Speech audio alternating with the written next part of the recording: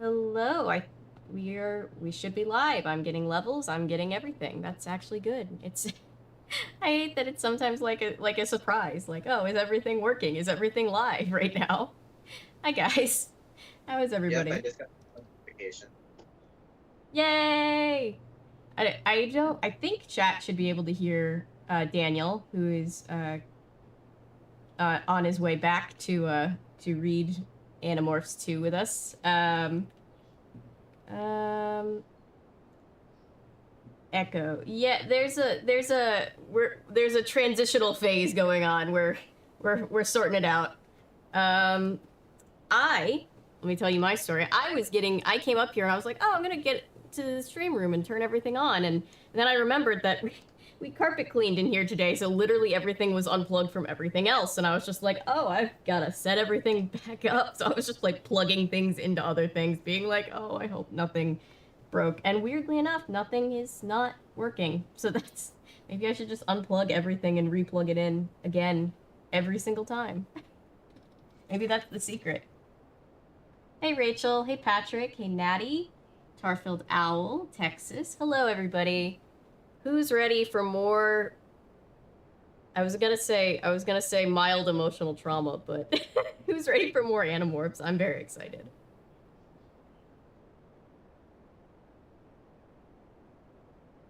Natty says, me, I am. I think we're all excited. I was telling Daniel, I was like, kid me would have been obsessed with these if I had gotten past the fact that the covers terrified me. Sorry, that was probably very loud.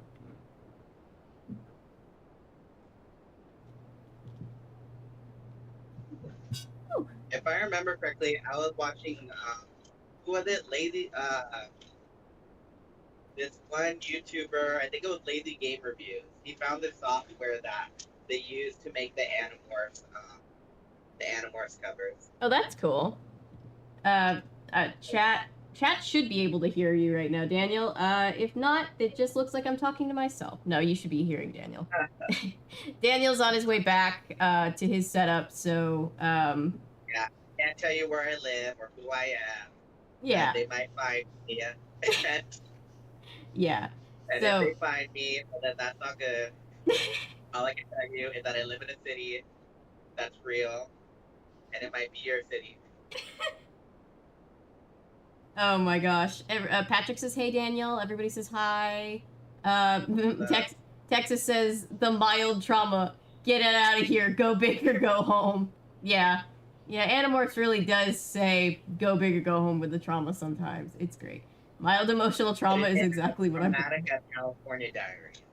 Oh my gosh, it's a different kind of traumatic, because California Diaries is like, oh, I've been through this, or I know somebody who's been through this. Animorphs is just like, ooh, this is intense. This is like intense to a level that I'm just like, ooh, I never would have comprehended how intense this was supposed to be as a kid.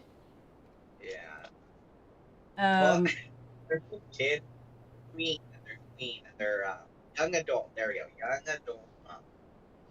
yeah, and luckily, because Daniel has all of the, or sent me all of the books on a shareable thing, we have the ability to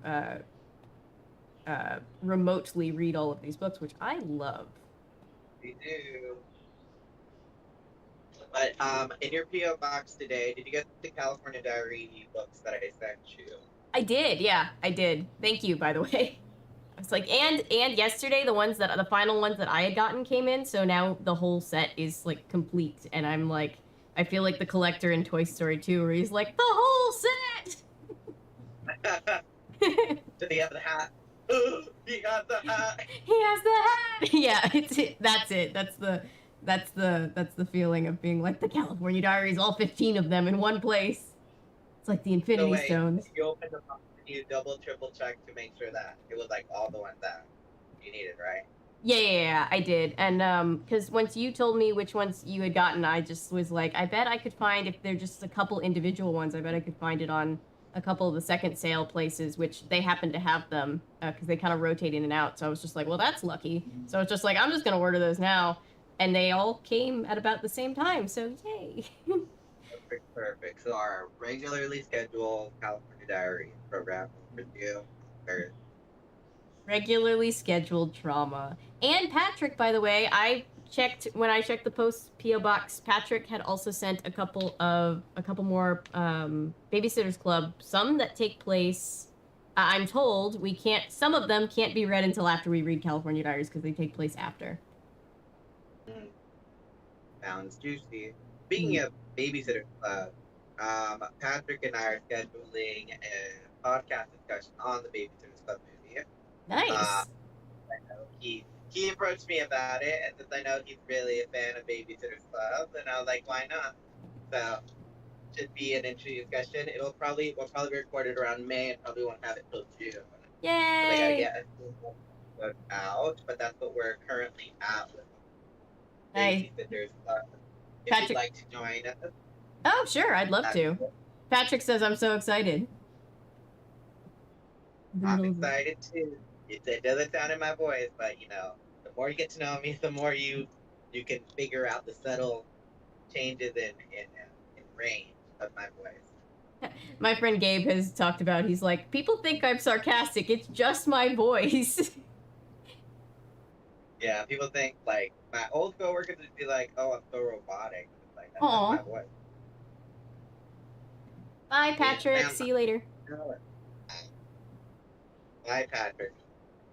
I'm trying to, I was checking to make sure that everything was, I keep, like, checking to make sure that, like, books are up, everything, and then I was like, oh, I missed things in chat. Hi, Pizza.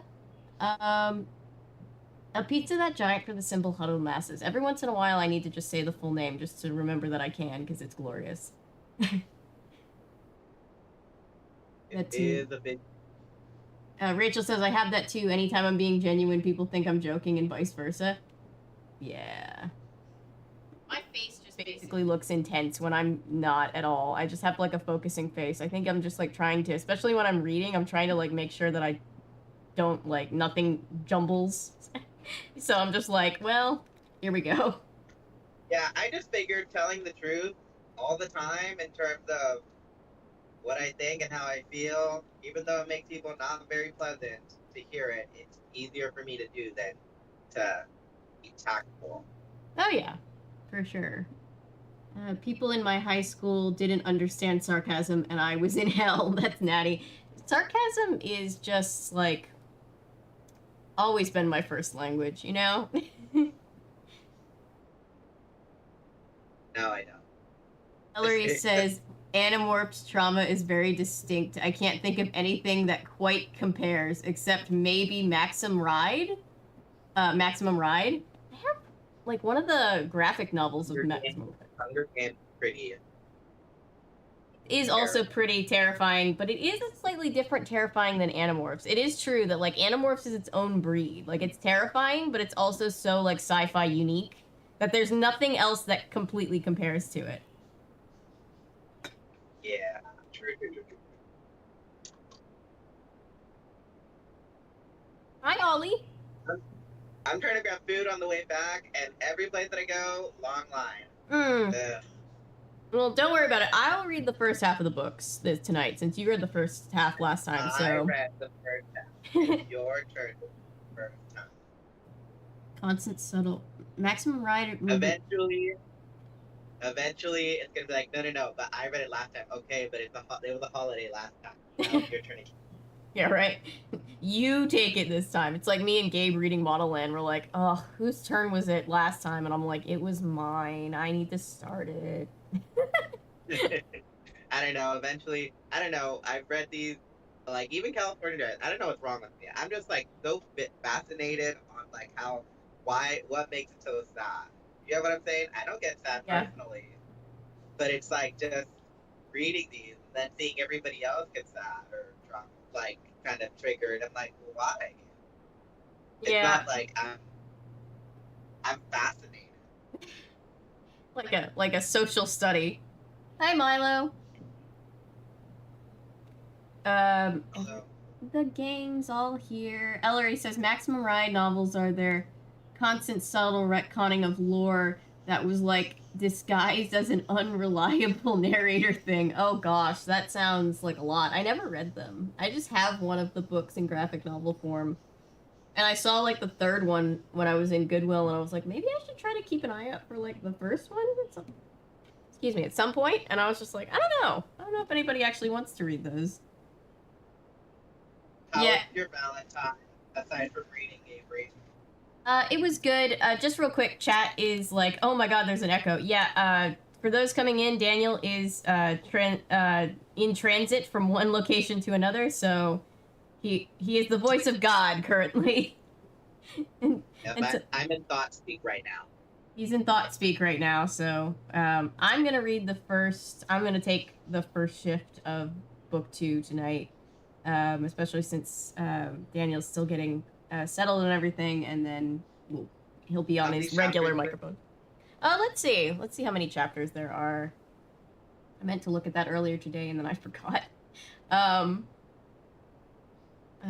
By the way, love this cover. Let me share it with chat because it's the cat cover, which I'm sure is going to be traumatizing once we finish it, but it's so nice. I love that it's the cat cover.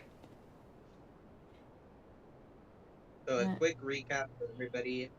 Last episode, yeah, we learned that the main 5 kid ran into an alien called Andalite, which is just a blue centaur with extra eyes on antennas.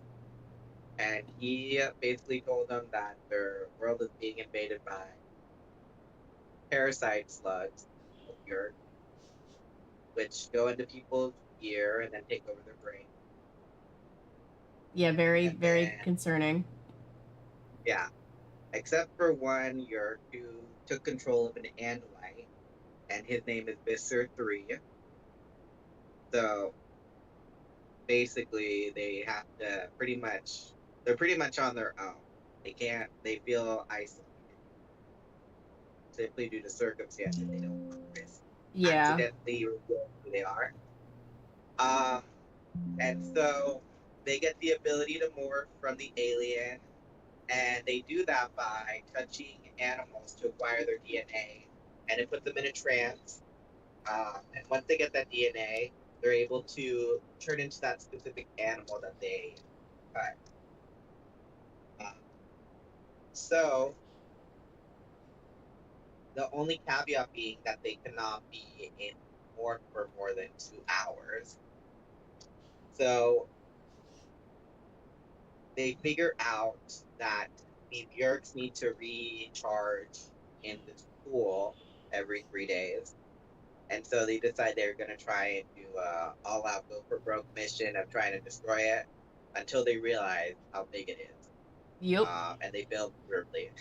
They did fail miserably, but they tried, and that's really all we can ask for them. Yeah. And by the end, one of them doesn't make it out how they should. Yeah. He's not dead, but he's chat, what would you say? Chat, who knows this series better. Before we traumatize ourselves, I finally ordered half of my Ren Fair costume. Yay, Ellery! I love hearing non-traumatizing things before we get traumatized. That's wonderful. Thank you for sharing. The best way to put it is he is one with the thermal scan. Yeah, that's a good way to put it. Yeah, that's a really good way to put it, actually. So we have Jake, Rachel, Marco, Alfie, and Tobias. Yes. I will remember their names by the time we're done. But I'll probably forget for a while before that. Hi, Jay. Hi, Sad Lump. Good to see you guys. And then the last big important thing, kind of for the time being, is that we learned that Jake's brother Tom is a known controller, and their assistant principal, Chapman, is a known controller as well. Yeah. Very, very bad news if you're already like, hey, we got attacked by aliens, kind of, the other day. So that's where we left off, and now we are into the cat cover. Hi, Nan. Hi, Nana Clover. Good to see you again. Sad Lump's grandma is here. watching with us today, so. Ellery says, hello, child. I'm a mute. I'm ordering food. I'm getting chili dog. So. Okay. You're with us in spirit. I'm trying to figure out why. Okay, I found one thing that might be mini broken, but I'm fixing it. That's the important thing. I realized that this screen share doesn't want to share, which is kind of not what it's supposed to be doing.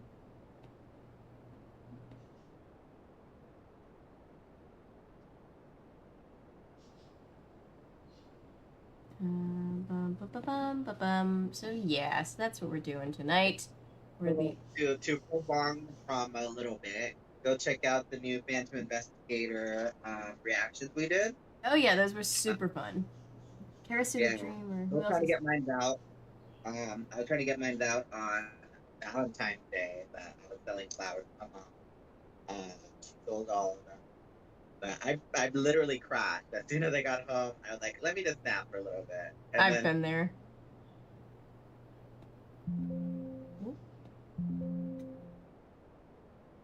So yeah, so if you feel like you need to step away, go ahead and check out those videos that we just put out. Yeah, those are much less traumatizing. Those are just fun. Yeah, those are just fun and comedic. Talk about Flavor Town. We do. Karasu the Dreamer says, who else is here to rediscover weirdness from childhood? Yes, that's what we do all day, every day here. And I have said more time big brothering sad love than I have my actual stepsister. It do be like that sometimes. Alright, this Chosen family. Yep. Online internet fam. Alright, so there's this. Sorry, I'm talking myself through why things are not working. Ignore me.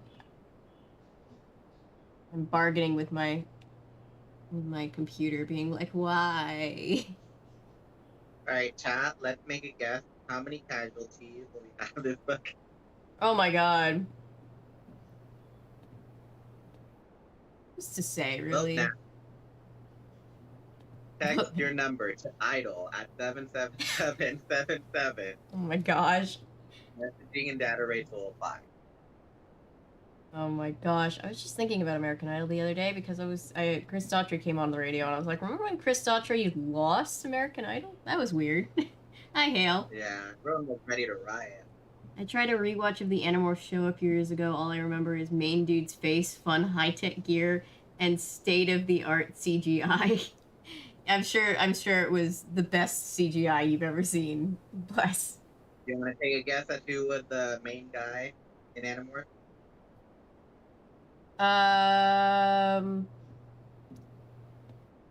What's the one's name? I wanted to call him Jake. That's not his name. The one whose perspective it was from last time.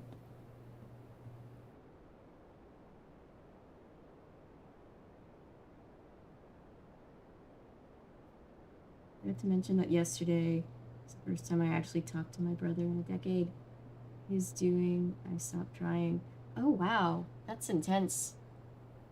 Sorry that you stopped talking, but I'm glad that you got to talk it out finally, or talk finally. It's never fun. Alright, stuff is working. Asterisk. It's working for now. Alright, let's do this. Okay, so the guy who played Jake in the TV show, that was Sean Ash. Was it really? Yeah, that was Sean Ash. That's amazing. I love that. I kind of didn't like the TV show as much, just because they kind of aged them up. Yeah. That's my only thing with like these TV shows for like young adults that are from young adult novels or whatever. They just kind of age up the characters in terms of like how they look. Like I genuinely want them to be like 13-year-old, 12-year-old. You get what I'm saying? Yeah. There's kind of a different feel to it. Everybody, all the Percy Jackson fans are like, yeah, we know that feeling.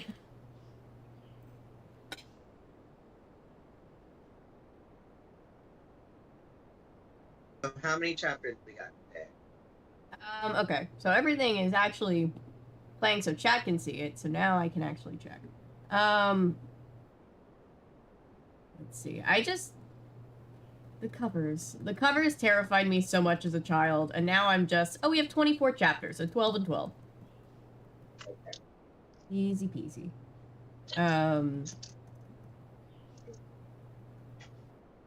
Yeah, the chapters, the covers absolutely horrified me as a kid. And now I'm just fascinated by the covers. If I find that software that he used, I'm gonna send it to you so that way he can turn yourself into the covers. Oh my god, that's amazing.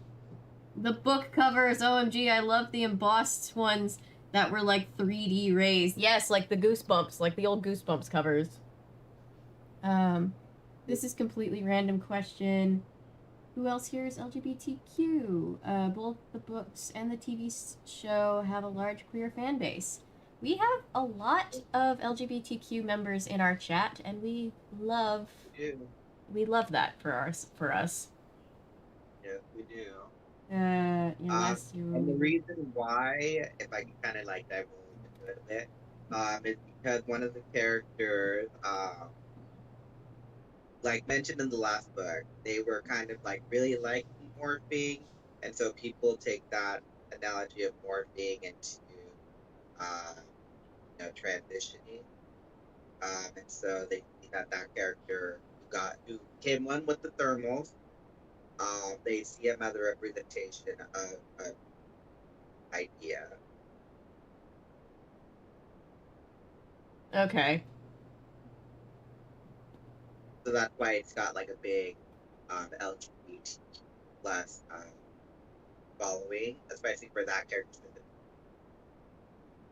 Sadlump says, okay, you all gave me the confidence to finally come out. I already have come out to my family, but thought I would tell you all now that I use they, them pronouns and identify as non-binary or pansexual. We love to see it, Sadlump. Thank you. That's so sweet. Thumbs up, confetti cannons, good for you. That is a great triumph and celebration of self-discovery. That's myself. Thanks. So happy for Sadlump.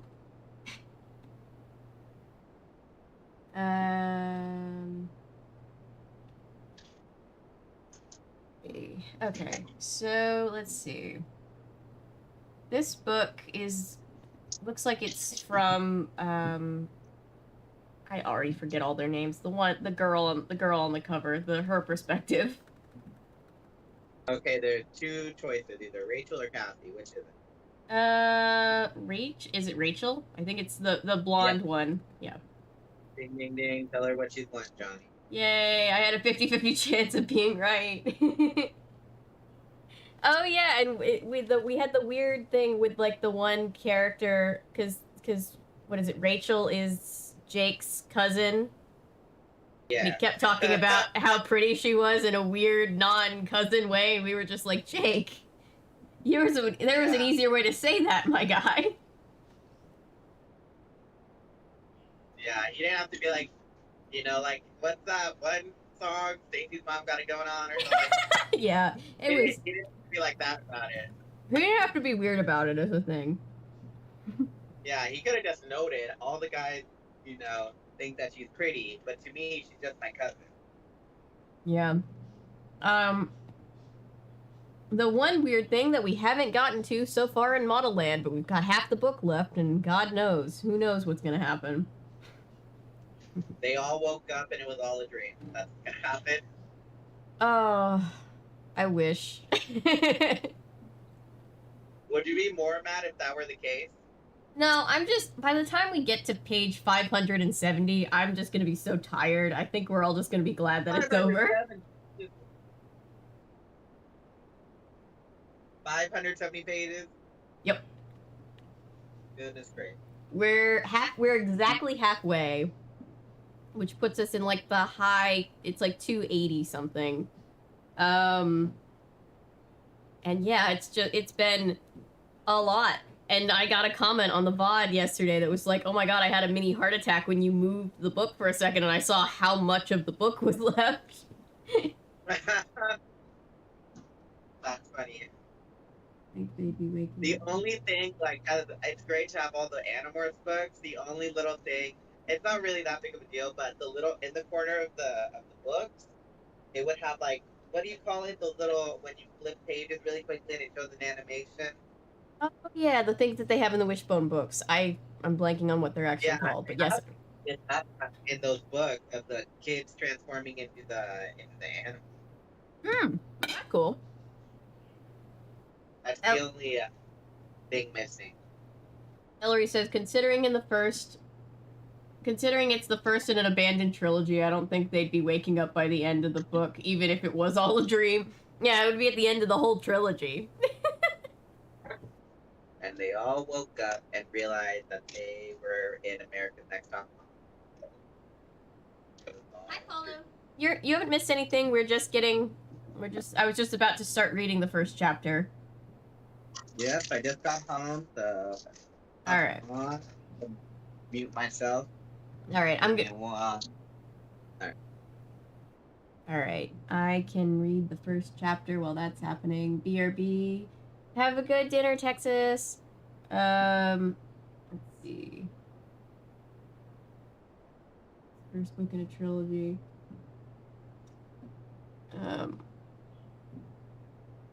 Yeah, first book in a trilogy whose trademarks have all but been abandoned. So I don't think anybody should be holding their breath for the Model Land 2 and 3. Unfortunately or fortunately, depending on how you look at it.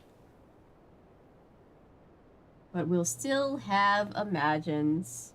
Celebrity Encounters starring you, the book.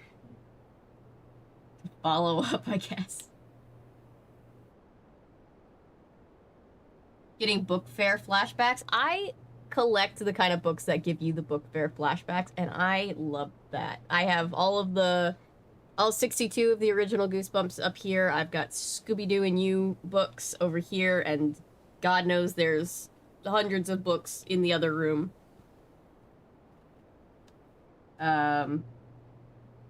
Whoops, my screen oh, hang on, guys. One second. I see what the issue is.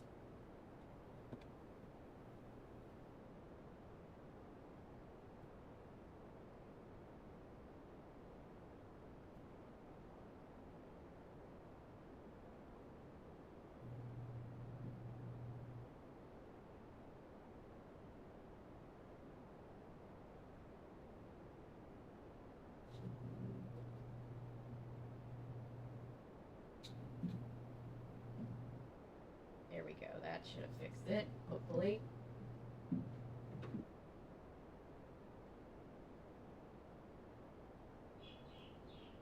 Yep, fixed it.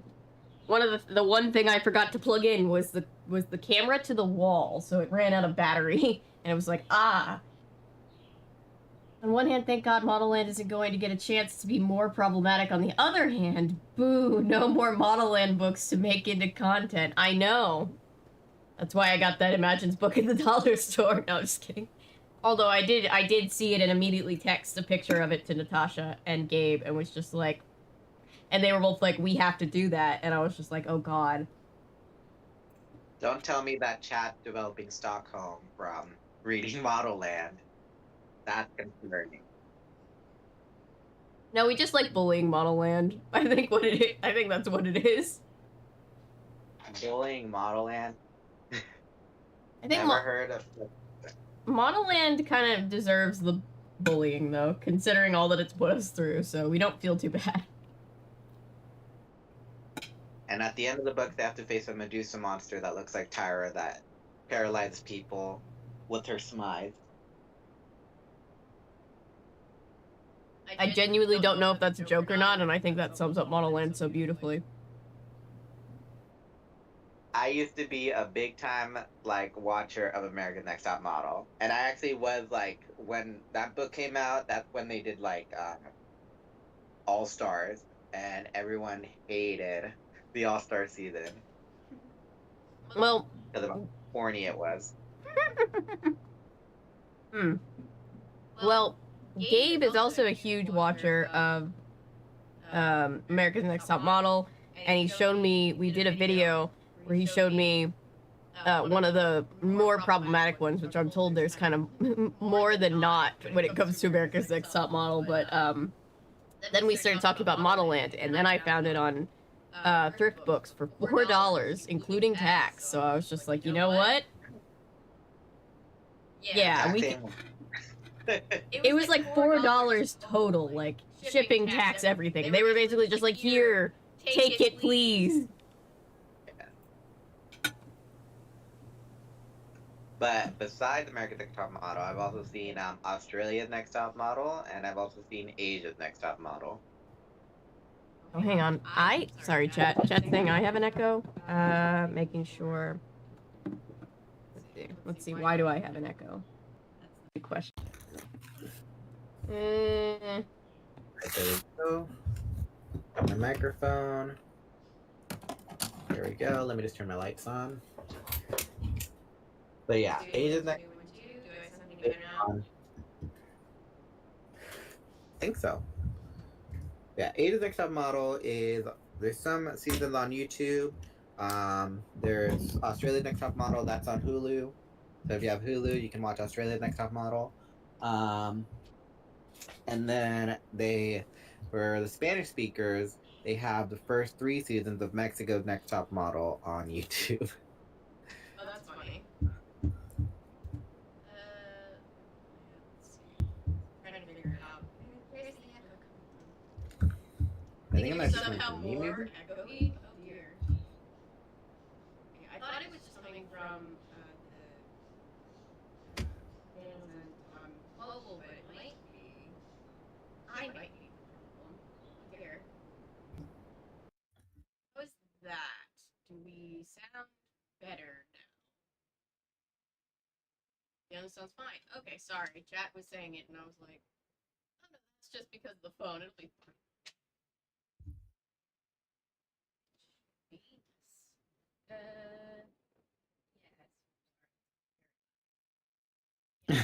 Ellery just mentioned that she's read Model Land 4 times now, so if she got Stockholm, it's not because of the stream. Better but distant. Okay. We can work with better but distant. Let's see. 2, 3, 1, 2, 3. Let's see. And now I'm seeing lower levels. So I'm like,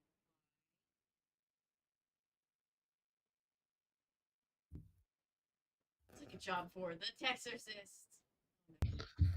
The poor Texorcists.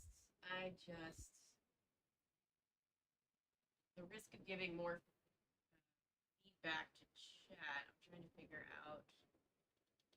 Give me 1 second. Sure.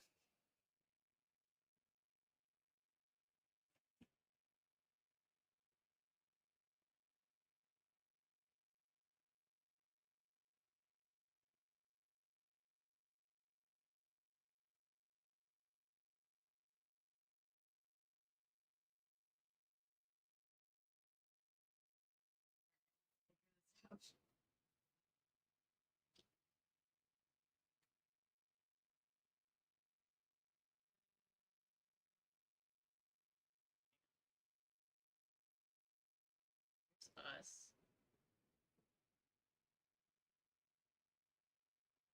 1, 2, 1, 2, 1, 2. Oh, I hear that. Okay.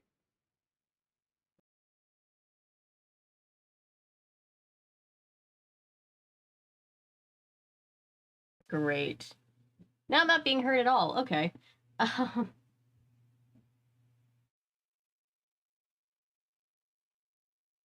Oh wait, can you guys? Are the things happening? Fine now, I think. Okay. Yeah, it sounds fine to me. I was just like, so sorry, chat. Thank you for letting me know. I think we fixed it. All right.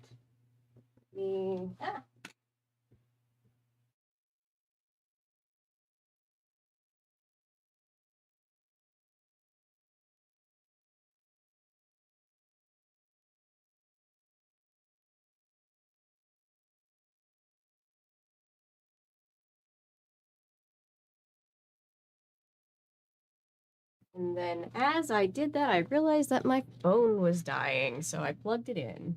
Okay. Something went wrong, and then it went better. Sounds good. Thank you, Hale. Thank you, guys. Thank you, chat.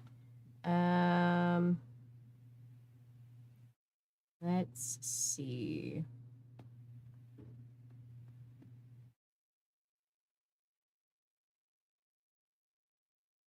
I think we're good for now anyway, because anything can happen. Anything can happen. That's really the lesson here. Okay, now I know Daniel's not here yet, but I want to make sure that we can see him when he gets here. There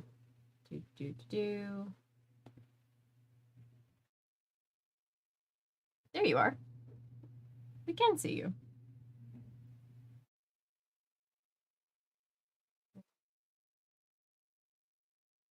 Pull that up. Make sure that we can see Daniel.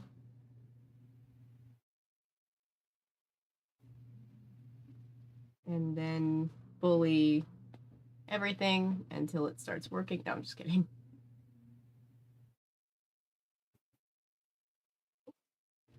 Hang on, guys.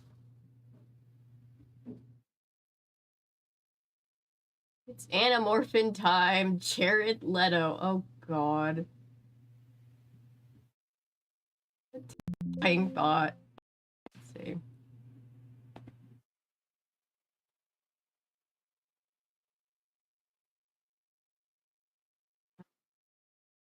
Oops.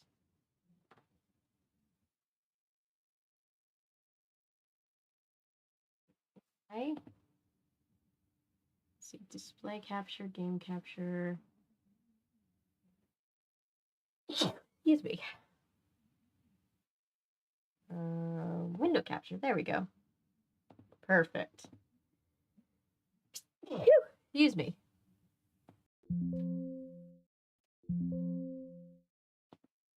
Oh, there we go. Things are happening. I actually got stuff to work. That's a great thing when that happens.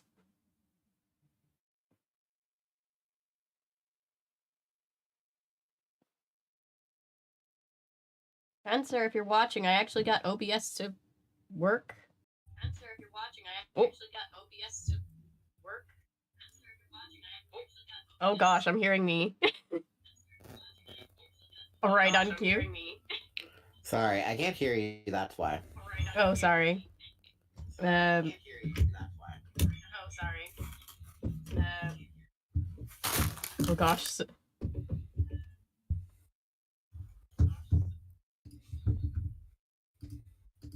Let's see.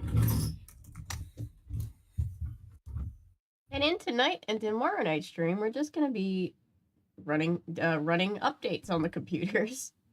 I'm just kidding.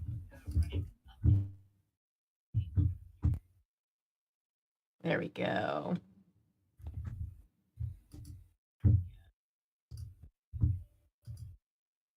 I solved one problem. Yay!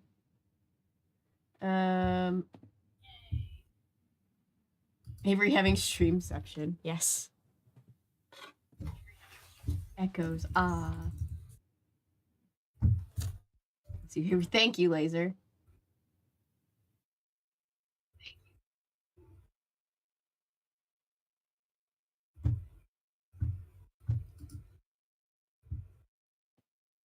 Muting myself for a second.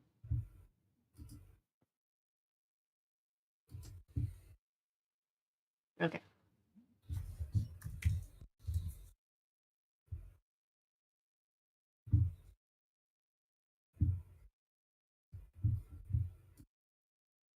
I think we're good. I think we're good. Not hearing streamception anymore. That's good. Bye, Anton. See you later. Well, in America, it's easier to get a retirement plan than health insurance. Sorry, I'm just stressing because being declined from state healthcare again. Oh, I'm sorry, Ellery. I'm dealing with the whole ACA insanity too, and it's maddening. Oh, let's see. I'm not muted. I am. Here, let's see.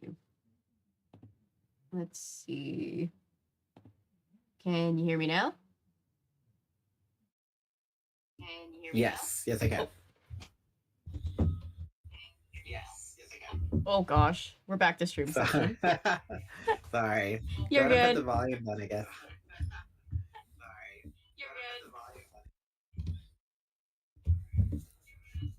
Tech. I love it so much. Tech.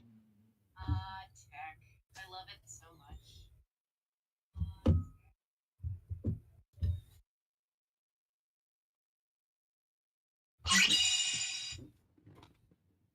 California was so easy. And it doesn't help that I got a new job. No. Oh yeah, Georgia makes it as difficult as humanly possible to use the ACA efficiently, and I'm just like, why? The ACA? The Affordable Care Act, or like Obamacare. Okay. We got Medi-Cal, but then again, that's also difficult to use because we have 2 plans for Medi-Cal. We have, we have 2 plans. I can't recall them off the top of my head, so you can only go to certain emergency or urgent cares without paying out of pocket because of Medi-Cal, or you have to go to other ones. And that's Yay. just such a dumb mix-up. Because like when I hit my head, remember when I mentioned that I hit my head, the top of my head against the side of my house. I went to urgent care, and then showed them my card, and then like, actually, we don't take this plan. And then they gave me a list of places, and the nearest one was still like 20, 30 minutes away. I'm like, You're like, nah, no. no, I might as well take my chances. Oh god. So sorry. And while we're talking about our traumas, Animorphs. But yeah, so I totally get the whole frustration with the ACA. Yeah. If this was like other countries, like I don't know, the England, because I've heard plenty of stories on TikTok where it's ridiculous how it's like people get flabbergasted at how convenient and affordable the healthcare is over in the UK. Oh yeah, it's a lot. All right. Everybody settled? Are we ready for Animorphs trauma?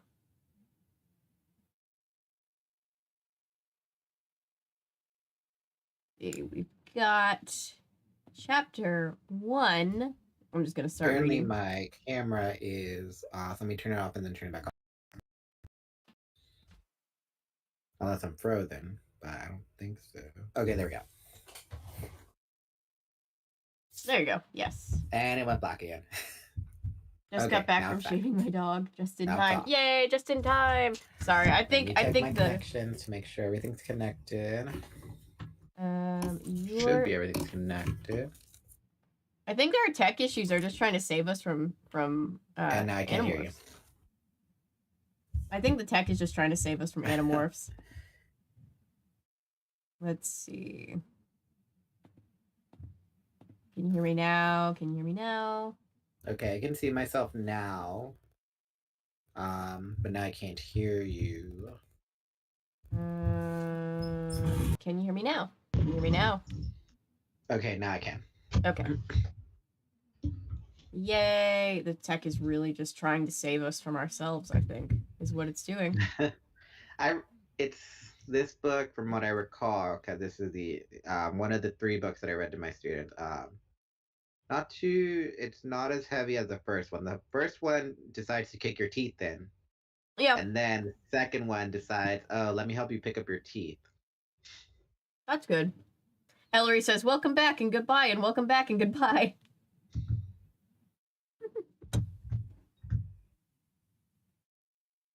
Okay.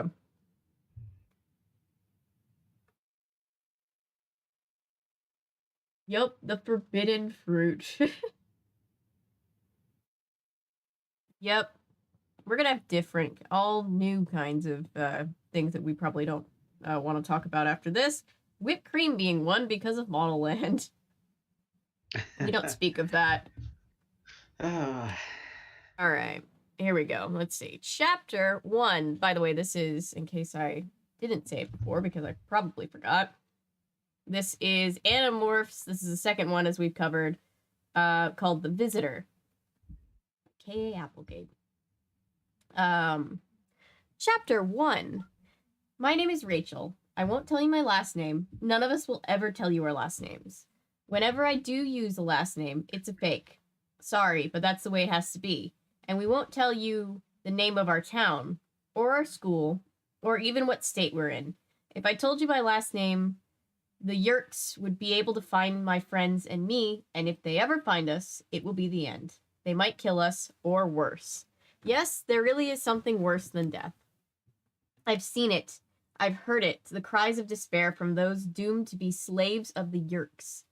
I've watched as the evil gray slugs writhe and squeeze in through the ear and take over what was a free human being. There are 5 of us, just 5. Jake, Cassie, Marco, Tobias, and me. Marco came up with a name for us, for what we are now. He called us Animorphs. I guess that's a good name as any for what we are. Mostly, I just still feel like a normal kid, you know? But I guess normal kids don't turn into elephants or bald eagles, and normal kids don't spend their free time fighting to save the world from the nightmares called Yerks. That day, the sun was bright. It warmed the earth below us. Warm air rose in an invisible bubble. A thermal. The thermal pushed us. Pushed up beneath our wings, and we circled higher and higher and higher until it almost seemed we could touch space. Somewhere up there, in the cold space, up in orbit, was the Yerk mothership, perhaps right over our heads.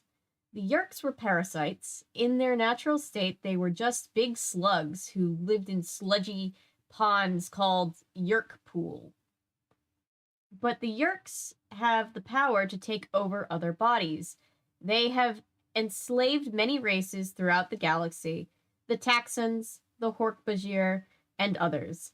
And now they had come to Earth, looking for more bodies to control. Who was there to try and stop them? Well, off in space, there were the Andalites. But the Andalites were far away, and it would take them a long time to come to rescue the people of Earth. On Earth, no one knew of the Yerks. No one but 5 kids who were having fun being birds and riding the thermals. I looked over at my friends.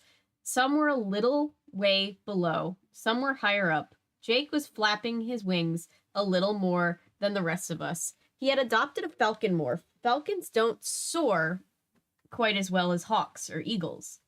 Tobias was the smoothest flyer. That was partly because red-tailed hawks are natural acrobats. Partly it was because Tobias had much more practice flying than the rest of us. Too much practice. Okay, Tobias, you were right. This is the coolest thing in the world, I said. Want to try a dive? It's amazing, he said. I wasn't exactly sure that I wanted to dive, but what could I say? I don't usually turn down a challenge, so I said, sure. Follow me. Tobias bent his wings back and plummeted towards the ground like a bullet. I tucked my wings back and went after him. The ground came rushing up at me. I was falling with nothing at all to stop me from splatting right on the ground. It was like a nightmare. We were going like 60 miles an hour, as fast as a speeding car. 60 miles an hour aiming right for the ground. But even though it was scary, it was also way cool. Forget surfing, forget skateboarding, forget snowboarding. You haven't had a thrill till you've ridden the thermals a mile into the air and then gone hurtling straight down at maximum speed. Air streamed past, just like when you open the car window and you're going really fast. It was like being in the middle of a hurricane. The leading edge of my wings was battered and vibrating. I felt my tail making dozens of tiny adjustments, moving a single feather one way or the other to keep me pointed straight.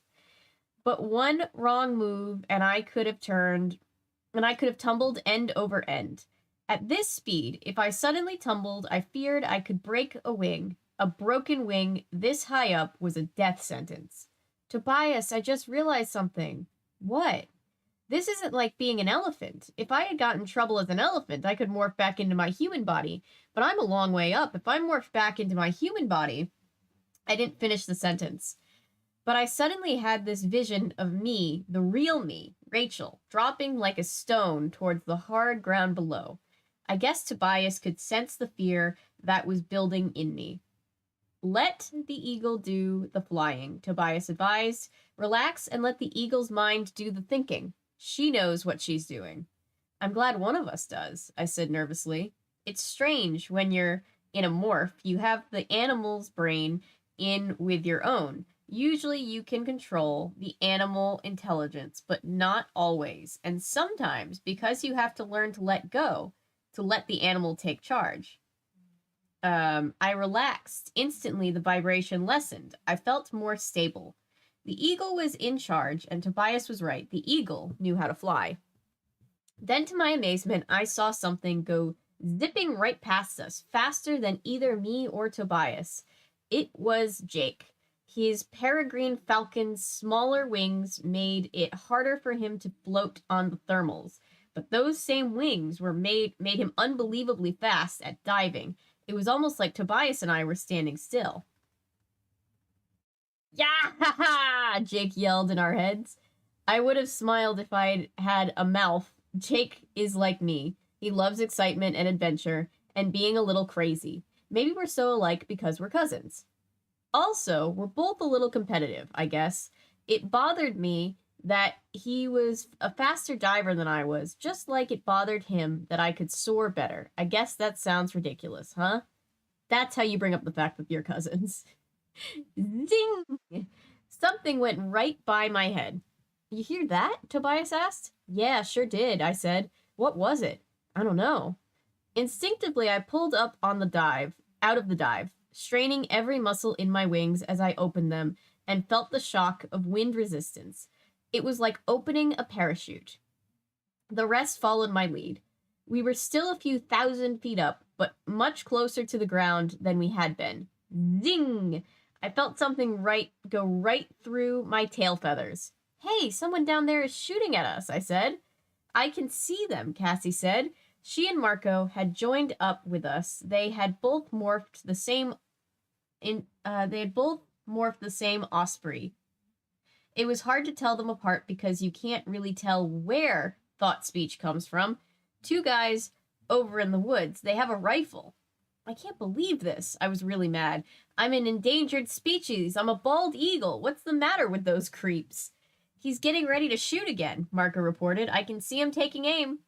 As soon as you see the flash of the rifle, dodge hard right, I yelled. A normal eagle or hawk or falcon would not have been able to figure that out, but we weren't just raptors. We still had our human intelligence. There are times to let the animal take over. There are other times when the superior human intelligence comes in handy. They fired, Jake yelled. Instantly, I turned a sharp right. The bullet went whizzing by harmlessly. You know what? I don't think I like those guys, Tobias said. Tobias has special reasons for disliking anyone who would shoot at a bird. Me neither, I agreed. I have an idea. I explained what I wanted to do, and the five of us flew off, out of range of the shooters. When we were far enough away, we went into the steep dive, down, down, faster and faster towards the trees. I thought I was scared, diving from high up. Now I was diving at lower altitudes, aiming directly at the trees. This was a whole new level of terror. With my eagle eyes, I could see the bark on the trees. I could see ants on the bark of the trees. It was like those trees were right in front of us. I hoped the eagle knew when to pull out of the dive. If I slammed into one of those trees at 60 miles an hour, I was spam. Then, at just the right split second, like a perfectly trained squadron of fighter jets, we opened our wings and swooshed into the trees. Unbelievable. Aha! Ha ha! I heard Marco yell. I don't know if that was fun or just insane. It was like some video game nightmare. We kept most of the speed from the dive, and now we were zooming through the trees so fast that the tree trunks were just a brown blur all around us. Tree, bank left, tree, bank right, tree. Dozens of feathers made the slightest individual adjustment. Muscles in my wings trimmed the angle of attack a millimeter one way, a millimeter back. Tree, tree, tree, tree, tree, tree, tree. Yeah! I yelled. I half frozen from terror and half from the total, out-of-control thrill of it. In and out, around and through, zoom, zoom. Suddenly, there they were, just ahead of us in a clearing. 2 teenage creeps sitting in the back of a pickup truck. One guy had a blonde ponytail, the other one wore a baseball cap. They were 100 yards away, like being all the way down a football field, but my eagle eyes were so good I could count their eyelashes. The guy with the ponytail had the rifle. The other guy was drinking a beer. They were still scanning the skies, looking for us. Guess what, morons, I thought as we raced at them. We're not up there anymore. We're right here. In your face. Okay. So chat. Oh no, where has Daniel gone? Cue the Trees by Rush. I'm still here, I guess. I'm a shadow or something, I don't know. I morphed into a black background, I guess. Oh, you're coming in and out, so let's see. Must just be a Discord thing. Maybe. Unless it's a connection to my camera. But I just got this camera and I haven't moved it, so maybe I don't know. That's weird. I used to be on the Maximum Ride official fan forum doing roleplay back in the day. I love these books. Made me want wings so bad. LOL.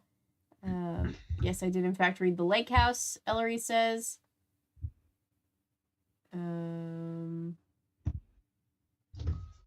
Better narration. No Sweet Home Alabama moments from Rachel. No, but I will maintain that my theory is still that they're in Florida. The pickup truck and the blonde ponytail guy and all that just screams Florida to me. Mm-hmm.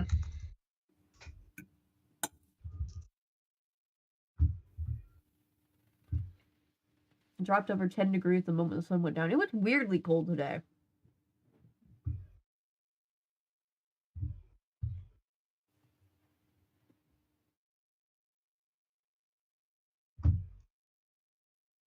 Well, it looks like my camera's good now. Yay! All right. But yeah, just like imagining when you're in the middle of flying, oh my gosh, what happened? What would happen if I just started to fall out of the sky? That's the stuff you don't think about. Yeah. That's one of my greatest fears when I consider becoming a pilot and following the family pilot legacy. My dad's like, it'd be fine. You'd be a great pilot. I'm like, I'm afraid. I don't know about that. It's warm and rainy down here today. Absolutely set in Florida, but Jake has Sweet Home Alabama living rent-free in my mind. Yeah.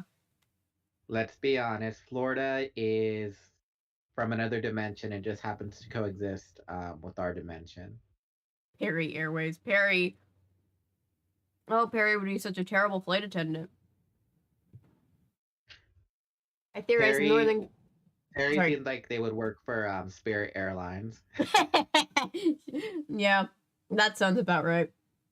I theorize Northern California or Southern Oregon because of the surroundings and wildlife mentioned. I mean, it could be very central, landlocked Florida. Like, my grandparents live in, a place like not by the beach in Florida, and it feels like Kentucky. You know, it feels very like there's a ton of giant trees and, you know, farms and all that stuff, and I don't know. I'm still sticking to my guns on that one. Yeah, I'll just mix 'cause on a of trolley cart. the whole garden thing, because well, we don't really have any wildlife amusement parks other than SeaWorld. But I mean, at the time when this was written, SeaWorld wasn't really an amusement park. It was more of like a giant aquarium. So I'm kind of sticking with you with the whole Animorphs takes place in Florida because, well, Busch Gardens is one of those wildlife park type of things, isn't it? Yeah, I've never been, but that's my understanding. Like New Jersey just had. Yeah, I think pretty much every state you can find a rural area somewhere. It will be slightly different, I guess, because, you know, local terrain and all that stuff. But yeah, I guess it could be anywhere. I don't know why. Just thinking about it being Florida just makes it funnier to me. And with the trauma, I need something to make it funny. Yeah, I'm looking at Busch Gardens, Tampa, in Tampa, and yeah, they look like they got animals there, so kind Yeah. of further, what's the word? It kind of further elaborates. Yeah. Yeah, there we go. Yeah. All right, let's go into chapter 2. Chapter 2. They didn't even have enough time to look surprised before we struck. As the bald eagle, I was the biggest of the 5 of us. I could carry the heaviest load. I raked my talons forward. Sorry, I'm having hiccups. I opened them wide. I can't do that. I can't do that sound. It's like it's a screeching sound. Tobias's hawk let loose an intimidating shriek. My talons hit the gun barrel and closed on it. Tobias slashed the ponytail guy's head with his own talons. Ponytail shouted in pain and surprise and loosened his grip on the rifle. We have body horror in chapter 2. Hey, the second guy yelled. Zoom! I was out of there with the rifle in my talons. With the additional weight of the rifle, I was struggling to get my altitude. That bird has your gun, Chester. And the other one stole my beer. I glanced over and saw Marco. At least I think it was Marco. He had the beer can in his talons, half crumpled. They're way too young to be drinking, Marco said in his most parent-like voice. I heard the ponytail guy complaining down below. That ain't right. It ain't right that no bird should take my rifle like that. I caught my little breeze and gained just enough altitude to get above the trees, but I was having a hard time. My wings were beating the still dead air of the woods and not getting very much lift. I scraped the top of a tall pine tree and emerged from the woods, still flapping hard to carry the weight of the rifle. I made it out toward the beach and over the low cliffs at the water's edge. The blessed thermals were there. They lifted me up and out over the water. I relaxed, letting the warm wind carry me higher. I dropped the rifle about a mile out into the ocean. I figured any jerk who would shoot at bald eagles don't need a gun. Marco dropped the beer with amazing precision right into a trash barrel. He looked as proud as he would have if he'd just thrown the winning basket at the NBA championship. It's been almost 2 hours, Cassie warned us as we lazily drifted back toward shore. 2 hours is the time limit. If you stay in more for more than 2 hours, you're trapped forever. There's this old run-down church no one uses anymore, not far from the beach. It has a bell tower, although the bell is gone. We flew there. That's where we had started from. Our clothes and shoes were still piled there. 4 pairs of shoes for the 5 of us. Cassie, still in her osprey body, peered down at her watch, lying on the floor. Good, an hour and a half. We should try never to go over an hour and a half. We began to morph back into our human bodies. Morphing takes concentration. When you're going from human to animal, it's harder. You really have to focus, but going back to human is easier. I focused on my human self. I formed a picture of myself in my mind, tall, thin, with blonde shoulder, length hair. I focused especially on the hair because I didn't like my last haircut. It was uneven at the bottom. Not that it mattered. I just wished I could do something about that when I morphed. Unfortunately, morphing doesn't work that way. I think we've all been there, Rachel. The changes began quickly. The feathers that covered me began to melt. They ran together like hot wax. In some places, when my skin reappeared, it would have this beautiful feather pattern for a few seconds. My yellow bill sucked back into my mouth and became white teeth. That part sort of itched. It made me want to grind my teeth a few times. Ugh. My lips grew out around my teeth. My eyes went from pale gold to my normal blue. My legs grew quite a bit, from about 3 inches to normal size. I looked over at Jake and saw that the same thing's happening to him.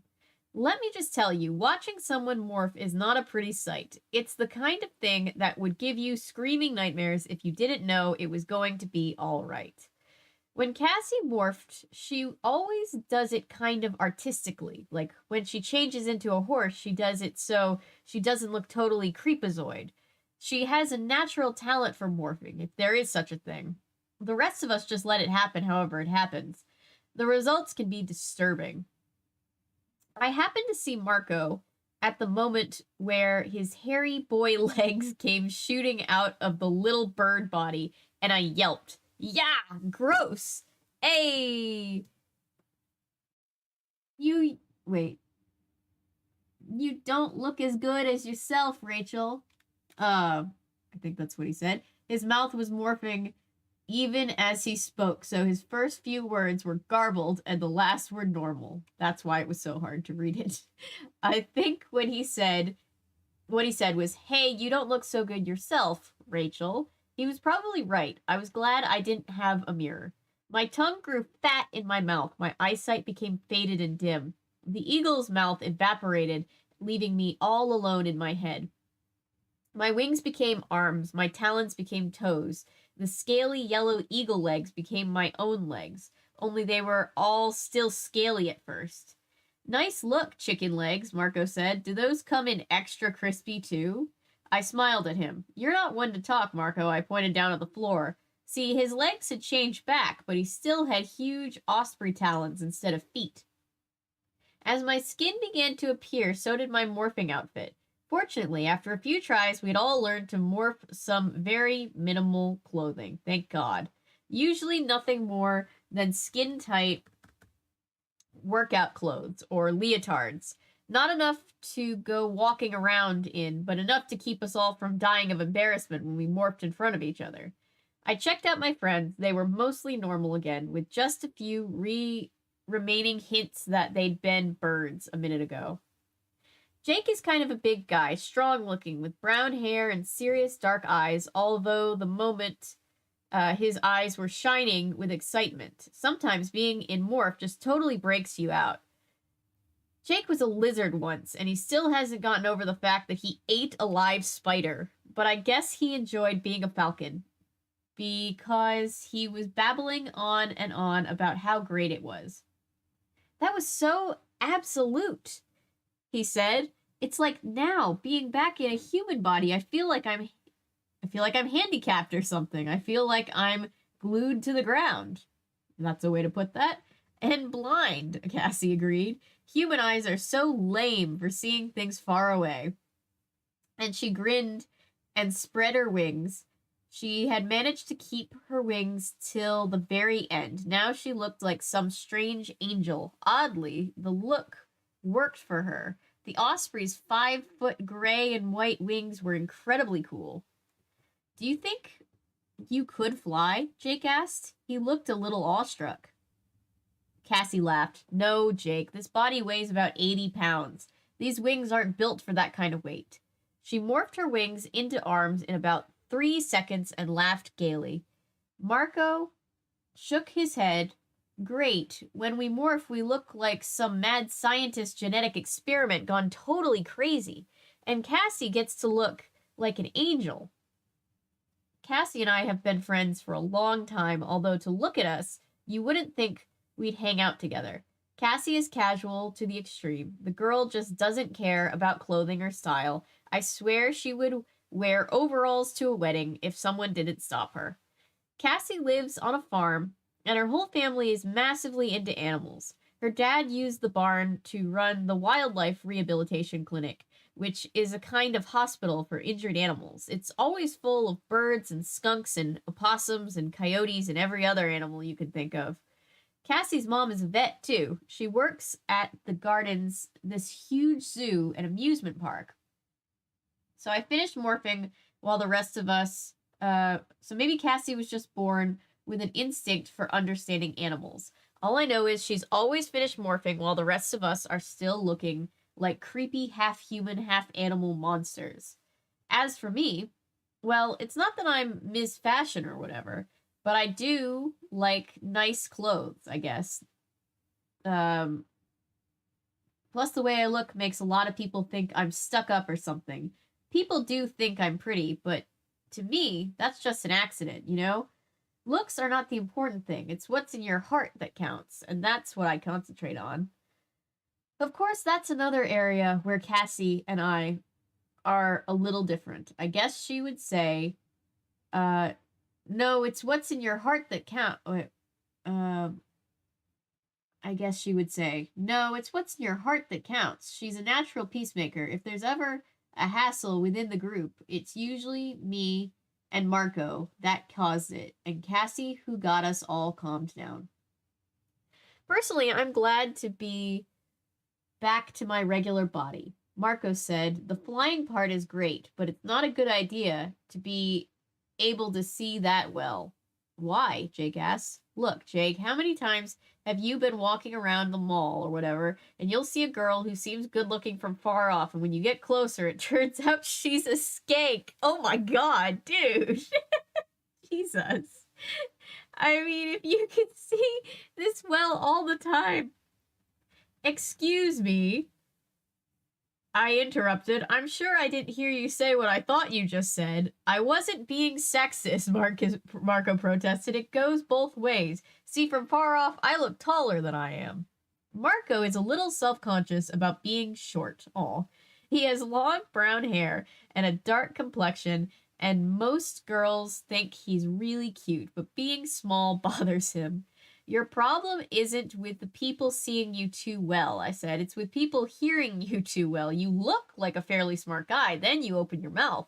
Marco just grinned. Marco lives to annoy people. He really is extremely smart and basically nice underneath it all. It's just that the boy loves to provoke people.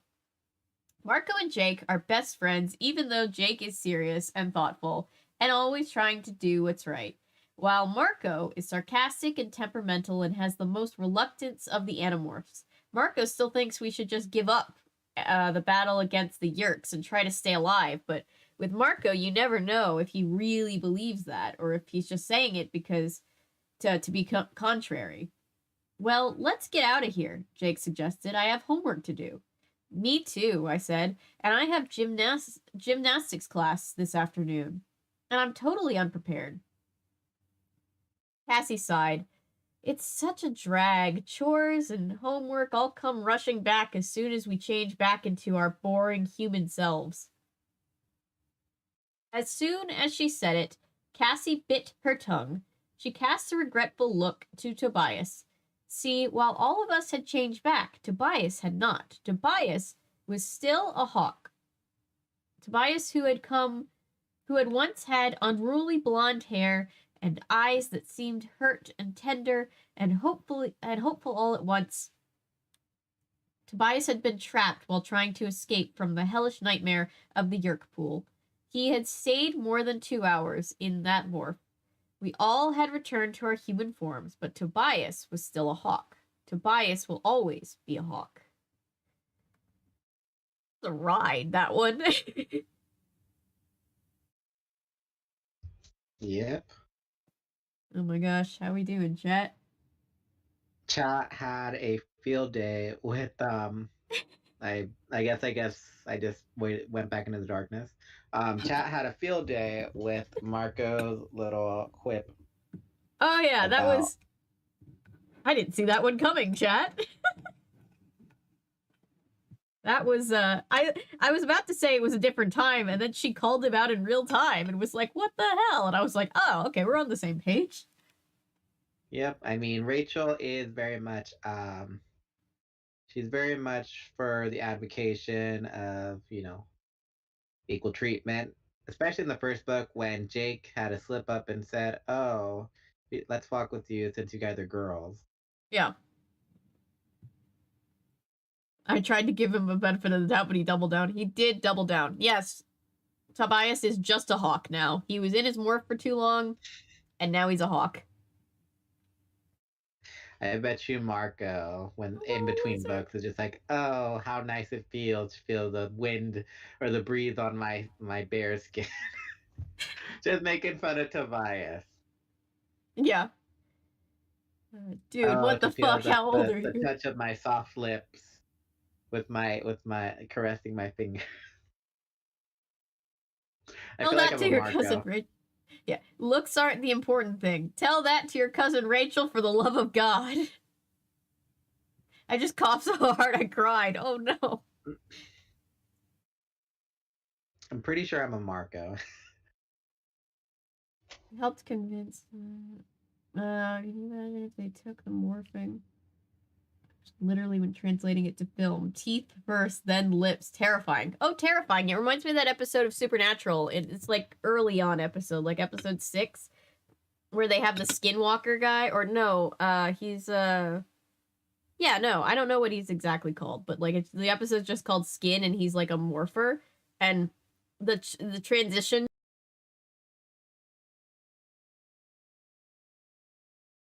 every time I see it. Sad lump. I thought you. Great grandma got lump ungrounded because great grandma is a freedom fighter. Babies. Yes, bird forever.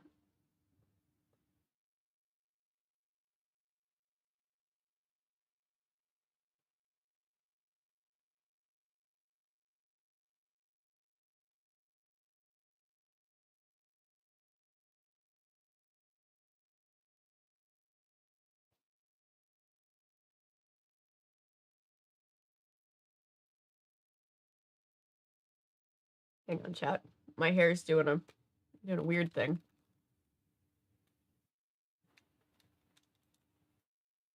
Didn't they go back earlier? The last book ended with Tobias being a hawk and not able to not be a hawk. Bad for Tobias, honestly. Yeah. I'm going to read chapter 3. Oh, can't hear you on the call. Uh-oh. That's not good. I will read chapter 3 in a second once we figure this out. Alright, 1, 2, 1, 2. 1, 2, 1, 2. Can you hear me? Try this one. Let's see if we can be heard. I can't hear Daniel either, which is interesting. Hello, hello.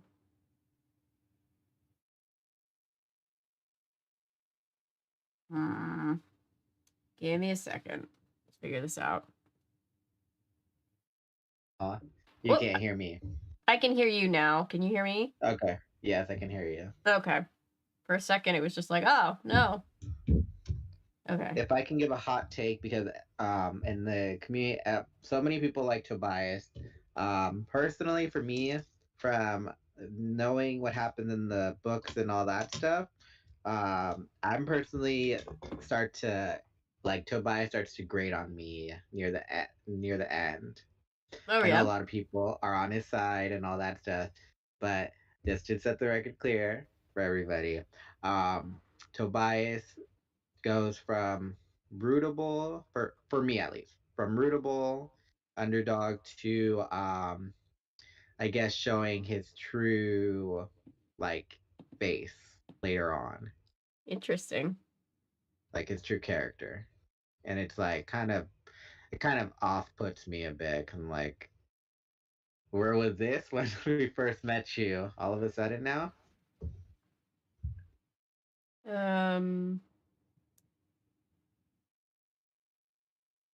Does he go villain arc? Because I'll 100% love him more if he does. No, he doesn't go through a villain arc. It's more of a I'm gonna make selfish decision arcs. I like that Ellery and I are the same when it comes to characters that we like. It's like, oh, are they the bad guy now? Now we really love them. Mm-mm. I did like to troll my students who like wanted to keep reading the books, and then I'm like, oh, have you finished them yet? Like, no, not yet. I'm like, oh well, just to save you the trouble. And I'd be like, yeah, they lose at the end. They lose at the end of the books. I love a king who can do self-care, Ellery says. Ellery's not backing you up on this hot take. It's not self-care. It's I'm not gonna. I don't want to spoil the books, but it's not self-care decisions. These are more cloudy judgment, emotionally based decisions. See you. No, they don't lose, Maddie. It's an ambiguous ending. I just kept trolling the kids because that's not what happened. I just wanted them to be like, "What? They lose, but how?" I'm like, "Oh, yeah, I guess you got to keep reading." Clover, we're reading Animorphs, which is like a sci-fi kids book, but they get like weirdly dark for kids books sometimes. They're not kid, but they are Young adult books. Young adult books. That market wasn't a thing back then. That's true. It's sort of like how PG movies used to be like PG-13 wasn't a thing, so like PG movies you watch old PG movies and be like, oh. Oh yeah, like what was it? Monster Squad or something? Where like the vampire, he's like, "Give me the amulet, you bitch," to a little girl. Yeah, it's like, what? What did you just say? That sounds nice. But like IDK, if you're into My Hero Academia, I'm cheering for... I don't know how to say that, I'm so sorry. Shigaraki? I feel like I can hear every My Hero Academia fan being like, no! It's not how you say it. Suddenly everyone would hate Rachel. Oh yeah, that's what I don't get, because like Cassie, people don't like Cassie's character because like it's a war story, but it's like you kind of have to have characters in the main group that do that type of stuff, not just to do it, but because it makes sense for their character, but also it goes into detail. It's not like she does it just to do it, like Marco sometimes. And I like Marco, but damn, Marco will do some crazy things. He'll do some crazy things. I feel for Marco the way he's just like, we're kids. Can we just not? Can we not? That too, but also the fact that, oh, if I die, my dad's probably gonna well, yeah. I'll probably see my dad in the next afterlife, not too soon. Or not too far off. Oh gosh. Marco is a mood lump. That is accurate. All right, let's get into chapter 3. I don't know why I'm saying that like I said that like I'm dreading it. I'm not. I just these poor kids. What's gonna happen to them? Oh yeah, there was an Animorphs board game with like with holographic cards. Not like a trading card game, but like a board game. Interesting. That's very interesting. All right, chapter 3. We walked most of the way home together, feeling worn out. The flying was a little tiring, and morphing was always takes a lot out of you. Tobias flew. Oh, for those just coming into chat who have never read these before, the kids have kind of like superpowers. They can turn into animals, but if they stay in their animal forms too long, they get stuck there. It's a whole thing. Tobias flew high overhead. He didn't really participate in the conversation. It's hard for him to talk in the normal way. He can't hear us unless he's close by, and he can't be close and still fly. Marco was saying, I mean, if it were just normal, we could really use these powers. To do what? Fight crime? Jake asked. Marco looked at him with a mixture of pity and amusement. Fight crime? Who are you, Spider-Man? I'm talking about business, movies, TV shows. I could go on Letterman. I could be an entire episode of stupid pet tricks all by myself. You're right, I said, batting my eyes so he would know I was kidding. You already have the stupid part down. We'd be hot in horror movies, Cassie said. Or how about as stuntmen, Jake suggested. One of us could jump off the tallest building and it would be totally realistic. Then we would just morph into a bird on the way down and fly away. Now I'm really mad at the Yerks, Marco said. They're getting in the way of my showbiz career. I could be a millionaire. I could be trading funny lines with Dave. I could have beautiful Hollywood supermodels all over me. Milo did say that David Letterman keeps coming back, and I find that hilarious because they're 13. I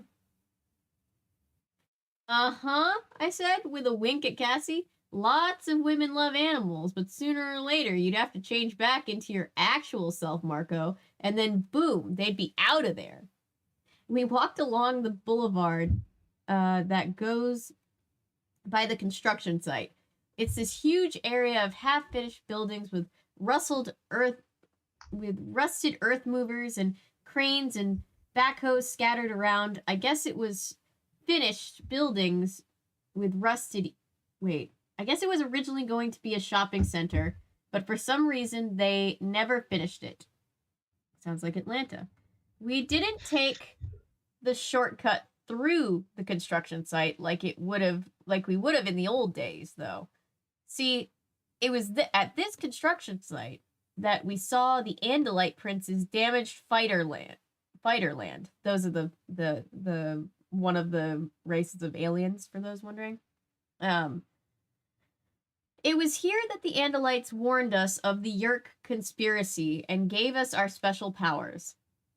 It was also here that we saw the Yerk commander, Visser III, murder the Andalite prince.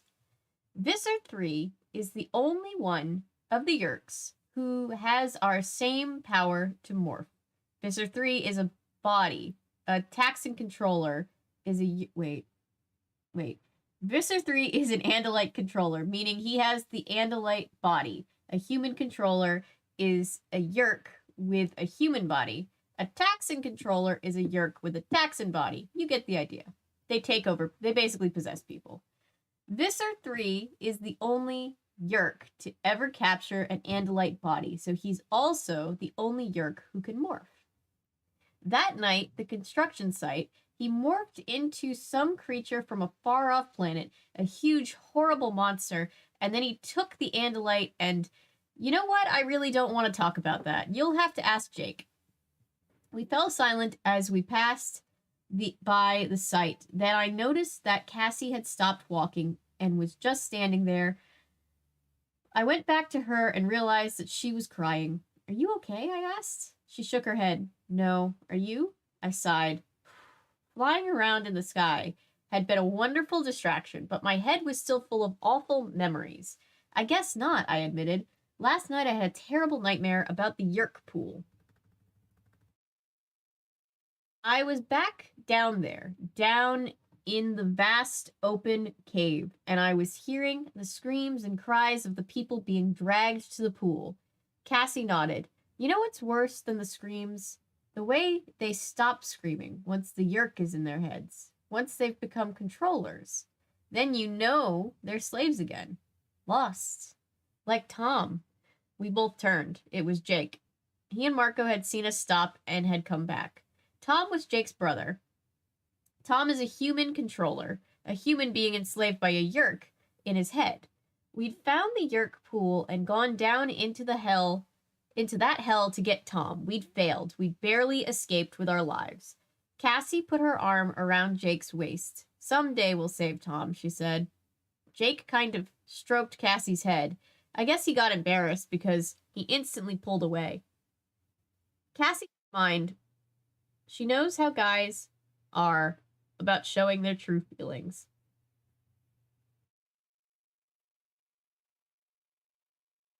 I looked across the construction site and saw Tobias come fluttering down out of the sky. I couldn't see where he landed because that part of the site is hidden from the road, but I knew right where he was, on the spot where the Andalite had died. Somehow, in those brief moments with the Andalite had been with us, Tobias had formed some kind of special bond with him. We started walking again. We need to find another way to get at them, I said angrily. It bothered me, imagining Tobias back in the maze of never-finished buildings, mourning for the Andalite. Get at who? Marco asked suspiciously. The French, Marco, I said sarcastically. Who do you think? The Yerks. Duh. Whoa, whoa, whoa, Marco said. We tried that, remember? We went down into the Yerk pool after that and got our butts kicked. Yerks 10, humans 0. So you figure you should just give up? I demanded. We lost one game. Jake said, you don't quit the sport just because you lose one game. Some game, Marco said bitterly, some sport. We didn't lose anyway, I said. The others looked at me like I was crazy. Look, I explained, I know we didn't save Tom, and we sure didn't stop the Yerks, but we gave them a reason to be afraid at least. Yeah, they're terrified of us. Visser 3 probably can't sleep at night. He's so worried about 5 kids, Marco said sarcastically. Look, Visser 3 doesn't think we're a threat. He thinks we're lunch. He doesn't know who or what we are, I pointed out. The Yerks are convinced that we're Andalite warriors because they know that we can morph. And they know that we found the Yerk pool and infiltrated it and took out a few of their Taxons and Hork-Bajir while we were at it. I think they're probably a little nervous at least. Jake nodded. Rachel is right. But just the same, I don't think we want to try to go back to the Yerk pool. Besides, the door is gone. We all stopped and stared at him. He shrugged. Look, I just wanted to see if the door was still worked, okay? Just in case, but it's not there anymore.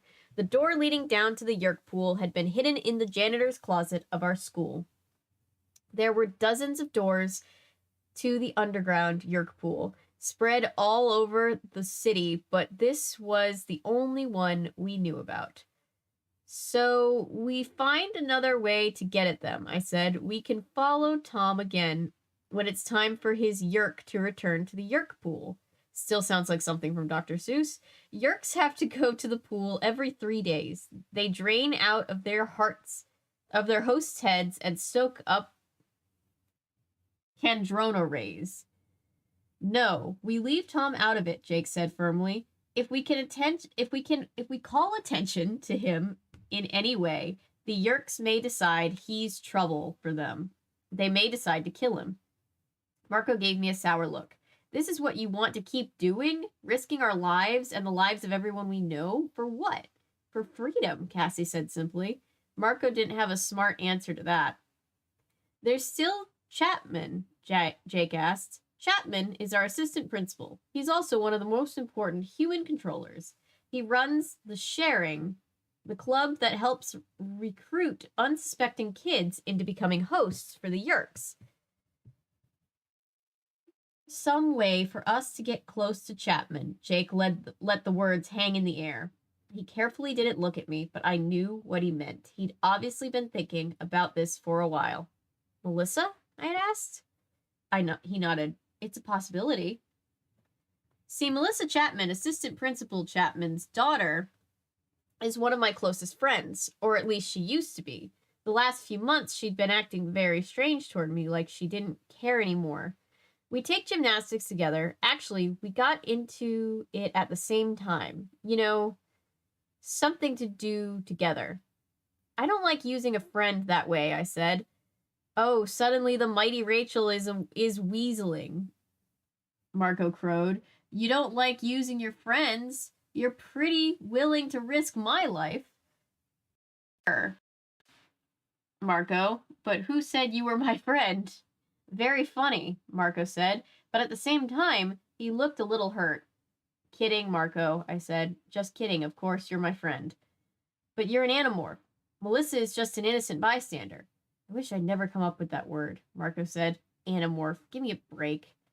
Rachel, Melissa's father is one of the main controllers, Jake said gently, ignoring Marco. She's in this whether she likes it or not. I felt a bitter taste in my mouth. Jake was right, of course. Chapman was the logical lead to follow, and Melissa was our way to get close. It made sense. It made sense for me to betray an old friend. It also made me feel like dirt. End of chapter 3. It hit me in that past chapter. Marco reminds me of, the brother from Halloween Town. Why am I blanking on his name?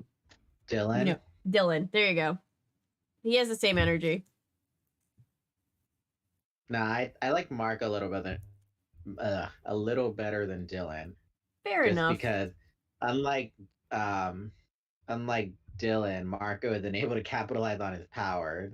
But Dylan used his powers to cheat and get ahead in school. That's true. He did that. And that's what I was like, dude. Like, that's why he was in Return to Halloween Town.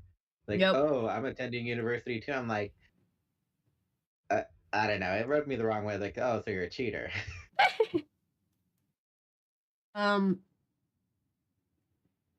Melissa may be possessed as well. I was thinking the same thing, Natty. Don't take it back. Marco deserves it. Being infested by a yerk has to be like the worst wet willy of your life. Oh no, Well, what a descriptive way to the say that. process of getting possessed, sure. But I was watching the TV series, and the way that they depict it, it's like basically imagine yourself in an empty space, like all foggy, and then tied up to a chair. Watching a TV. Bye, Nan. And you can't change the channel.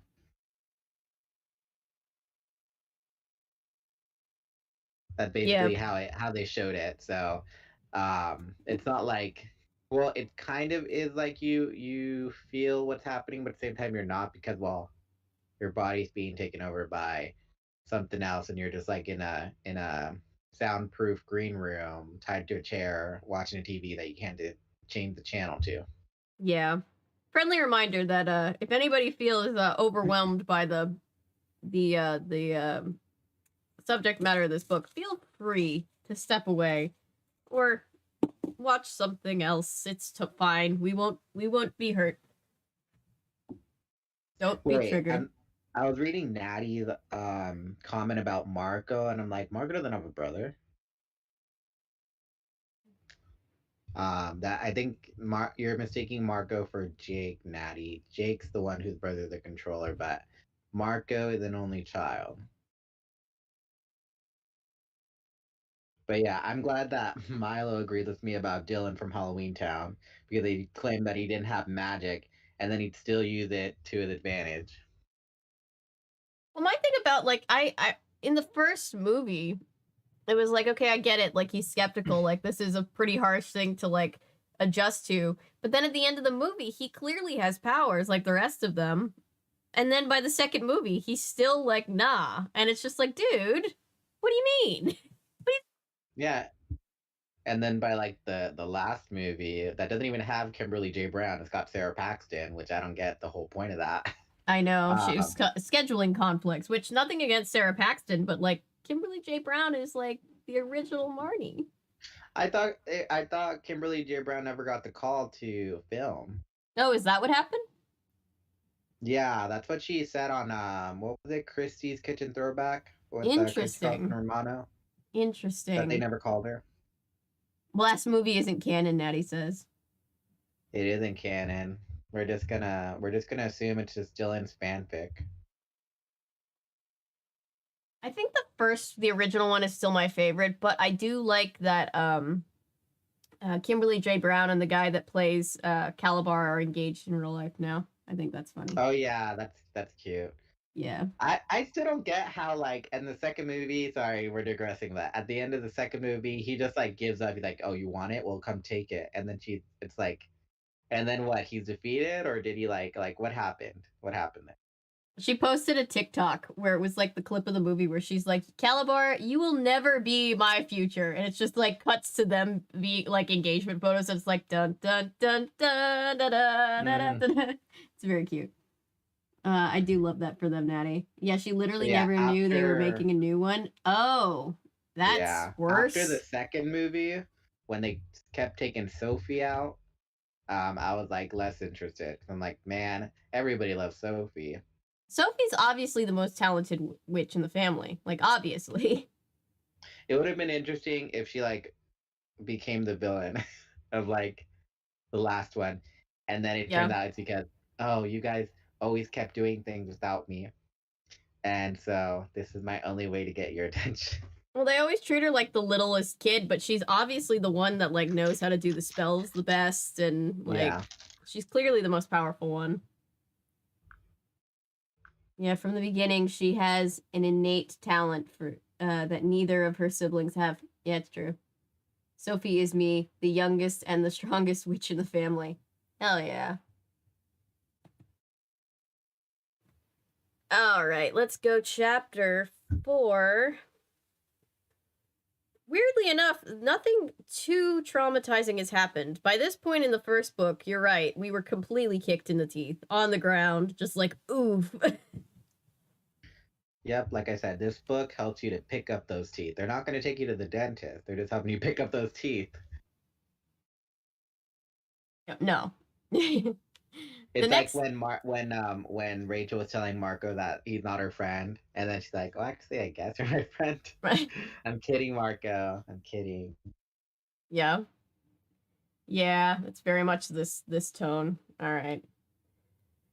Chapter 4. The next day after school, I headed for my gymnastics class at the YMCA. Which was just across from the mall. They have a big indoor pool, so the entire building always smells of chlorine, except for the weight room, which just smells like sweat. Ugh. My class is taught in a smaller room with blue mats covering the floor. We have balance beams and uneven parallel bars and a vaulting horse with a springboard. I'm okay at vaulting and the parallel bars, but I'm pretty lame at the balance beam. To be honest with you, it kind of scares me. It takes such total concentration. It's not one of those real serious gymnastics classes. I mean, none of us is going to be going to the Olympics. When I started out, I had dreams of being the next Shannon Miller. But then I started to grow. I'm pretty tall now for my age. People look at me now and say, oh, you're going to be a model. Not, oh, you could be a gymnast. I like how she says that like it's a bad thing. Oh, you're going to be a model. Most of us in this class are too tall or too heavy to ever be serious gymnasts. We do it for fun and for exercise. I do it because I've always thought of myself as kind of clumsy. My mom says I'm not, but that's how I feel anyway. Besides, it's just cool, hitting the little springboard and flipping through the air to bounce off the vaulting horse and stick the landing. Not as cool as flying, maybe, but fun just the same. Melissa Chapman was in the locker room, changing into her leotard when I came in. She's the exception to the rule in our class. She does look like a gymnast. She's small and thin, even though she doesn't starve herself like some fools who want to get into gymnastics. She has pale gray eyes and pale blonde hair and pale skin. She looks like one of those solemn elves in the Tolkien books. At first glance, she looks delicate, but when you look a little closer, you see strength there too. Melissa gave me the kind of not very warm smile she always gives me lately. Like she was distracted or thinking about something more important. Hey, Melissa, I said, how's it going? Fine, how about you? Oh, pretty much the same old thing. That was a lie, of course, but what was I going to say? Yeah, Melissa, same old, same old, same old. Been turning into animals and fighting aliens, you know, the usual. Melissa didn't say anything else. She just adjusted her leotard and started to do a few little stretches. That's the way it was. We said hi, but not much more. It used to be that we were very close. She was my second best friend after Cassie. Melissa, I was thinking, maybe you'd like to walk over to the mall with me after class? I have to buy a new pair of sneakers. The mall, she stammered a little. And then I started blushing. You mean go shopping?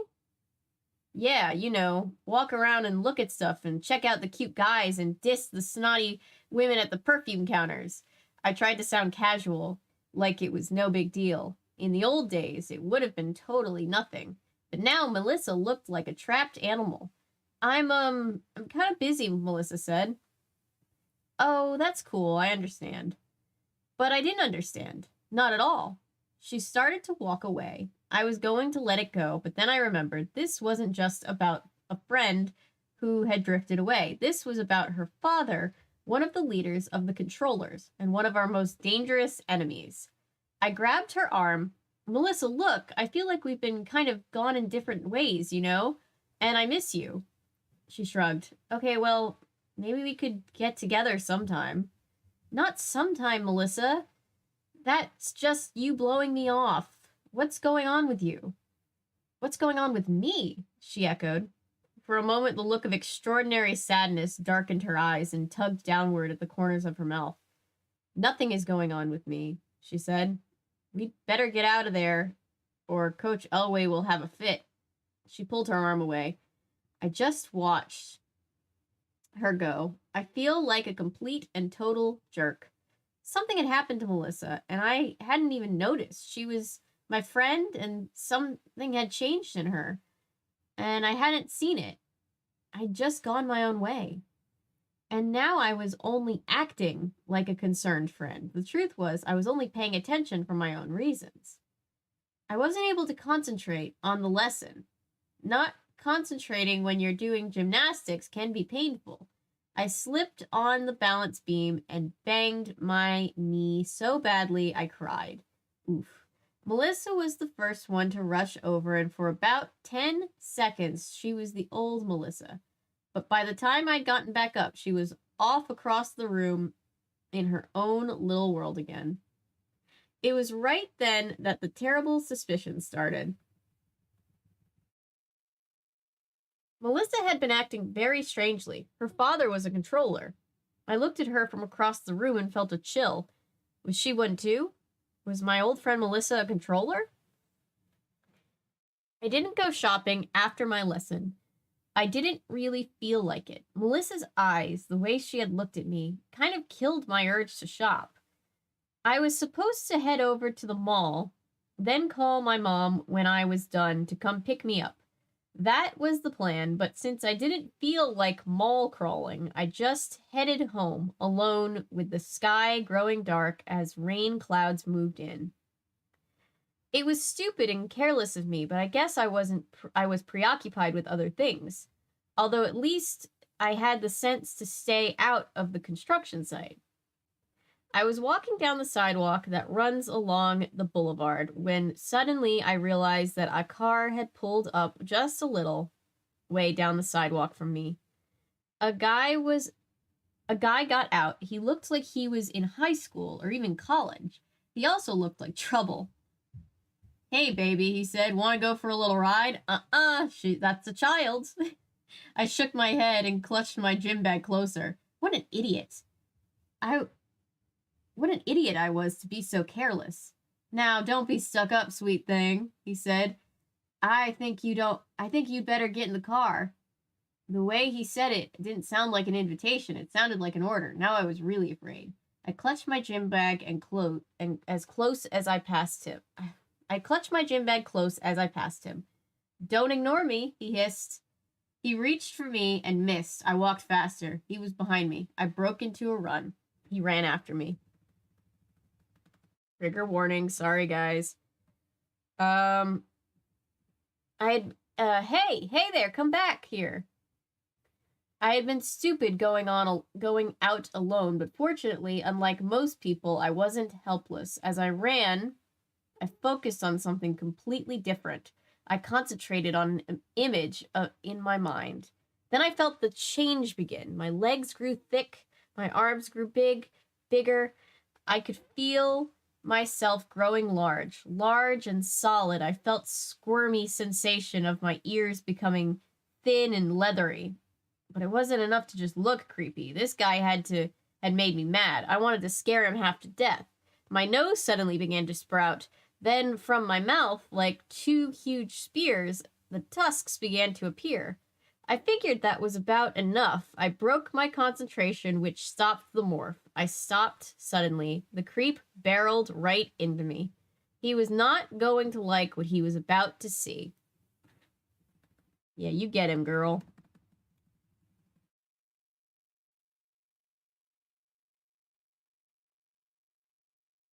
Ooh, chat. That was... Yeah, F him up, Rachel. Yeah. Yeah, I'm more convinced this is not really a California thing, just because, well, as a native Californian, never have I ever had somebody stop or slow down their driving and pull down their window to ask me no questions or, heckle me like that. Oh, yeah, that definitely happens here. Oh, man, here we go. The only time I ever had that happen was when I was going to cross the street and the cross light was on and this guy was going to turn right. And as soon as I was going to step, they start turning right. And then they stop in the middle of the walkway and say, hey, you need to watch where you're going. And I'm like, excuse me, the crosswalk said what? It's like, I don't need none of that nonsense. Oh my gosh. That doesn't happen a lot in Canada. Yeah. I think they're weird here, man. Ooh. Yeah. It gives me more Florida vibes the more I hear. Sorry, Florida. There are Floridians out there being like, hey. I mean, there's a whole reason, not really a reason, but there is kind of some truth to why people make only in Florida or compilations. Florida is just a wild place that exists. The whole book is a mood, yeah. Trust me, keep Kitten Cam on standby. Oh god. Okay. But I think this is as, in terms of extreme, I would say this is as kind of uncomfortably extreme as it gets. Eesh. In terms of the book, it gets more, I guess, emotionally saddening versus uncomfortably extreme. Interesting. I'm always told I'll grow up to be a model. It's so rude of them. I know, Ellery, right? It's like, she's like, ugh, not these people thinking that I could model again. Tarfield Owl, Florida, the whole GTA server. It really is. That's a perfect way to put it. Oh my gosh. It's like the closest thing that we have to Australia. They have some animals in Florida that literally none of the other states know what to do with, and people in Florida are just like, yep, those are the armadillos that live under our porch now. That's so normal. Hale, what's happening, Hale? Because it's apparently Hale. I'm gonna say Hale. Zoned out. What's happening is that Rachel's walking home from gymnastics practice at the Y, and while she's walking home, we got some guy, apparently a high schooler or a college man, making advances towards Rachel as she's walking. Yeah. Fun fact, armadillos are one of the few animals known to carry leprosy. I did know that. I know that because my grandparents, under their porch, they live in Florida, and some armadillos just kind of took up residence under their porch, and it was just like, oh, just be careful, the armadillos, just make sure you're, they probably won't bother you. And I was like, oh. Avery, fun fact, puffins are real. Yeah, I know. I know that now. I knew that not I didn't just learn last week, but there was a period of my life where I was like, puffins aren't a thing. I literally learned about it in 3rd grade. So it was like we read a book about puffins and like where they nest by the cliffside and all that stuff. They're basically great value penguins that can fly. Great value penguins that can fly. I love that. I always think of all of the other reindeer. He's like, do I look like a puffin? Perry's yelling at me. Give me 1 second.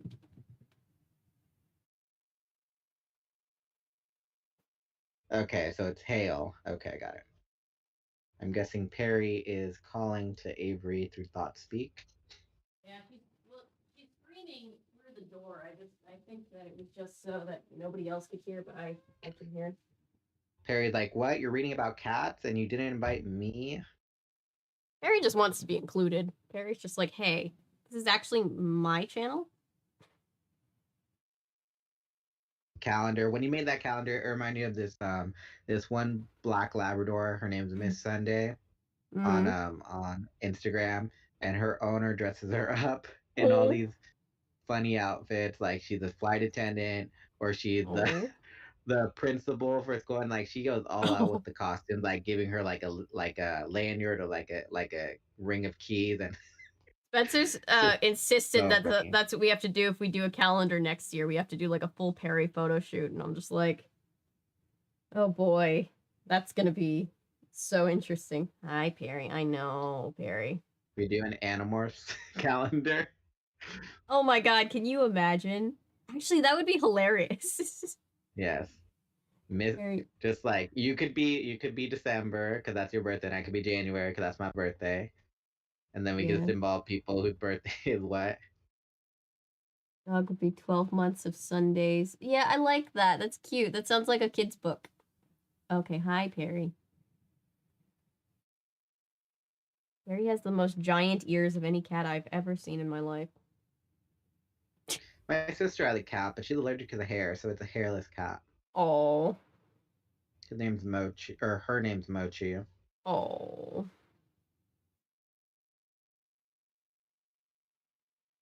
Like the saying, a month of Sundays. Yeah, that's so cute. I like that.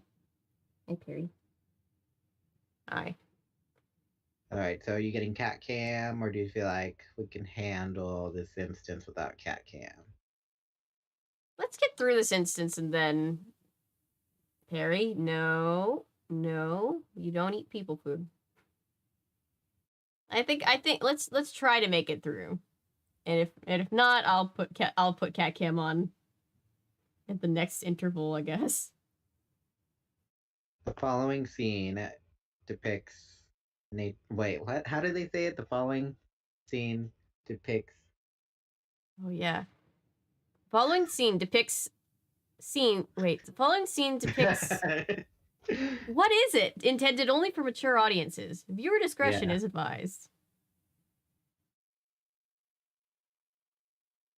Here, Perry's here, so we're on cat cam already.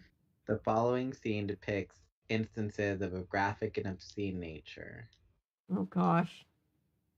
That's a little extreme to say, but the following scene depicts instances of extreme nature.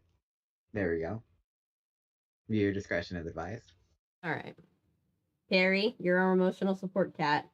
Thank you, Ellery. The following scene may not be suitable for all audiences. Thank you, Ellery. Because I was thinking of Everybody Hates Chris with that one scene where Chris's mom is yelling at her dad, or at his dad. And before that, there's like a viewer discretion joke. Oh, I was thinking about Hell's Kitchen, which I used to watch with my parents all the time, and there was always the thing that was like, the following is not intended for children. Please don't let them hear Ramsay say the F word. Maddie saying, I watched too much murder shows growing up, so I know by heart. I used to watch Snapped. I was in my true crime phase at the age of 8. I watched Snapped when on Oxygen, so Nice. I'm no longer in my true crime phase. I think I stopped like when I was like 10. Oh, I feel like I'm still in my true crime phase. I just really am a nerd for forensics. I'm like, ooh, forensics. Because I watched Snapped, and then after we didn't have Oxygen anymore, we had Spike. So they used to do reruns of CSI New York, my favorite CSI. And yeah, Nice. So, All right, Perry's our emotional support cat. Let's see what we can do if we can get through this. Chapter 5. I wanted to tell the jerk to step off. What I wanted to say to him was, so you still want to go for that ride? What I really said was, elephant noises. I don't know how to do an elephant noise, Perry. Can you? The guy stopped dead. He just stared. What he saw was me, halfway through morphing into an African elephant. He was about a third of... Wait. I had about a third of a trunk and most of my huge fan-like elephant ears. My legs were like stumps. My arms looked like Arnold Schwarzenegger's, only gray. And my tusks stuck about a foot out of my mouth. Just to make things extra weird, I still had only my normal hair and my normal eyes. Suddenly, the guy wasn't interested in hassling me. Ah! He turned. He ran. For a minute, he forgot he even had a car. Then he turned around and jumped in through the open window. He started the car and took off. He was definitely breaking the speed limit as he tore out of there. I concentrated again and began to reverse the morphing process, going back to human shape.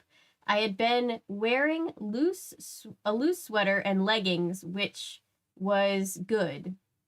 They had both stretched, but my shoes had been split open by the sudden growth of my elephant feet. It had started raining, so the trip home was going to be very unpleasant. Oh, great, I muttered. I have got to remember to kick off my shoes before I morph into an elephant. Just then a second car pulled up and came to a stop. The window rolled down. Hey, Rachel. It was Melissa. I recognized the voice. Do you want to ride home? She didn't sound very excited by the idea. I looked through the car window past her.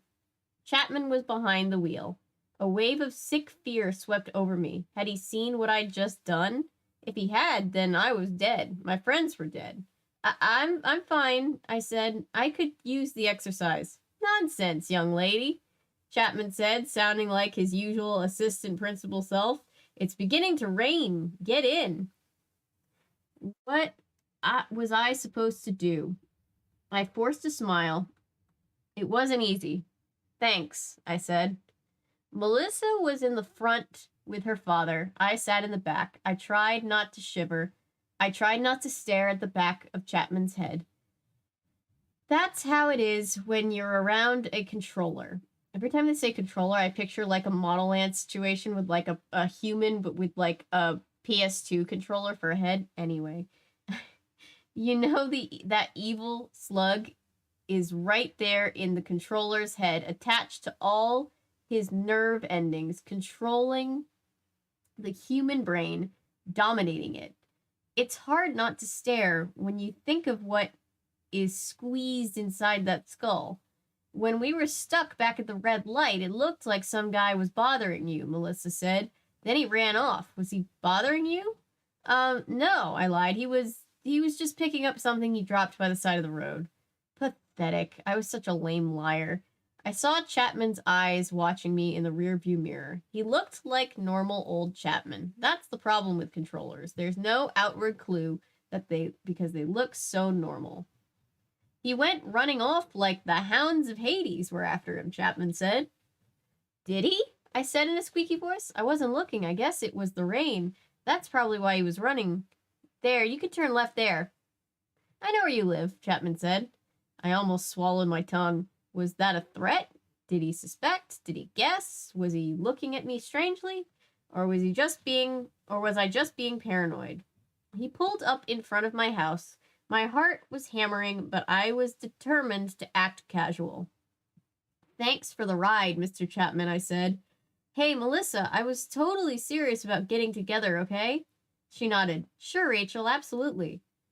I closed the car door behind me. I had escaped. I was alive. I'd probably just been imagining things. Then I heard Melissa call out to me. Hey, what happened to your shoes? I looked down. My shoes were in tatters, the result of my feet growing from a size 6 to a size 300 in about 5 seconds flat. See? I said as lightly as I could. I told you I needed to go shopping. Melissa just looked puzzled.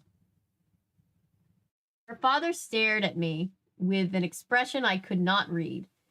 I was shaking like a leaf when I walked into my house. I headed upstairs to my room and stuffed my ripped shoes into the trash. Only then did I go back downstairs and say hi to my mom.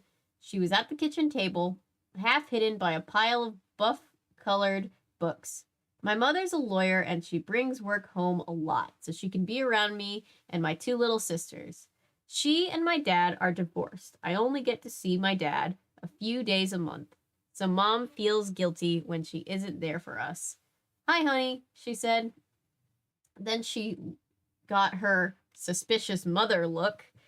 How did you get home? You didn't walk, did you? You were supposed to call me. Melissa and her dad gave me a ride, I said. Well, it was the truth. Sort of. She relaxed and made a point of closing her book. Sorry, you know I worry about you. Where are Jordan and Sarah? They're in the family room watching another one of those scary shows. Of course, tonight's Jordan will be sleeping with her nightlight on, and Sarah will end up in my bed, no doubt. I don't know why they're like this, like things that frighten them. You were never that way. Perry, give me a second. Do you think it was Beyond Belief, Fact or Fiction? Is that what they were watching? Because I like to think that's what they were watching. They were probably watching the episode with that guy who, the handyman who gets with the rich woman. Oh, not that one. I have a core memory that'll scar me forever. That episode. When are we gonna cover that one? I'm gonna start it just from the pilot and just work my way through the ones that we haven't covered at this point to make sure we get all of them. I think it's an earlier one though, so hopefully No, soon. I thought it was like a season 4 or season 3 one. Was it? I need to check. I'll check. Yeah, they're probably watching that. Yeah, I like to think that's what they watch. Maybe the Nightmare Room. Maybe the Nightmare Room. I think it's all in that era, so yeah, that all makes sense. Are You Afraid of the Dark? Goosebumps. We were obsessed back then, and now we're like super, like, children are immune to fear, I guess, now, because literally I will see children have like Conjuring themed birthday parties or Chucky themed birthday parties. Oh yeah, it's horrifying actually. I think it's healthy, but at the same time, I think it's important to instill just a bit of fear, so that way they can gauge, danger, as opposed to like, oh my god, that's so fascinating. All right. It almost made me laugh. I felt like saying, well, Mom, I don't have to watch things that are scary. I am scary. Should have seen me a little while ago with tusks sticking out of my mouth and a 3-foot-long nose. What I really said was, so what's for dinner? My mother winced. Pizza? Chinese? Anything else you can order over the phone? I'm sorry, but I have this brief and I have court in the morning. Mom, I told her for maybe the 1,000th time, I don't mind pizza. Sorry, but your cooking isn't all that great, so it's no big deal. Ordering pizza. My mom would have killed me if I ever said that. Well, at least get some veggies on it, she said. After dinner, I called Jake. Do you want to come over? I said. I got the new CD if you want to listen to it. Do you want to come? There was no CD, of course. It's just that we always have to be careful. Like I said, Jake's brother, Tom, is a controller. He could be listening on the extension. Then I called Cassie and Marco and told them the same cover story. When they arrived, I told them about Melissa, and then I told them about my little run-in with the creep. I did not tell them about Chapman driving me home. I don't know why, but when I saw the way Marco exploded, I was glad I hadn't told them the whole story. Oh, that was dumb. Dumb, Marco said. What if that guy is a controller? He wasn't a controller, I said scornfully. Why would the Yerks want to make a controller out of a punk? They want people in positions of power. The 90s lingo in this, it's almost bringing me Cheetah Girls vibes as how like 90s early 2000 the lingo is. Where was I? Yeah, but Cheetah Girls is more like a lot more slang lingo. Yeah, it is that. Yep, here's the victim blaming, is Yep. what the Dirtbrick said. Yep, there it is. We don't know that for sure, Jake said. Tom isn't in a position of power. And how about people driving by in their cars or looking out the window of their homes? Marco asked. And what if he runs and tells someone about the girl who suddenly sprouted a trunk and tusks? No one is going to believe a lowlife like that, I said. His friends won't believe him, Marco said poisonously, but a controller would believe him. A controller would know what it meant. Yes, a controller would know what it meant. A controller like Chapman, or even Melissa. If she was one of them, I felt sick. It was like my whole life was nothing but lies. Lies to Melissa, lies to my mother. Now I was lying by not telling the others the whole truth. Okay, I screwed up, I muttered. You sure did, Marco crowed. You screwed up so... Marco, let it drop, Jake said. Rachel knows she made a mistake. What else? We all make mistakes. Marco rolled his eyes. Cassie gave me an encouraging smile. It was dumb putting yourself in that position, Rachel. You need to be more careful. But still, I'd have paid my next 10 allowances to see the look on that guy's face. The important thing is that it doesn't sound like Rachel can use Melissa to get close to Chapman, Jake said. Not if she's a controller herself. Or sorry, can use her to get closer to Chapman. Not if she's a controller herself, and not if she's going to continue being weird to Rachel. I guess we'll have to find another way, I said quickly. I mean, we know where Chapman's office is. We know where his house is. Maybe we could just morph into some small animals and hide out. Small animals like what? Marco asked. When Jake turned into a lizard, he got stepped on. He lost his tail, and besides, what are you going to morph into? A cockroach? We all shuddered at the thought. The smallest, strangest thing anyone had morphed so far was when Jake had done the lizard. It creeped him out big time. A roach would be even worse. The problem with being a cockroach, I said, aside from the fact that it's too gross to believe, is that the roach... Perry? Hi, Perry. She's on the chair. Is that the roach senses might not even be useful to us. Can a roach hear in a way that would make it possible for us to understand what we're hearing? We all looked at Cassie. She's sort of an expert on animals. Cassie, hands. Oh, come on. Like, I know how a cockroach sees and hears. We don't take care of roaches at the rehab clinic. We all sat there feeling glum for a few minutes, but I wasn't going to let it drop. This was about more than just striking a blow at the Yerks. I had to find out if Chapman suspected me. If he did, we were all in terrible danger. I happened to glance over at my desk. There was my math homework still not done. That didn't make me feel any better. But then I looked at the phone I had mounted in one of those big... at the photos I had mounted in one of those big frames with 6 different holes. One was of me with my mom and dad on a whitewater rafting trip we took. One was me visiting my dad at his job. He's a weatherman on TV. We were grinning in front of a map of storms. Another picture was of Cassie and me riding horses side by side, with Cassie as usual looking like she'd spent half her entire life in the saddle, and me looking like a total dweeb. Oh yes, we covered that Cassie's a horse girl. Just for those interested. But the picture that got my attention was one taken a couple of years ago of Melissa and me. I got up and went over to take the frame down. I stared hard at the picture. What? Jake asked. What is it? It's me and Melissa, I said. It was like her 12th birthday or something. Or some birthday. Anyway, we were out on her lawn playing with the present her dad gave her. So what? Marco asked. So, I passed him let me try that again. So, I passed him the photograph. It showed me and Melissa in shorts, and between us, a small black and white kitten. So her present was a cat. All right, Perry, speaking of cats, I'll let you out. Give me a second.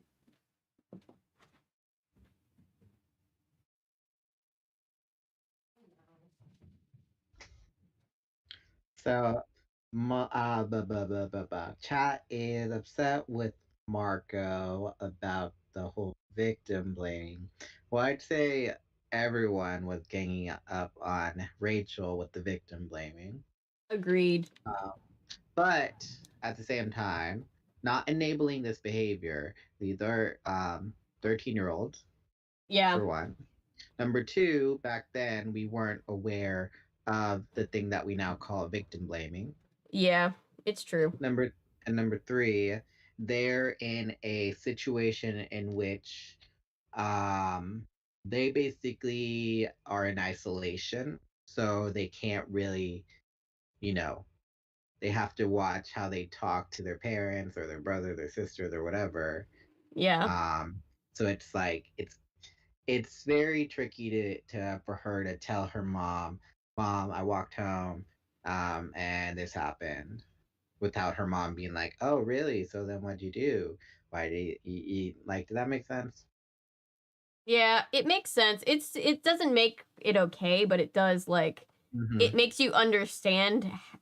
It's an explanation, but not an excuse, I guess is a good way to put it. Yeah, I'm not enabling that behavior, but at the same time, it's kind of the mindset of the time when this book was written. Ellery just says, "Can I kill Marco, please?" And then Marco too. Marco is I think Marco out of everyone is projecting his frustrations on his friends because of the whole situation with his mom and his dad. Yeah, that's true. So it could be that he's just unhealthily projecting, not enabling it, but that could be the explanation as to why he's so quick to be sarcastic, or quick to victim blame or do any of that stuff. Yeah, it is true. What the fuck? Wow, victim blaming. Yay. Chat, I love finishing a chapter and just watching the chat's reaction back. Yeah, I don't know. Maybe it's because I'm like, you and I are like a little bit older than most of the chat, it seems.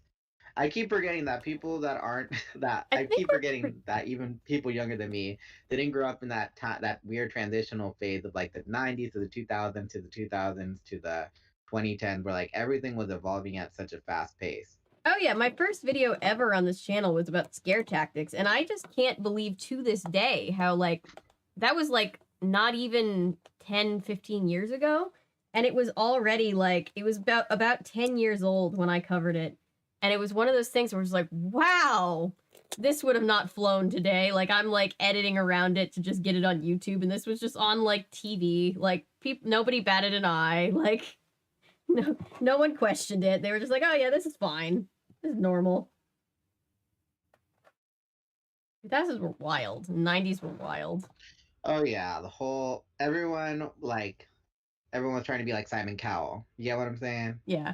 Oh no, it's to be clear, it's definitely not okay, Natty. Like nothing makes it okay. But it is like one of those things where it's like, oh yeah, that's very of the time. It's very I'm almost 30, Daniel, but I'm at the point in my life where I'm done with the bullshit of the 90s. I lived it once. That's yeah, that's also fair.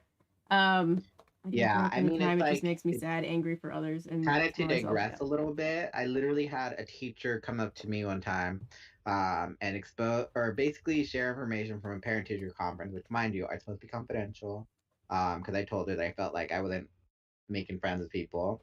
Aw. That, and she literally comes up because she was very sexist, saying like, "Oh, I prefer to treat the girls better than the boys" and all that stuff. Oh. Fifth grade teacher, and so she just Jeez. decides, because I'd always be like, questioning her, in terms of like how she the treatment and all this other stuff.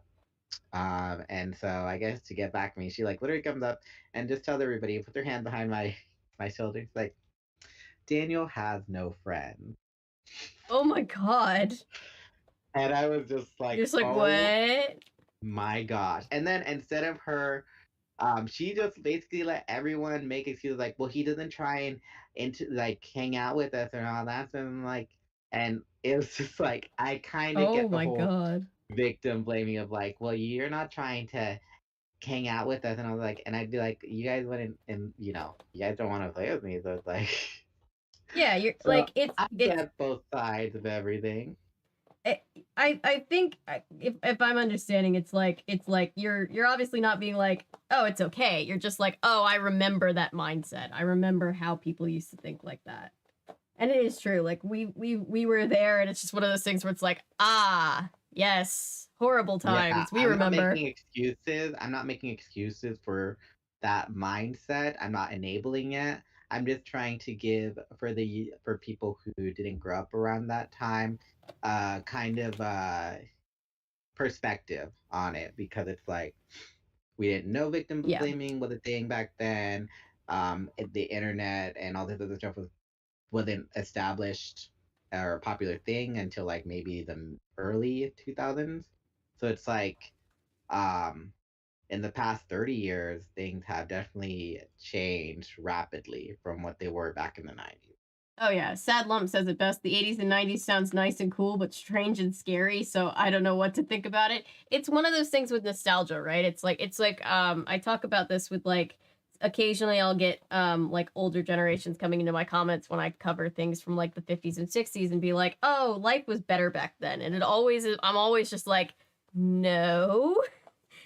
No, it wasn't. You just remember it fondly because of nostalgia, but there was a whole lot of issues, and like we still have more issues to work on, but like every generation prior, it's like you look back and you're like, we had a lot of issues that we have finally worked through. We're not gonna go through all that work just to be like, oh, it was better back in the day. Like, what? Fun fact, quote unquote straight guys are very obsessed with men who are gay by Ellery says, to the children in chat, remember, do not share your info with strangers on the internet. I'm an adult. I'm allowed to make bad life choices. But even then, you are not to be sharing your information on the internet or in a public setting like a chat, like a live chat. Just to add on to Ellery's point. Yeah, just always reminder. We're trying to remind the mind chat of internet safety because we're yeah, we didn't know that strange emails that you get that say, oh, you just inherited a big old mansion with money. We didn't know that stuff back then. Wait, what did Natty say? Hang on, I missed something. Natty said, when I was in 8th grade, I was explaining to a guy what page to turn to, kind of sarcastically. And she said, one day you're gonna make a great mother. I was like, bitch, what does that have to do with anything? Yeah. The whole, this whole scene of like victim blaming misogyny, very of its time. When they were like, you did make a big mistake, I was like, what? What do you mean? What was she supposed to do? Yeah, it's like, you weren't there. You weren't in that situation. In that situation, you don't have time to stop and think like, hold on, pause 1 second. Let me think about my choices for a sec. Okay, resume. Mm-hmm. You literally go with what's in the first thing in your brain, or basically what's instinctual. Yeah, and it's also one of those things where it's like, she didn't ask to be in that situation, dude. So like Marco is like being the jerk, and then the other ones are like, yeah, you know what? Marco's right by being a jerk. And you're like, what, guys? Yeah, come on, guys. Home Alone 2 thing where like everyone forgave Buzz for screwing up that Christmas choir thing. And I was like, I'm about to, I'm about to get fight. Up off this couch. I'm about to fight. Especially that uncle. That uncle is an asshat. The thing is that when you're a kid, you don't notice that the world is on fire. LMAO. Yeah, that's the thing. People don't miss the way the world was. They miss being naive to the way the world is, I think. And so they're like, oh, it was simpler times back then. It's like, no, it was worse times back then, but you just weren't aware of it. So you feel like it's better. Yeah. I've seen some Instagrammers post like those like short little what are they called, reels, where it's like me back then in 2008 ignorant to like the economy and just them brushing their hair and then getting it's like, oh my gosh. I can't imagine the stress of like all that nonsense. And Toonie brings up a good point. Victim blaming is still huge in schools at times. Yeah, it's still huge in a lot of places. It very much is. It's like in high school, especially, it's more about do you choose to believe the kid who is always active and gives a good image to the school because of their participation, or do you choose to believe some? It's like it's political, and it's so stupid. Oh How yeah. political these types of things get, where it's like the person who has to put up with it, not by choice, but because they have to. It's like the one time they choose to stand up for themselves, the person who's been doing all this, guess what? They go running off and telling people and then trying to be the victim of it all. Yeah, when I think the reason I'm so angry at all of them and angry for Rachel in that scene is mostly just because it reminds me personally of like being a kid or like a teenager and being like people being like, well, the way that girls, the way that guys treat you is really your fault because if you blah blah blah blah blah, then they're gonna this and that, and it's like, that's not cool. That's not cool at all that they would openly teach us that. Like that sucks. Yeah. I mean, when I was an educator, I wouldn't try and make it a point to make the kids feel like they needed to escape the world. I Yeah, made a point to have them be, you know, get them adjusted and give them the tools to um be okay with the world that they live in versus yeah. my former coworkers who would put on a facade and do all this stuff, and then what happened if the kid sees you out of character? You get me? It's like you're breaking that trust, and then shattering their delusions of the world. Milo says I got a lot of "you could have handled it better" from teachers after. Yeah, that's the thing is like the whole like, okay, well they did the wrong thing, but you overreacted. It's like, no, no, I didn't. No, that's not how this works. And it's like, yeah, I think that's why we're all like this generation. We're all just so like we're all so over it. Like Ellery said, I'm tired of dealing with the bullshit. It's just like we're all just at this place where we're just like we're just done.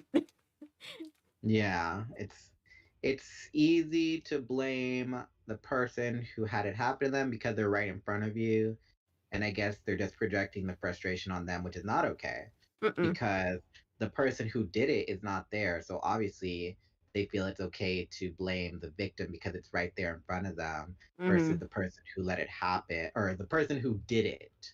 Basically, Yep. they're not there. They're not able to yell at them in their face. So they just think it's okay to be like, why would you let them that happen to you and blah blah blah because they're upset about they're upset at another person. That doesn't make it okay to yell at the Yeah. person who needs the consoling and just Examples. somebody to listen to. Yeah. Example: schools blame the students for not caring and failing in the education system, even though the system is bad and needs an overhaul because most students are going to drop out. Not to mention, system doesn't accommodate students with mental illness or problem. Yeah, it is true. That Very, is true very too, decent. Milo. When Milo said that doesn't hold up when the harasser is right there and no one punishes them. Yeah, it's Um, true. It's almost like sometimes people are mad that somebody that they like did something that they don't agree with, so they're just like taking it out on the victim, like, oh, this is your, and it's like, no, it's their fault because like it's their fault because it wouldn't have the happened. whole Home Alone 2 thing all over again. Well, Yep. Buzz said he was sorry. And Paulo said, who forgave Buzz? Buzz was a massive piece of shit. okay, who's worse though, Buzz or that uncle? Mm, I'd say that uncle. I'd say the uncle just because Buzz is younger and has more like he's less set in his ways and can change as an adult. You would hope, at least. You don't have any proof. The principal, when I told her someone was threatening to jump me in the parking lot after school for being upset when I didn't get upset by their bullying. Oof, I'm sorry, Sadlum Ellery. says, wow, this chat is dark. It's not dark, it's just I think we're just kind of going through the we're trying to process the discomfort that we're feeling with the whole thing that happened with Rachel rather than letting it build up inside of us. So Yeah, and it we have to sounds like yeah. you have to like when you feel those uncomfortable emotions have the productive conversations or we're never going to move forward and we're always going to live in a like victim blamey Marco world, which we don't want. But yeah, Miles talking about some bites from Troll. That reminded me of another instance. Sorry, last one, and that's No, you're it. good. I had a cell phone and it was similar to somebody else's, and I guess this person was irresponsible and lost their phone. But they decided to accuse me of taking their phone. And I kept hearing it from other teachers, like, "Why don't you just give the phone?" Like, I'm like, "Cause that's not their, cause this is my phone." And then like one of the counselors came by, and she's like trying to sit me down softly, and it's like, well, I heard that somebody said is saying that you took their phone. I'm like, okay, well, you can look at the model number and the model number of mine or whatever, the serial Yeah. number, and compare them. If they're the same, then it's hers, but it's not. And she did. And did I ever get any apology? No. Did I ever get any apology from that person? No, I did not. So, it's kind of, I get, it's very much a slow problem we're barely getting to and acknowledging and trying to find solutions to better handle.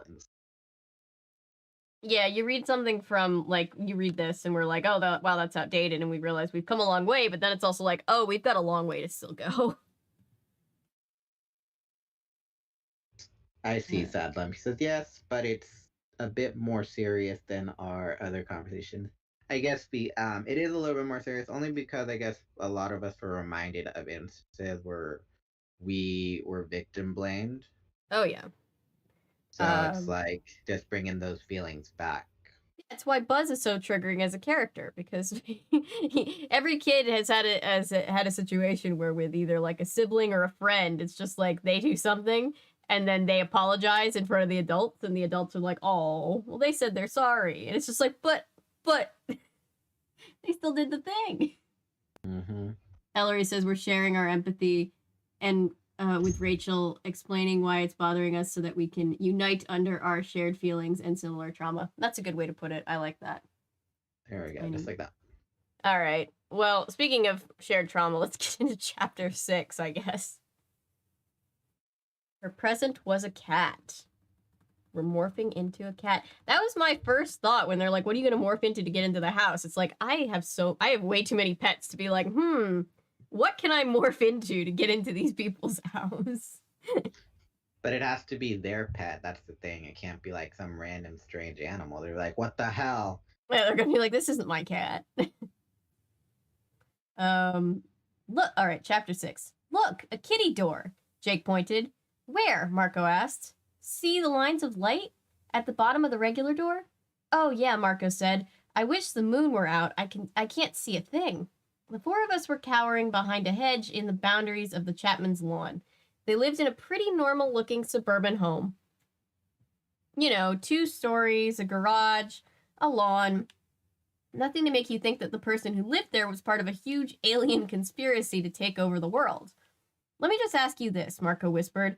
Why did it have to be Chapman? I was afraid of Chapman even before we found out he was a controller. You're not still upset over that detention he gave you, I asked. Look, if you're going to listen to your CD player in math class with an earphone hidden under your hair, you have to remember not to start singing along. Yeah, that was only slightly stupid, Marco, Jake agreed. I still say Chapman never would have given me a whole week's detention if he was totally human. I have a question, Cassie said. How do we get Melissa's cat to come outside? We all looked at her. Good question, I admitted. I mean, we could hide here in the bushes for a long time, but sooner or later, the neighbors are going to notice. What did the cat look like? Tobias was sitting perched on a nearby tree branch. He was close enough to hear us. I tried to remember. Its name is Fluffer. I remember that much. Fluffer McKitty. You've got to be kidding, Marco. Of course. I tried to remember back to when I used to hang out with Melissa. It's black and white, in patches. I'll look around. Maybe it's already outside. Tobias spread his wings, swooped silently down over our heads, and flapped away in the night. You know what we need? I said. We need another kitty.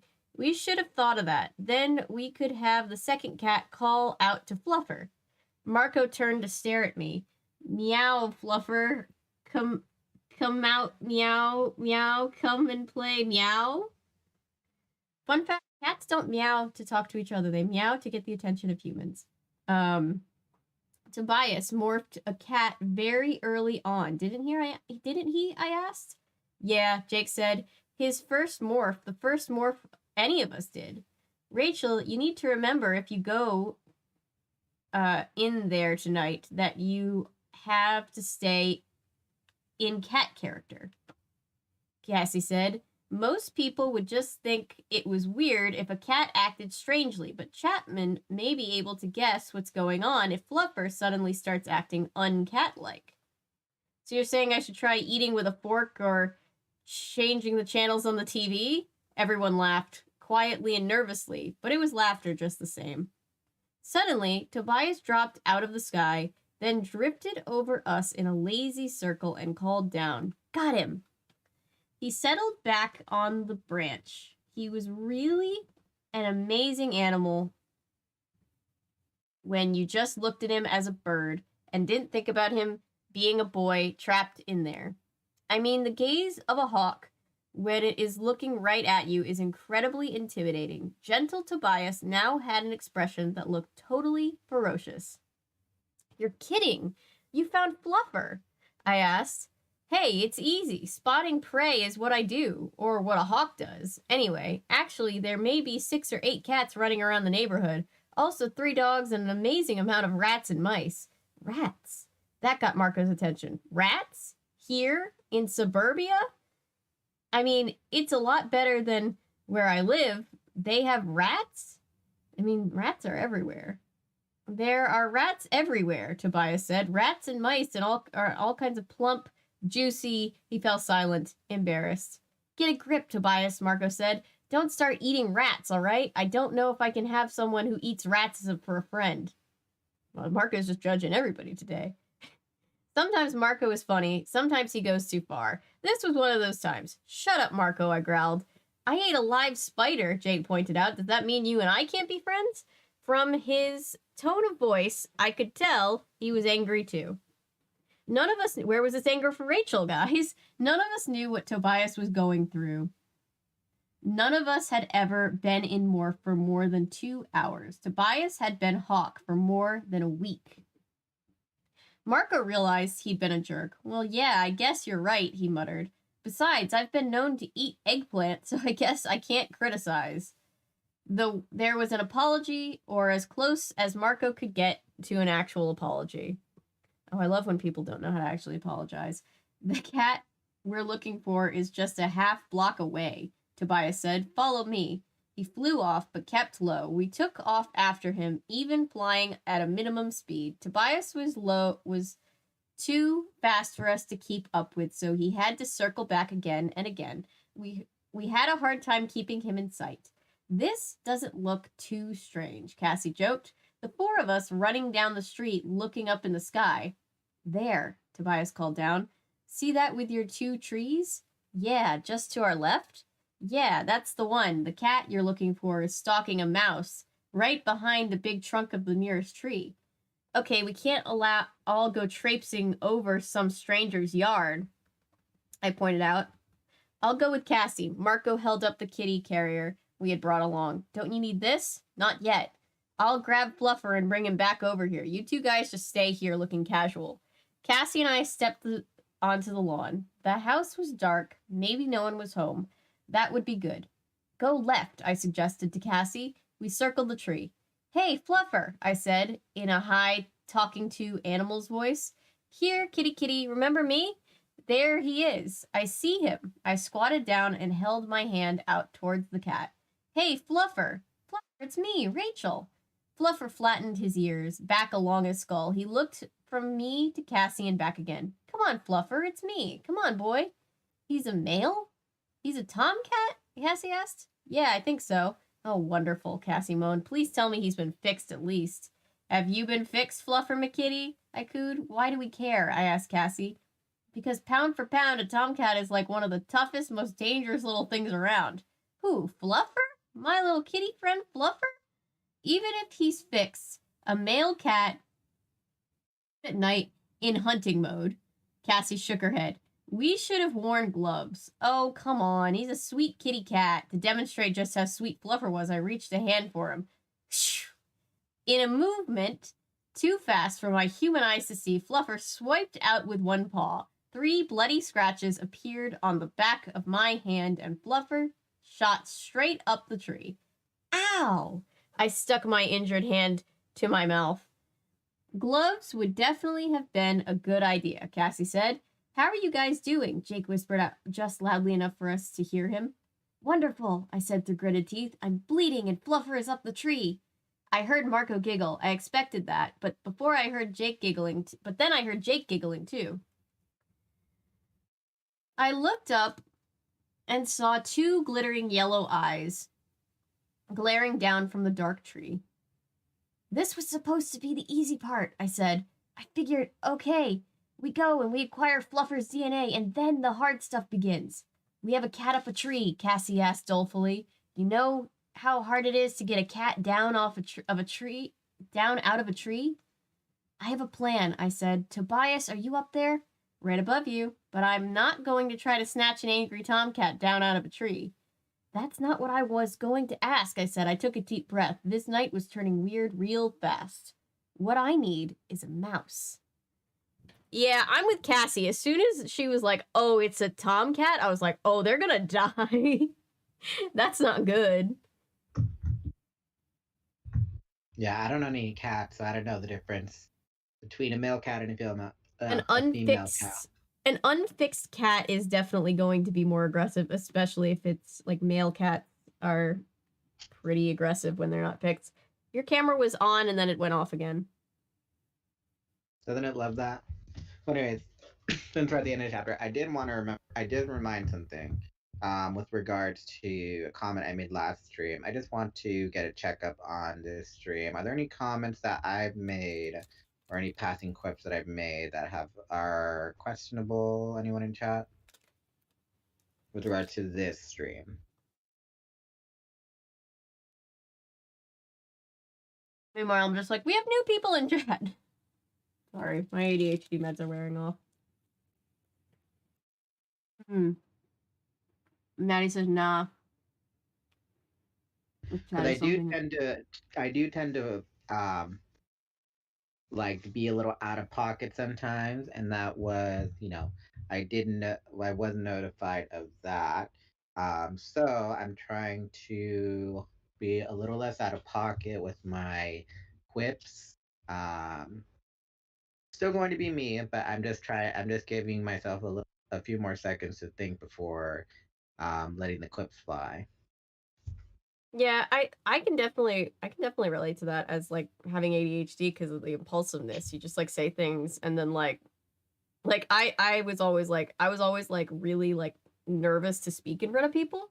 ADHD, Natty just said it. ADHD sucks because I took my meds and just forgot I took my meds and started searching and getting worried and then remembered. Yeah, it's like, for me, it's like the impulsiveness of like, you kind of just say something and then you're just like, oh no, especially like as a kid. And then I was like, I grew up like being very nervous to speak in front of people, which is weird because I do this now, but. For me, it's like, I always see those memes where it's like when you say something, but it comes out meaner than what you thought in your brain. That's like basically me. Because sometimes I get frustrated with how people are, and then I think before I say it, and then I say it out loud, and then like I'm just like, whoa, that came out a lot meaner than what I thought Natty it was. said, me too, Daniel. I forget when the last time that was, but because like every time for Halloween I would get dressed up, and then people were like, oh, what are you? And I would get so tired of hearing it, especially when the kids, like, I knew we didn't like each other. So like one time this girl's like, oh, and I used to that to me, like all sarcastic, and then like I tell her like, well, what are you supposed to be, a skank? Oh my god! And you're just like, oh no! The world just decides to pause and stare at me. And then I immediately apologize for it. Yeah, it's. I think we've all been there where it's like you say something, it comes out wrong, and you're just like, oh my god, I'm so sorry, I didn't mean it. That's not. Forget I said that. Like, I think everybody's been there. And yeah. But I just learned to live with my choices. This is my personal viewpoint. When you do something and you know you made a mistake, it's better to live with it than to regret it. Yes, it's important to apologize, but it should be a genuine apology, not just apologizing for the sake of apologizing. Apologizing because somebody got mad is like, sorry that you got mad. It's like, no, actually, it's actually sorry. I think that's the important thing. Sorry if I'm being silent doing something. No, you're good. God, the summer heat. I keep forgetting that Australia, the way Southern Hemisphere works. The way the Southern Hemisphere works, I constantly, like, it's mind-boggling to me that they're going through summer right now, because I'm just like, meanwhile, I'm just like, it's so cold here. Yeah. But yeah, so so apologies, in terms for me are like, they're like, let's say, tossing around the word friend. I don't toss it around too often. I like to hang out with people, but like the word friend is kind of special to me, just like saying I'm sorry is special to me. So, value those words, and instead of like throwing them out because they presumably fix things quickly. Yeah. Well, I think the important thing, like, I think with everybody, it's like one of those things where it's like the important thing is like, if you were to say something that would hurt somebody's feelings, just be like, oh shit, I'm sorry, instead of just being like, well, that's a you problem. Like, I think that's the difference between like, Yeah, somebody who's like a shitty person and somebody who's not. You know what I mean? yeah. So like, in retrospect, if I said that, I'd be like, oh, that came out worse than I thought. You're like, ah, shit. I've said plenty of But dumb shit on here, they Paulo didn't. says. But I mean, right off that, they didn't even like me to begin with. So it's like, what's sorry gonna do other than not really change the way they look at me, anyways? Oh, like, yeah, like being a kid and just being like, yeah. I was Like, always look, we don't get along, so Yeah, I had a lot of situations like that as a kid too, because it's like I was a kid that never fit in. Like,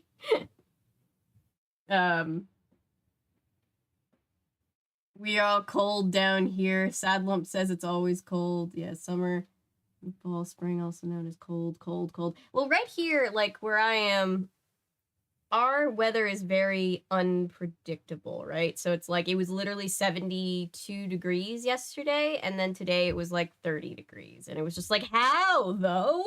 How is this happening? And Natty says, around for here, me, it's like around. Oh, sorry. Go ahead. I was just gonna read. Natty said, for me, I apologize immediately and genuinely mean it, and my family knows that I do, especially because my brain is faster than my filter. I relate to that personally, Natty. Yeah, it's just like I'm just so used to being like, oh, sorry, and to the point where like one time I had somebody be like, are you okay? And I'm like, I'm fine. I'm sorry. I'm fine. I'm sorry to make you worry. I'm sorry. I'm fine. I'm so sorry. I used to be that way, and then one of my college professors said, "Look, there half the people in the world are going to, or sorry, a lot of people will not like you, and that's fine. But there are more than half, if not more, people that like you or have yet to meet you. So focus your energy on the people who have yet to meet you and like you." Yeah, my thing is like my mom always says like, you're the one that has to live with your decisions. So as long as like you're cool with it's about like I as long as I'm like, okay, I know that I did the best that I could, like I know that I tried to make it right. If I like made a mistake, like that's all I can really do. But also, sometimes you just have to. It's just easier to live with the decisions made than just regret it and be like, "Oh, I should have done this. I should have." Maybe it's like then that's gonna eat you alive, and then you're just deciding to. Well, it's like you're deciding to not acknowledge the choice you made and the lesson to learn from it. You're just obsessing about what could have happened, but it didn't. Sad Lump just says, remember, C's get degrees. Yes, C's get degrees. They do. C's are passing grades. Yep, I got plenty of I was eating myself alive trying to get my HR degree, and then I'm like, as long as I pass and get the credit, then that's okay. Oh, well, you came back for 1 second, and I was like, wait, you're back. No. Hang on. All right, then. So I'm good so far, is what chat's saying. Just like to get a healthy check-in. We all appreciate you. We all appreciate the check-in. I'm always like in between, like when we're talking about things that are like heavy subject. I'm like, how are we doing, chat? Are we okay? We good? We're not like, I know we're all like we emotional shared bonding trauma, but like it's not like too traumatic, right? We're good. But yeah, around here in California, it's about 60 degrees. So everyone here is like doubling up on jackets, and I'm here in my surfer attire a lot of the time, my shorts and my short sleeves. Like, what's wrong with you? Do you like surf or something? I'm like, no, it's just not that cold. I'm just from California. Oh my But yes, gosh. C's get degrees, sad lumps, but A's help you to get a little bit closer to college if that's what you're choosing to do. Yeah.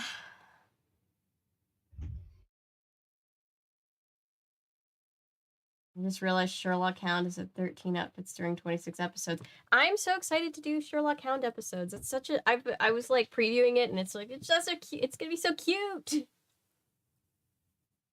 Yes, sad lumps. Talking about college, yes, C's get degrees. As long as you get a C, basically job places will not worry about the C that you got in Intro to Psychology 101 as a mandatory general ed. They just look at basically your experience, how you do in the interview, but also it does help to know people. Networking is a lot more important than grades sometimes. Let's see. All right, then. So we are on chapter 7. Halfway. Yes, we are. Wait, you said 24 or 23 chapters? Because on mine it's only showing 23 chapters. It's showing 24 on mine. Let me double check. Make sure I'm not just straight up wrong. Oh, oh, oh, oh. Trying to make everything, just making sure, because I know the camera keeps going in and out. I'm just making sure that it's nothing on this end, because you never know. I'm kind of curious about what Natty said. Natty says, not in community college where you can transfer, and if you get an honor society, then you can take thousands off your tuition when you transfer. I went to community college first, and then I transferred into university. And it was a guaranteed transfer because I got the degree and it's a degree 2 transfer. As long as as long as you meet the minimum requirement for the university for that degree that you're getting, then well, for me there was no problem. But I'm guessing it's different from state to state. For California though, with if you go to community college that partners with the Cal States, then it's more or less a guaranteed transfer. Yeah. And then there's me. I didn't go to college. I just went into the entertainment industry.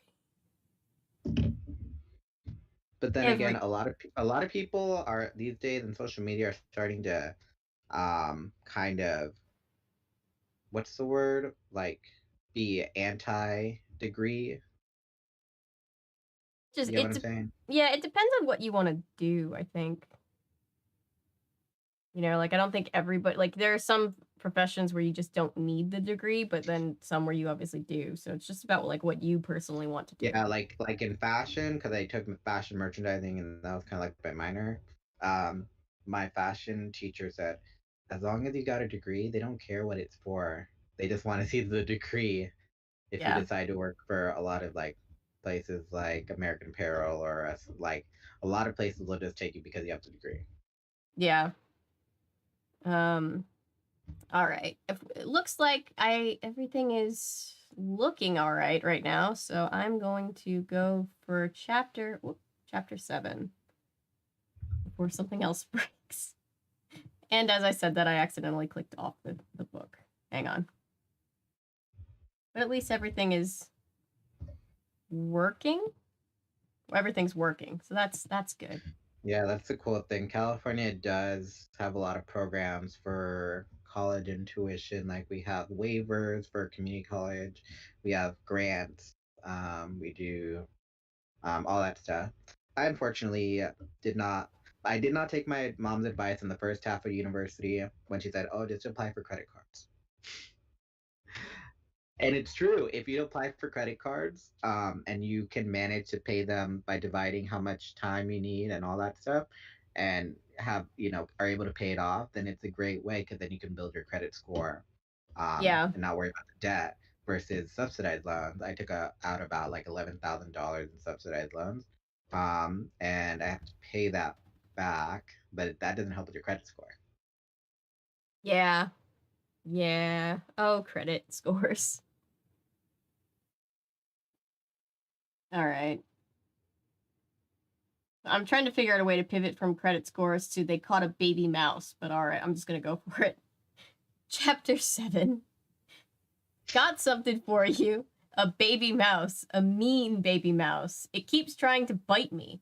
Tobias flew in a low, tight circle overhead, disappearing behind the tree branches, then reappearing. Are you ready? I took a deep breath and gave him a wave. Sure, I was ready. Why wouldn't I be ready to have Hawk hand me a mouse? Just your normal kind of thing to deal with. Tobias flew... That's not the weirdest thing they've had to deal with. Tobias flew low and slow. I held out my hands, cupped together. With amazing precision and perfect timing, he deposited the mouse in my hands. Don't let it bite you, Cassie warned. Rabies. Wonderful, I muttered. Just one more fun aspect of the night. Actually, I was glad for the warning. The mouse was squirming in terror, trying to get away. I could feel its tiny little mouse legs scrabbling against my palms. Poor little mouse. You should all get rabies shots, Cassie said. Seriously, I already had mine, but if we're going to be handling wild animals in the meantime, be careful to keep his teeth away from you. I wasn't planning on feeding him my finger, I said. I wasn't planning on... Hey, wait, Cassie pried. Opened my hands to get a better look. That's not a mouse, that's a shrew. See the eyes? They're too small and the tail is wrong. That's not a baby mouse, Tobias, it's a full-grown shrew. Sorry, is that bad? Cassie shrugged. I don't know, just isn't a mouse.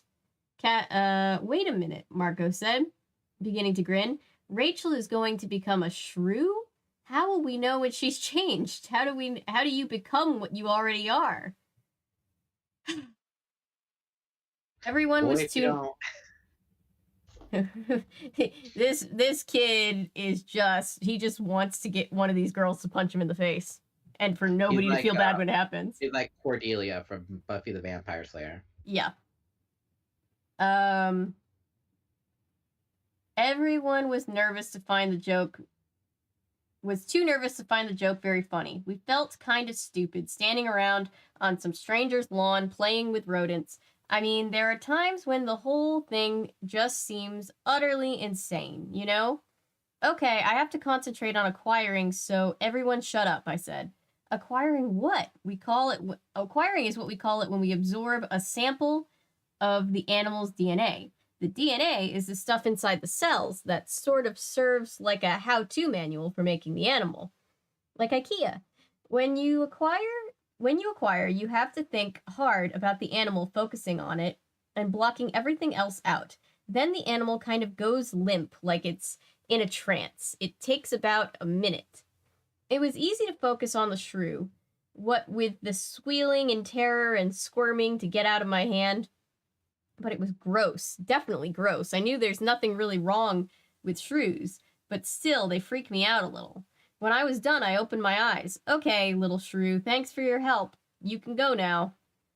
Really? Marco was sarcastic. You're not sure it's a good idea for Rachel to turn into a shrew? Oh, sorry, I skipped the line. I'm not sure this is a good idea, Jake said doubtfully. Really? Marco was sarcastic. You're not sure it's a good idea for Rachel to turn into a shrew in order to lure a vicious cat down from a tree so she can morph into the cat and sneak into the assistant principal's house? What worries you about that plan?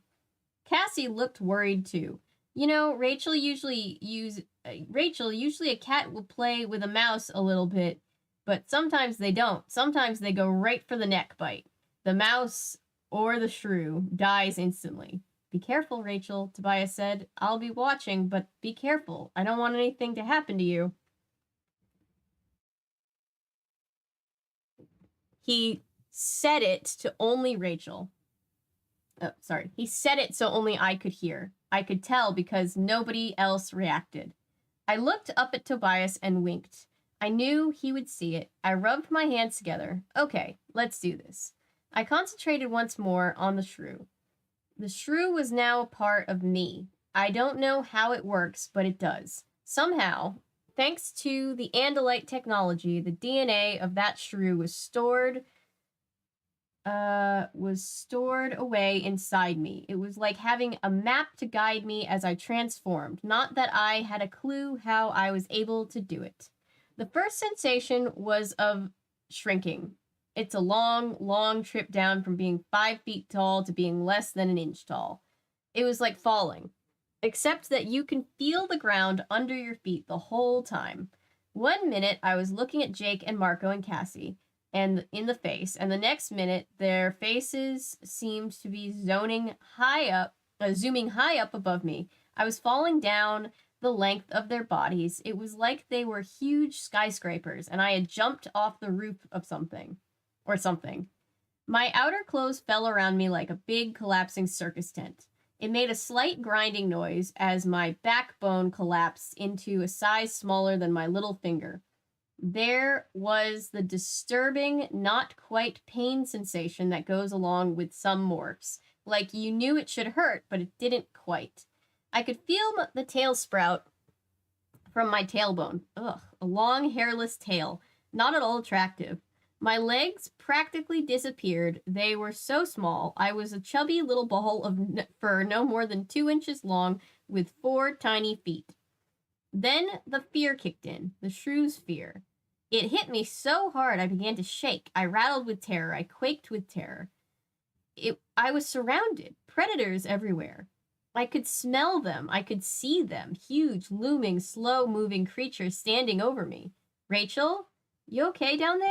It was Cassie. She lifted the folds of my clothing off of me.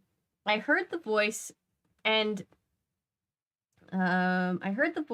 sort of understood it because it was more like distant thunder. It didn't really mean anything, at least not to the shrew.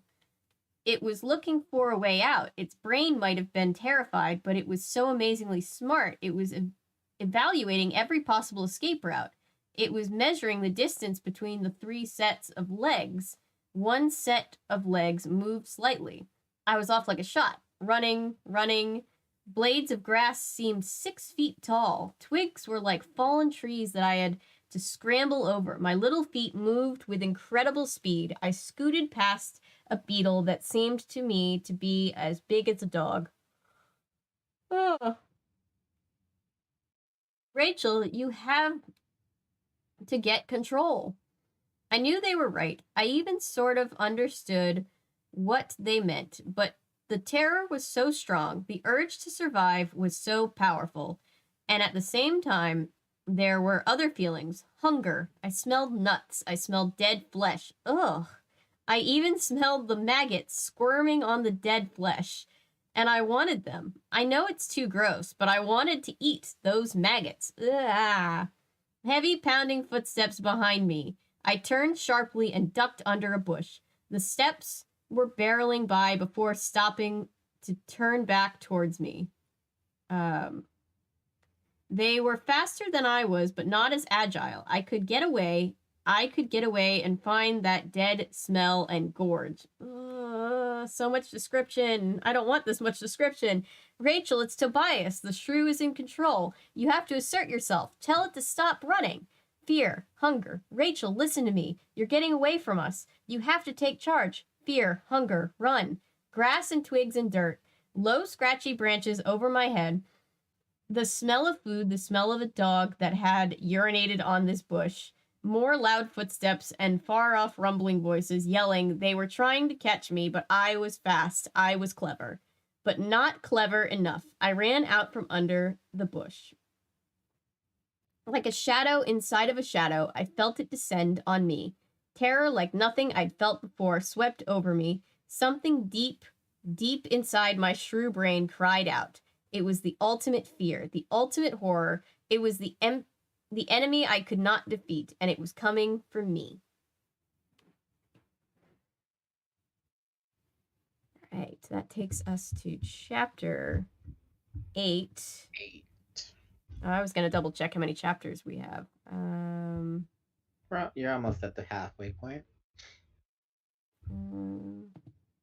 Thought But it yeah, was. I'd rather take Animorphs gross out than Goosebumps gross out. Really? I'm just sitting here thinking about how it's definitely better than Model Land gross out, so I'm not gonna complain too much. All right, it could be worse. It could be Sunny having a splinter in her toe. Gonna have nightmares about that scene for the rest of my life. She didn't even see, so you can't prove that guy how that guy removed that splinter. So I'm still gonna say that what I have to say about that. Oh god, it's just one of those things where it's like the only, like, we all were like, okay, we can respect him a little because he was like, oh well, hang on, she's a child, bye, and then he just left, and we're like, okay, he gets a little respect as a treat. We it was pretty. The ghost boy. Yeah. Wait, did you read the prequel novel, or are you saving that for last? We started with Animorphs 1, The Invasion. I've never read Animorphs before. Yeah, that's what he was referring to. He was referring to The Invasion. Oh, okay. I think we talked about this last week. So, like, was this technically the first one to come out, and it's, like, retroactively the second one? Okay. The Invasion of the first one, because the book covers get a lot better as they go along. The first one, obviously, you can tell that they were still in there getting their feet wet phase. Ellery Bell, Model Land has a very unique sense of gross out. It's so visceral. Like, I don't think I've ever, like, we were reading last week, and I literally, like, gagged reading that one part of it. And I said to Gabe, I think, no, it wasn't even the whipped cream. The whipped cream was just weird and gross, but it was the part where, like, they threw up because they were looking at, like,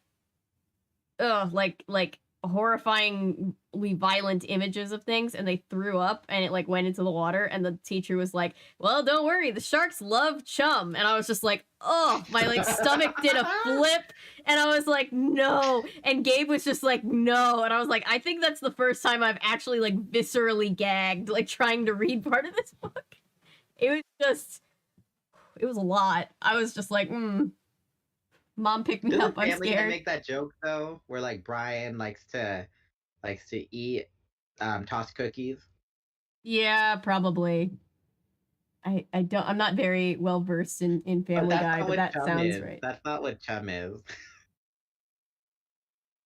No, that's what they were saying, but that's it was a lot.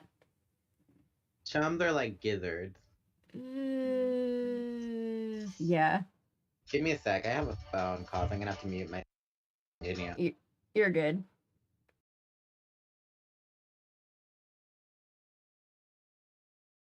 I'm stress eating my way through some leftover Valentine's Day candy. Ooh, I have a bag of Doritos that I didn't know about. Probably gonna be way too loud. Noodlettes, welcome. I don't think I properly said welcome. Hi, this is a probably bonkers stream to be your first stream, but yes, we are reading them. We basically have all of the books on a shared file that's in chronological order. So, like, we're reading them in the order that they happen in. And for me, never having read the books before, I'm just trying to keep up with everybody else.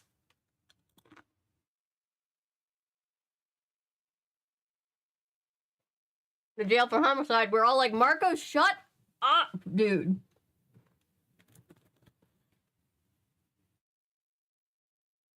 Has the nerve to tell Rachel that she's, like, being harassed straight up, like, almost attacked wrong, and then he's just like, oh, Rachel's gonna turn into blah, blah, blah, blah. It's like, Marco.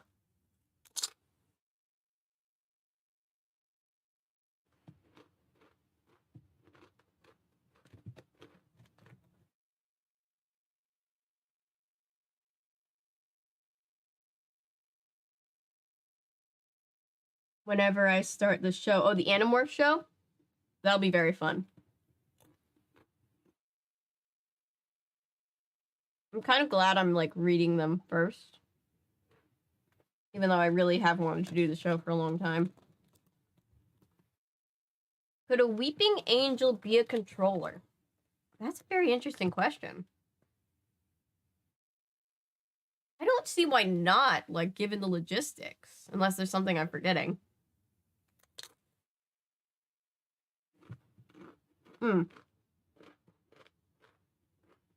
No, we have not read the Andalite Chronicles. In our folder, I was just looking at this the other day. Or earlier today. It's technically listed as like book 12.5 or whatever. It's like there's like a specific like these books have been arranged in a specific order that's like you read them in this specific what have you. So no, we haven't gotten to that one yet, but it is on the list of Animorphs books that we have. I mean, they are technically a statue. Technically. I always say that my dog is like a weeping angel because like he will sit when you look at him, like when you're making anything in the kitchen, he will be like right there, like wagging his tail. You look at him and he knows that he's not supposed to be trying to get people food, and so he will stand completely still and he'll just look at you like, I'm not doing anything.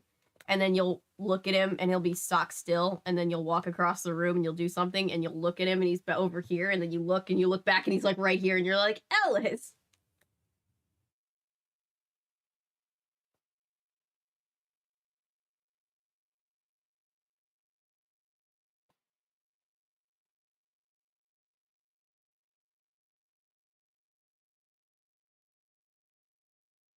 Oh, Sherlock Hound. Yes.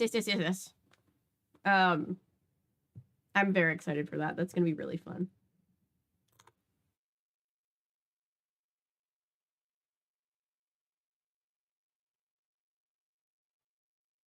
Yeah, I'm new to the series as far as Animorphs goes, so I'm just like, oh, that's the order we read it in? Okay.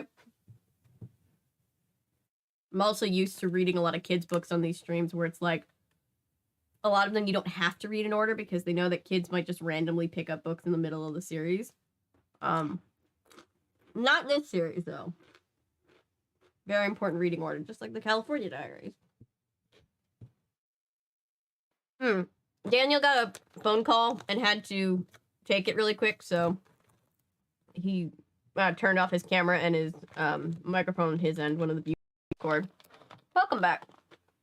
Okay, I can't hear you now. Uh-oh. Discord! I was just giving you a compliment, Discord. I was just giving Discord a compliment, and then all of a sudden... Can't hear you. It was like... Whoop! There we go.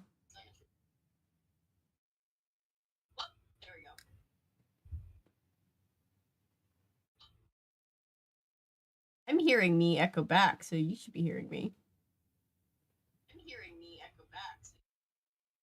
I can't hear you. That's bizarre. What's going on with that? Let's see. Let's see. Please hear me. Isn't that weird? Like, I'm hearing me, and chat's probably hearing me. Isn't that weird? Like, I'm hearing me, and chat's probably hearing me. Huh. Oh gosh. Oh gosh. Hello. There we go. Oh. There we go. It's so weird. I was hearing myself echoed back, and you were like, I can't hear. And I was like, but how? I'm hearing myself twice. Yeah. Sorry, chat. I had to take a call.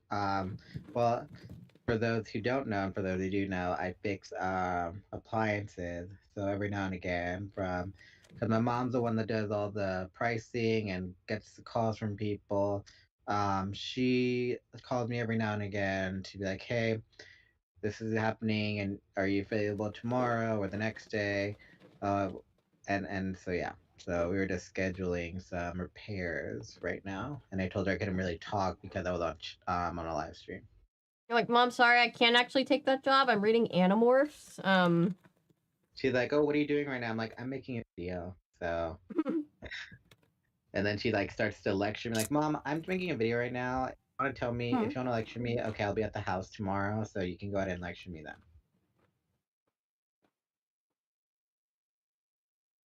What's happening? Would it be hilarious if my friends and I finally got to our shit together to plan our Ren Fair trip to California only for me to not get the time off? No, that would not be funny. That would be very unfunny. Ellery, you're not asking for it. You're just letting them know I'm not going to be here those days. I have no idea if I got the time. Yeah, it wouldn't just be fair cosmic comedy. Ooh, I'd be Ellery, angry for you. Take it. You still take it. You still take your time off because they were warned ahead of time. It doesn't matter if they can't get the people. They just got to deal with it.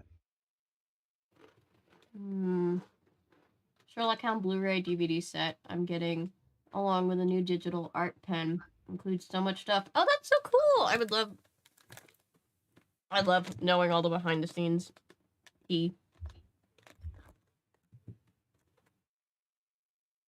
Alright. Now he says, you take your time off. If they can't function without you, that's their problem. Exactly. If you're the one that holds everything together for them, then you know what they aren't valuing you if they can't even approve your time off. Mm-hmm. So if they can't get along with you, then you know what, you're too good for them. What we're saying is we're all gonna fight Ellery. Not fight Ellery, but fight for Ellery. Yeah, like for me, like I would never take my time off, and I always capped it out. Yeah, I hardly ever take vacations, but I'm starting to be like, when they're like, hey, can you come in on Friday, or can you cover this person? I'm trying not to say yes as often, just so that way I can have the time off to relax. So, but yeah, it's important. It doesn't matter if they approve it or not. If you already told them ahead of time, then they were already told, even if they like it or not.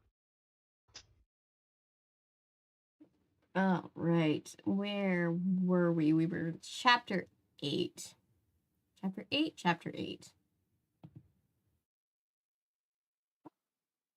Oh, I think I figured it out. What? I think I know why the camera, I think I know why the camera keeps turning off and on. Mm-hmm. Well, no, that wouldn't make sense because it wasn't the case. I was like, maybe I might have found a way to fix it. Right now it's fine. We're just gonna not make it angry. True, but I'll find it hilarious because it's what my friends deserve for waiting to get back to me on Valentine's Day when I've been asking my friends to get back to me since Thanksgiving. Yeah. Scheduling is fun. Scheduling is very fun. Yeah. Tried to schedule an interview with the person who did it out of the box, Douglas Love, the creator. And I don't know. At first it was like a full interview, then it got reduced to 20 minutes, and then I don't know. I guess I was like, he wants me to write out the questions for him, and I'm like, I've never had to write out questions, so it's like I'm gonna hold off and then get back to him because I'm not really the type of person to write down questions. Like he wants like pre-approved questions. Yeah, it's like I'm just like, yeah. And that was like back in like September or something. So interesting. It's like, I don't know, it's not that I can't do it, it just doesn't feel as natural to get to like write down your questions and just have them like that. Does that make sense? Like to pre-approve and then have them be like ready for them. Yeah, I can see that. Yeah, that's why I remember when we first did my podcast and you're like, oh, I just love how you do it because you're so natural. You make people feel like you've known each other for years. Like that's the whole vibe because it's like I don't pre-approve my questions. I just like talk off my brain. Yeah. All right. Speaking of trying to read off what's written down, let's read chapter 8. I dodged, but too slowly. Huge talons closed around me, and suddenly my little feet were running in air. Okay, Rachel. I'm hearing myself. Is that just me? Let me mute myself. Okay. Okay, Rachel. It's okay. It's just me. I have you. The voice was in my head. I understood the words. It cut through the terror at last. I held onto the voice. Relax, Rachel. I looked down, and with my dim, shrew eyesight, saw the shadow shooting past down below. I have you, Rachel. Try to be calm. Think about something human. Think about school. Remember school? School. Yeah, I remember school. Quite suddenly, the shrew mind lost the battle for control. It was like a switch had been flipped, and I was in charge. I knew what I was. I knew who I was. I'm okay, Tobias, I said. You can set me down. He circled around and landed with perfect gentleness on the ground. Did my talons hurt you? No, I don't think so. I'm fine. You okay, Rachel? Jake's voice. Yeah. Boy, that was totally different than the elephant brain. Or the eagle. They're both so calm and mellow compared to this mind. It's like Jake's lizard, Cassie suggested. He had a panic reaction, too. The other animals were morphed. We're all kind of big, dominant animals. Gorilla, tiger. My horse was skittish, though. He literally had lizard brain. My horse was skittish, though. Look, let's just do this and get it over with, okay? I said, I'm not enjoying the shrew experience. That was the understatement of all time. I think I could still smell the death and hear the thousands of feasting maggots, and to me, those things still meant dinner. I was horribly hungry. I'm not anymore. Are you sure you're going to be able to maintain down there? Marco asked. I saw him peering down at me from a million miles up. You still look a little nervous. Your tail is twitching and your little nose is sniffling like crazy. Then you come down here and be a shrew, Marco. You do it. Yeah, I know. I'm still nervous. Let's just do this. You'll have to take me back to the tree where Fluffer is. I don't know what direction it is. Before I could object, Marco reached down and scooped me into his hands. He held me up and looked into my eyes. I've never seen you look lovelier, Rachel. Very cover girl. We walked down the block. Marco set me down at the bottom of the tree where Fluffer was still hiding out in a high branch. You guys had better back off a little, I said. Not too far, Jake said. We have to be able to get between you and Fluffer fast. Oh, I can kick Fluffer's butt, I said, joking. I guess I felt a little embarrassed about having let the shrew take control of me. Uh-huh, Marco said dryly. Cat versus mouse. Who would you bet on? Haven't you ever seen Itchy and Scratchy? Cassie asked. Mouse, definitely. Besides, she's not a mouse. Or Tom and Jerry, which Itchy and Scratchy is a parody of. Let me tell you something. It's not fun sitting around in a shrew's tiny body waiting to see whether a huge cat is going to decide to climb down and kill you. It is one of the least fun things I've ever done. I had the shrew brain under control.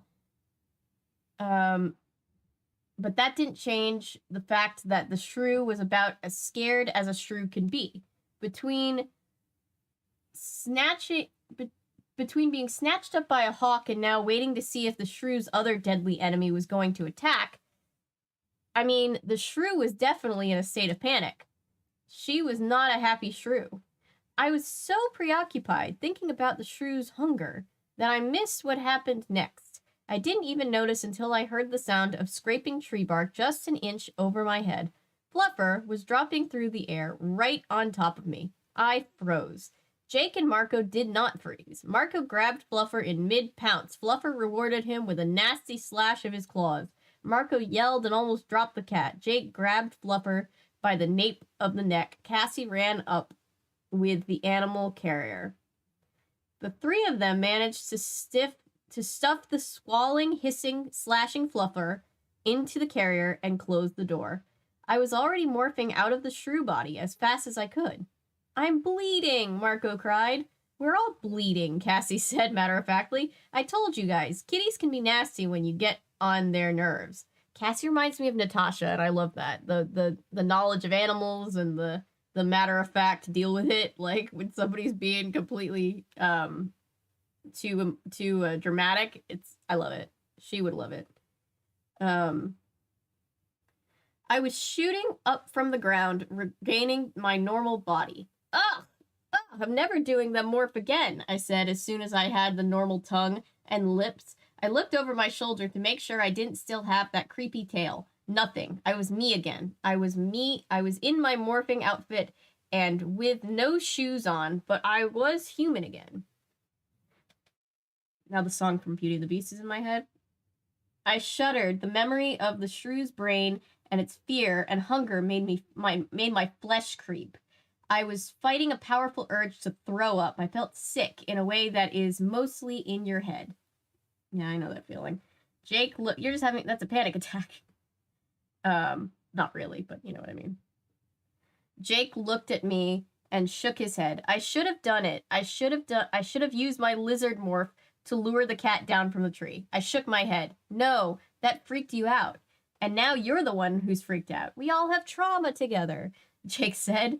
But don't worry, you'll get over it. Mostly. At least you didn't eat a spider. Yeah, look, I'm just tired, okay? Let me acquire this pain in the butt cat and get on with this. Are you still up for it, Cassie asked, acquiring 2 new morphs in one night? I shouldn't have let you do the mouse, Shrew. Shrew, whatever, Jake said. He was still looking guilty. Look, it was my idea, right? Besides, since when do you let me do things? What are you, my master? I don't think so. Come on. I squared my shoulders and put on my brave smile. Let me see how Fluffer likes me now that I'm bigger than he is. I guess Fluffer was tired of causing trouble. He was actually asleep in the cat carrier, sleeping like nothing at all was going on. A typical cat. He even purred as I acquired him. When I was done, I noticed Cassie smiling at me. What? I asked her. I was just thinking how you look like the same old Rachel, but now you also have an elephant, a shrew, an eagle, and a cat inside you. That's 4 morphs. That's more than any of us. She looked thoughtful. We don't really know very much about this morphing thing still. I wonder if this is there's a limit to how many morphs you can do.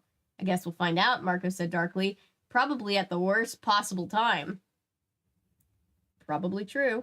I wondered if they were right. It was definitely a strange, powerful feeling knowing that I could become 4 very different animals. Strange and powerful and disturbing. Inside of me, I had animals that ate each other. It wasn't a good image. Suddenly, I felt exhausted. Look, guys, I've acquired Fluffer now, but maybe we should do the rest of this tomorrow. Night. I don't know if I'm at my best right now. Another night, Jake agreed. He looked relieved. I think he was worried about me. That's the way Jake is. I guess we can let Fluffer go now, Cassie said. She opened the carrier, and the cat climbed out cautiously. Poor Fluffer is a prisoner of war. I watched him run off into the night. Probably going off to kill your shrew, Marco speculated. The idea made me shudder all over again. Oh, these poor children.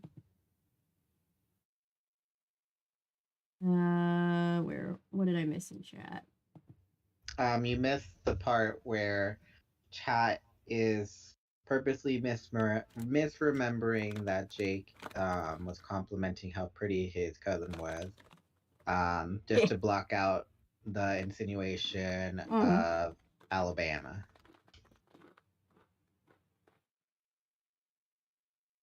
They keep saying it was Marco. Okay. Natty is saying that it was particularly them. I'm just saying chat because who was it? There was somebody else that was like Ellery, like, it's okay, Natty, I'd rather pretend it was Marco instead of her cousin too. True. Natty also says to you, as someone who has conducted many interviews, don't do that interview.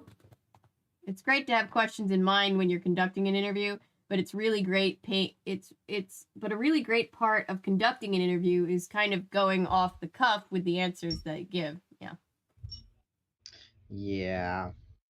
Too bad, but I usually mean, I tried to get. What? Sorry, go ahead. I was just gonna say, usually it's a thing in the industry where like sometimes people's management will insist on the questions, but usually it's not the person themselves being like, I need to have all of the questions. Like, okay. Yeah, he's like, oh, okay, I only have like 20 minutes. I can only schedule like 20 minutes. You can break me down a list of questions, and then I'll have my assistant approve or look through them and all that. Okay. haven't gotten back to him. Ellery, we are all your family and friends now, but yeah, your friend. Yeah, we're all Ellery's backup. We're just like, you better give Ellery that time off. Yeah.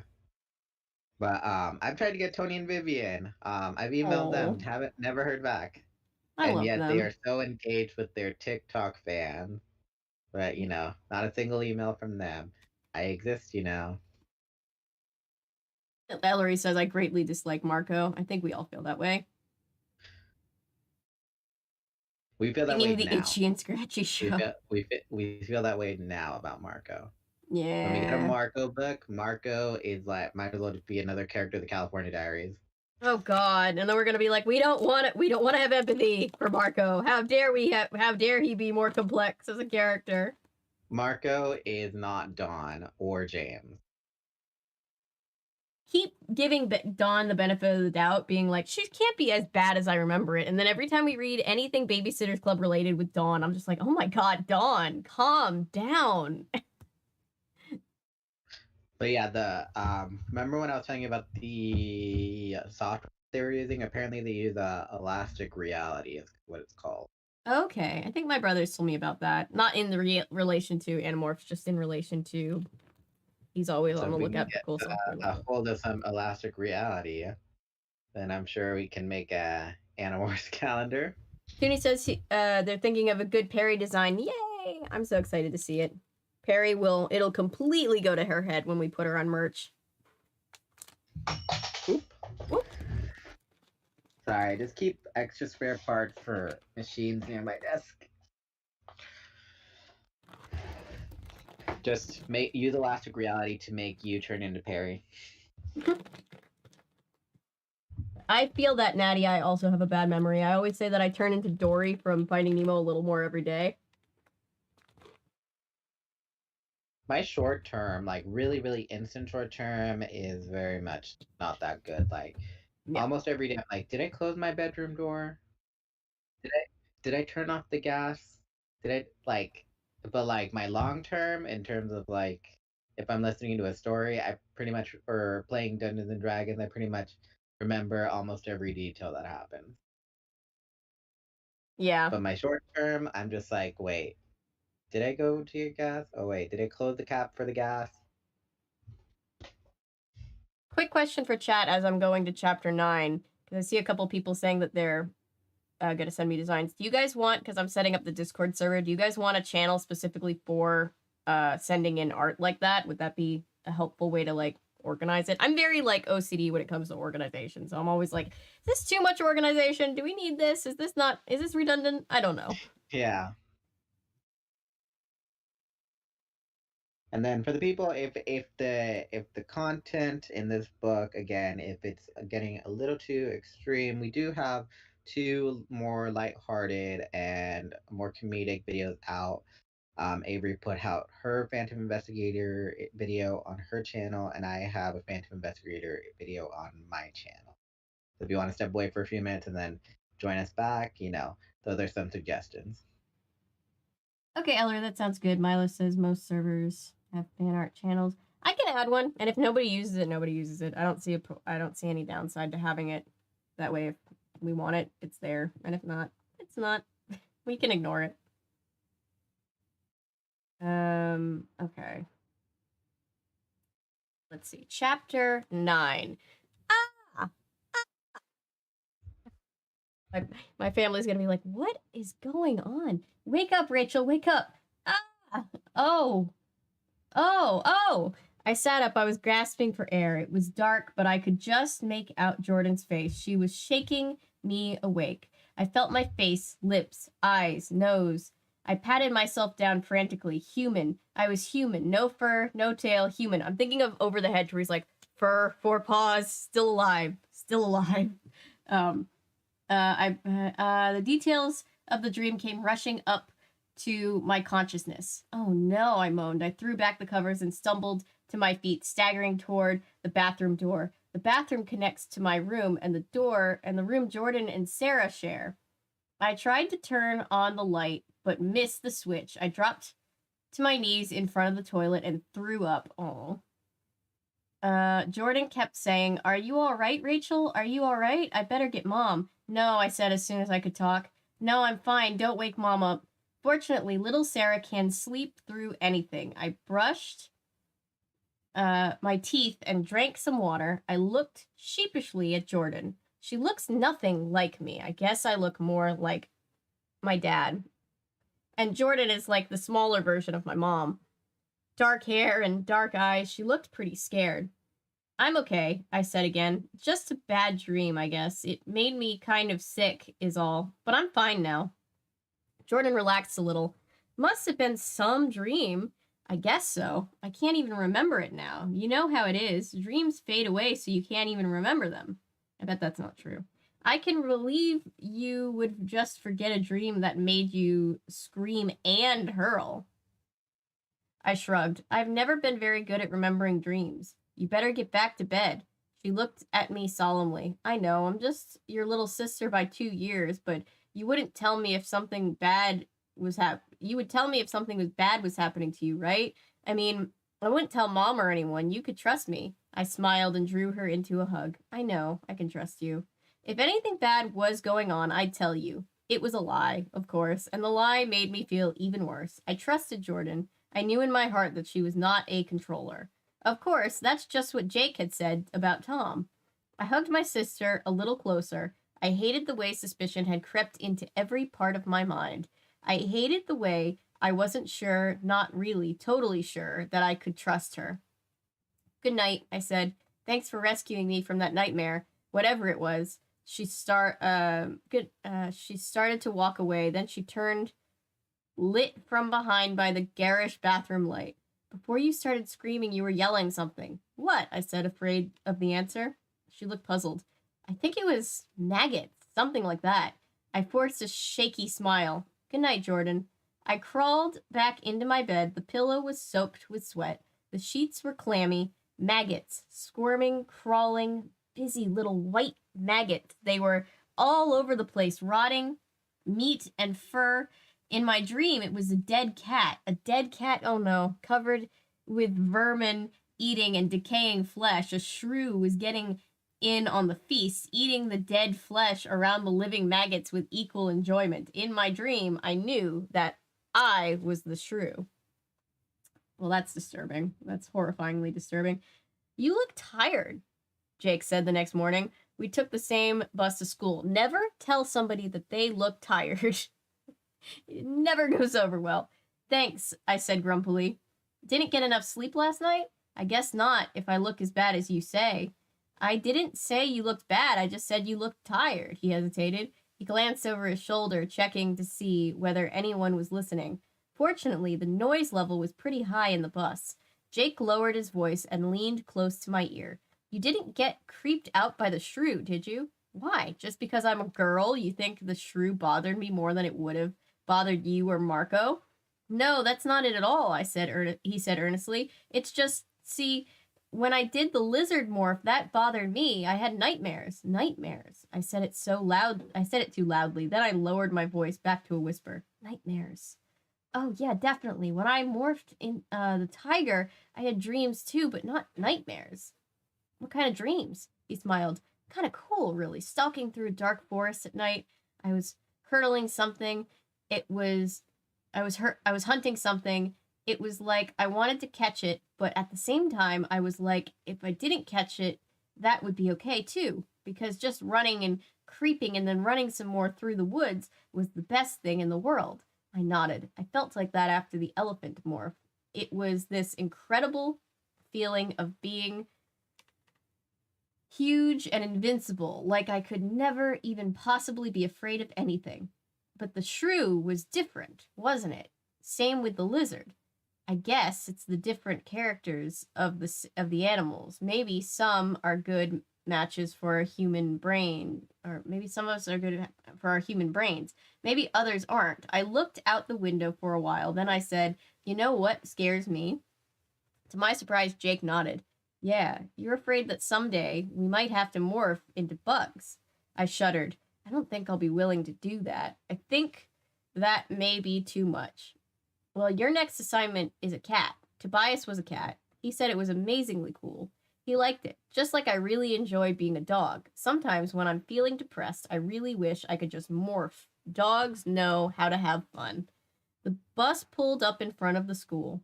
Another day of school, normal life. I looked over at the crowd of kids milling around on the lawn and on the steps. I spotted Melissa. See you later, Jake, I said. Thanks. No problem. We're in this together. I made my way down the bus aisle and ran to catch up to Melissa, but when I got close, I saw that her eyes were red and swollen. She'd been crying. I didn't know what to do. In the old days, I would have just run right up to her and asked what was the matter. Uh-oh. Hey, Melissa, how's it going? She looked at me confused. What? I said, how's it going? She shook her head slowly, like she couldn't believe I was even talking to her. What do you care? Melissa, of course I care. What's wrong? Her eyes went kind of blank. She seemed to be looking at nothing but the air right in front of her face. What's wrong? Everything is wrong, and nothing is wrong, but just the same, everything is wrong. Melissa, what are you talking about? Forget it, she said. She started to walk away. I grabbed her arm. Look, you can talk to me. I'm still your friend. Nothing has changed. Leave me alone, she said grimly. Everything has changed. Everyone has changed. You stopped being my friend, and my mom and dad... What? I pressed her. The bell rang loud and shrill. I have to go. She pulled her arm away. What could I do? I let her go. I wondered what she had started to say about her father. Had she discovered what her father was? Was her father what her father had become? I walked up the steps of one of the school with my head lowered in thought. As I opened the school door, I ran right into someone. Hey! What are you doing, young lady? Mr. Chapman! I recoiled in fear. So you have to realize that this was the man who had once directed a Hork-Bajir soldier to kill us all if he caught us. Kill us and only save our heads for identification. That kind of thing sticks in your mind. He peered at me. What's the matter with you, Rachel? A little jumpy this morning. I nodded. Yes, sir. I guess I didn't sleep too well. Bad dreams? He asked. My mouth was dry. I guess so, Mr. Chapman. He smiled, a normal human smile. His eyes even crinkled up a little as he grinned down at me. Well, shake it off. Nightmares aren't real, you know. At least not most of the time, I said to myself. Shake it off. Rub some dirt on it. That's a great thing to say to a child. I was gonna say, Melissa seems like she could fit in, and she could be the crossover character of California Diaries and Animorphs. Yeah, it's true. Nothing like good old PTSD. That was sarcastic if you couldn't tell. Yeah, I got you. As someone who is the younger sister, 2 years, probably isn't going to give up on finding the answer to her sister. Probably not. I'm the oldest, but I can attest that my younger brother is determined to figure out when he knows he's missing some of the information. I think it's a youngest sibling thing. Nah. For me, it's like, well, I'm the youngest, and my sister, technically it's 3, but in reality it's 2 years apart. That, like, whenever something's bothering her, it's like, and she doesn't want to talk about it. It's like, I don't know. For me, it's not like a pressing matter. I don't know. I'm wired differently, I guess. Yeah. You're just like, she'll talk about it when she's ready. I like depressing stuff, and I don't press my sister on things that bother her. Yeah. But I do remember my dreams vividly. I've actually had a number of dreams, not like in the past few months, where it's like I vividly remember them. Oh, and yeah. Can retell them like word for word practically how they were. I have like my whole life I've had like on and off issues with like night terrors, and I absolutely remember my dreams. They're very vivid. Even the ones that aren't bad, I just remember them very much. I only have like one night terror that's like continual. Where it's like I can tell I'm being stalked by like a slasher. Mm-hmm. But I've never seen them, but I know that they're an imminent threat, like in the next room over. So like I could see their shadow, and I know what they look like in my head, but I've never seen them in my dream. Interesting. Someone with a psychology background, let us know what our night terrors mean. Yeah. Or our inner psyche. But I definitely had dreams where like like weird ones where it's like I'm driving and then it's like for some reason I'm in the buff and so I'm like, oh my gosh, I have to park my car before and there's like no parking anywhere. That's funny. Stuff like that. I'm like, I'm underage, I'm in the buff, I'm trying to park this car. That's funny. I know my sister like the back of my hand. I feel like siblings are like that. Siblings know you like nobody else in the world, you know? I wish. For my very... birthday, they're always like, I don't know what to get you. Oh. But I mean, they try at least. I don't even want to know what my dreams mean. Yeah. There are times where I'm just like, I don't even want to unpack that. I have dreams where I drive, but I don't drive IRL. So in my dreams, I'm sitting in the passenger seat and reaching across to move the steering wheel. I don't usually have a lot of reoccurring dreams, but I do have reoccurring like settings in my dream. And one is like I've like for a long time had like dreams that take place where it's like running through like this big house that's like laid out like unlike any house that's real, and it's just like this convoluted like a million different like hallways up and down. And then like at some point like you're being chased, and at some point you all of a sudden remember like, oh yeah, there's this other secret passageway that like I knew about but I've just now remembered. And then it's like this secret like whatever out there, and it's weird. And the house never looks exactly the same, but it's always the same concept, and I'm just like, what? I always wake up being like, what? I definitely had dreams though where it's like, just to keep it very PG, that they were defending myself against an intruder, and then ending up with the police there with the pool of substance, and the person who intrudes lying on the ground. So I've definitely had a couple of those in the past few months. Have you ever read The Haunting of Hill House by Shirley Jackson? I have not. I did work a little on the Haunting of Hill House show, which is very different from the book, I know, but I've never actually gotten around to reading the book. Recurring dream, I own a penthouse art gallery, Dubai, and there's an earthquake, and all my friends go falling. Oh my gosh, that's horrifying. Yeah, that's really scary. They're talking about the Burj Khalifa. The world's tallest building, still in construction. But dream, I of course mean nightmare. Yeah. That's weird. Like, what do you call a dream that isn't blissful, but it's not really too intense to be a nightmare? What do you call that? I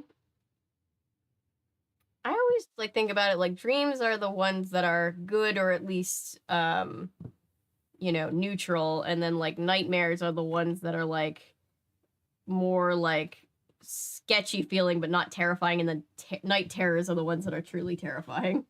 That's the way I always thought. An episode of Velma, Paulo says that's what you call it. The in-between of a dream and a nightmare, an episode of Velma. Yeah, that's true. It's very true.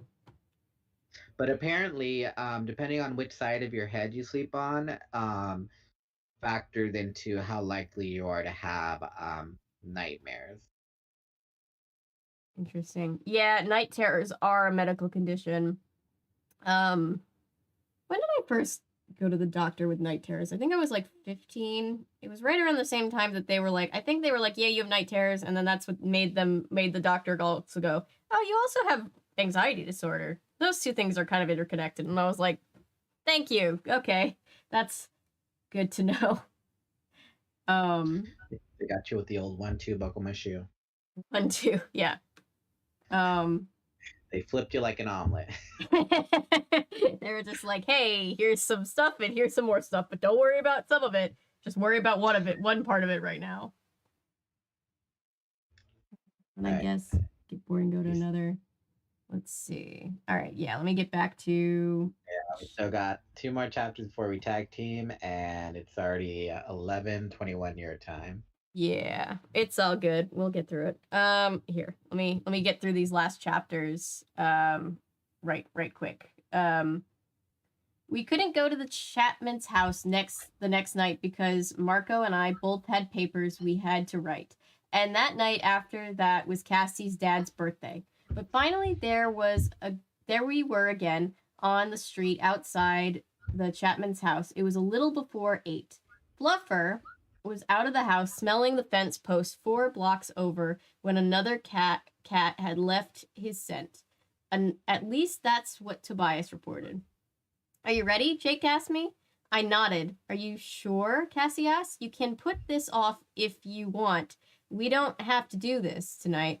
The sooner the better, I said. We all know something is wrong when in that house. Melissa is still my friend, so maybe somehow I can help her. Your job is not to help Melissa Chapman, Marco pointed out. You're supposed to be spying on Chapman. You're supposed to be finding some way for us to get at the Yerks so that we can all turn into wild animals and get ourselves killed. Marco is like what I picture Ned Nickerson being as a kid. You know what I mean? I don't know who Ned Nickerson is. Nancy Drew's on again, off again boyfriend that everybody in the fandom hates. Get ourselves killed. I know why I'm doing this, Marco, I said. He nodded. Okay, well, take care of yourself out there. That's an assistant principal you're dealing with. He finds out you've turned into a cat and gone sneaking around his house. There will be after-school detention for like a year. We all laughed, as if detention were the thing I had to fear. Marco can be obnoxious, but on the other hand, he can make you laugh right when you really need to. I'm ready, I said. I waved my arms at the dark sky above. Tobias swooped down, opened his wings to slow his speed, and settled on the fence beside us. How does the cat... Wait. How does it look up there, Tobias? Jake asked. Looks fine. The cat is nowhere near the house. There's no one out walking around except way over on Laughlin Street. There are a couple of cars, but not coming toward you. You know, you have quite a future in burglary, Marco said to Tobias. You and I can burglarize places, and Jake can be the Spider-Man to catch us. Okay, I'm ready to do this, I announced. As ready as I'm going to get anyway. Tobias sent me a private message. Rachel, if you get into any trouble, just try to make it outside. I can lift you out of any danger. I prepared to morph. I concentrated on Fluffer. It was easy to do. I had a very clear mental image of Fluffer dropping down out of the tree, ready to kill me when I was a shrew. Inside my own body, Fluffer's DNA was stored, ready to be used. All I had to do was concentrate. Each morphing is different, especially the first time, when you can't even think about the controlling how it happens. Even Cassie can't control the first morph. In the case of Fluffer, it started with fur. Black fur came first, and then white fur began to grow. The fur had almost completely grown in while I was still mostly human. I had luxurious fur on my arms, on my legs, on my face, fur and whiskers, with everything else pretty much the same. Oh, that is cool, Cassie said. She was staring at me and grinning this huge grin. That is way cool. You look great. Marco and Jake nodded in agreement. It's kind of weird, but also kind of pretty, Marco said. I'm thinking you could do commercials for cat food. You sing a little song, maybe dance a little. Forget Morris the cat. You would rule. I began to shrink, but it was strange because as I shrank and my outer clothing slithered off me, I didn't feel like I was getting smaller. I felt more like I was getting stronger. It was like I was shedding all the unnecessary stuff, that these clumsy long legs, these ridiculous weak arms. I felt like I'd been boiled down to my absolute essentials, like I wasn't even made out of plain old flesh and bones anymore. I felt like liquid steel. I didn't feel the fear of the shrew. I didn't feel the total confidence of the elephant either, or of the eagle.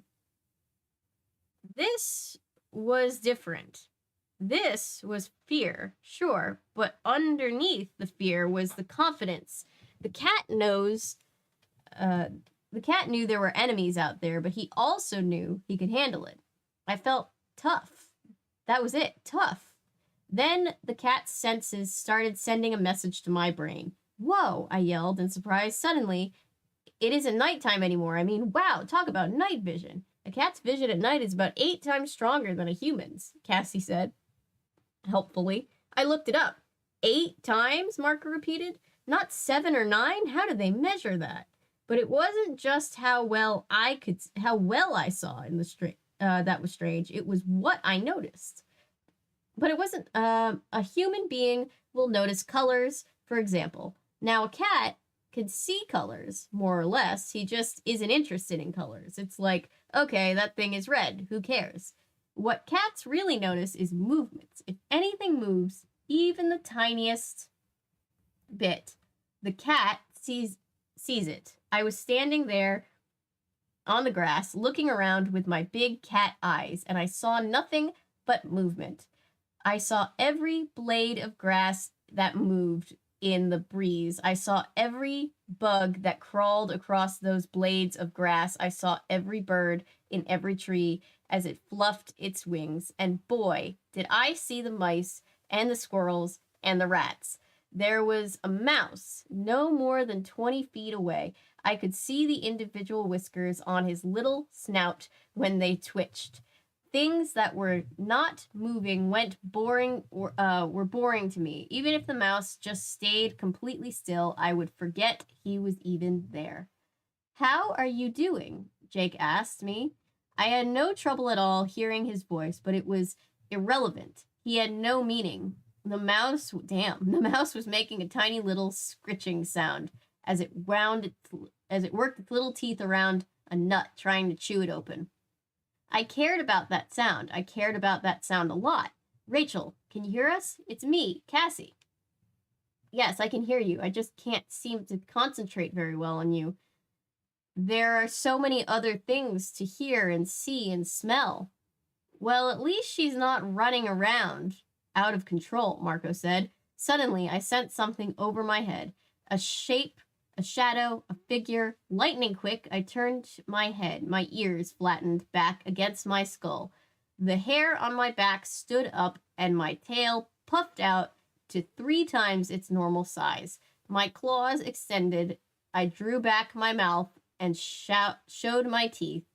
It all happened in a split second. I was ready for battle. And whatever this was attacking me, and whatever it was that was attacking me, I wanted it to know it would be sorry if it messed with Fluffer McKitty. And then it hissed. All right, let me go. I'm going to go right into chapter 11, chat, if that's all right with you guys.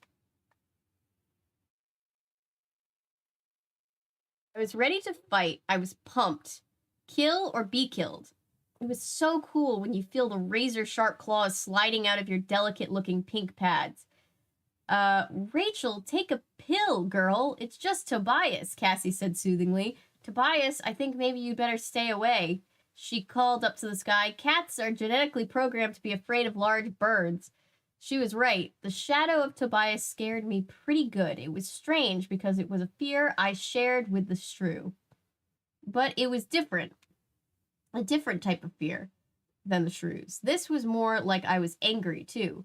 Only that wasn't quite it either. I guess it wasn't real emotion at all. Basically, when I hissed, it was only trying to communicate. And the message I was trying to communicate was, don't mess with me. You may be bigger than me, and you may scare me. You may make me run away, but if I have to, I'm ready to fight. That was my whole cat message to the whole world. Don't mess with me. Don't get in my way. Don't try to touch me if I don't want to be touched. Don't try to keep me from getting what I want. That's every cat's message to the world. I was self-contained. I was complete. I didn't need anything but myself. It seemed lonely to my human self, but at the same time, it was all very calm somehow. I'm okay, I said. I think I'm pretty much in control. What's it like? Cassie asked. It's like, you know those old cowboy movies with Clint Eastwood? He's a gunslinger and walks into the saloon and everyone kind of gets out of his way, and how he's not really looking for trouble, but you'd better not make him mad. That's what it's like. It's like I'm Clint Eastwood. Every cat is Clint Eastwood. Write that down. Can you do this, do you think? Jake asked me. Oh, yeah. I could do anything. Don't let the cat's arrogance get you into trouble, Marco advised. Keep a little of your good old human fear. He paused. Oh, I forgot. Mighty Rachel doesn't have any good old human fear. So here's what you do. Borrow some of my good old human fear. I have plenty to spare. He's right, Rachel, Cassie agreed. Keep focus between your own natural attitude and the cat's tude. You could get cocky.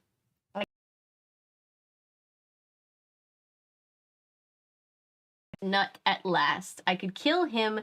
I was sure of that. He was plump little mouse, and I would catch him easily, but I wasn't hungry, so he'd get to live a while longer. No problem, I said.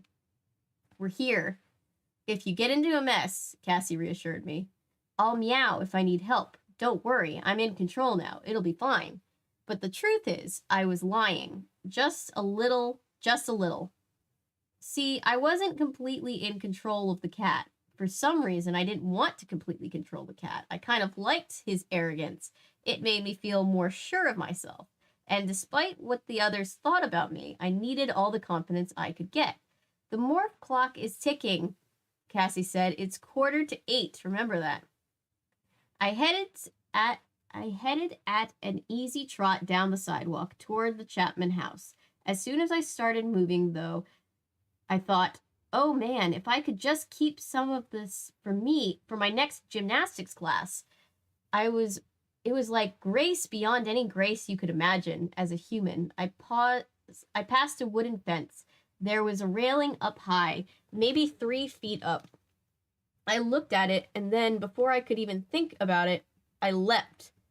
My powerful hind legs coiled up and released. I sailed through the air, 3 feet straight up. I was an animal that stood only about 12 or 13 inches tall.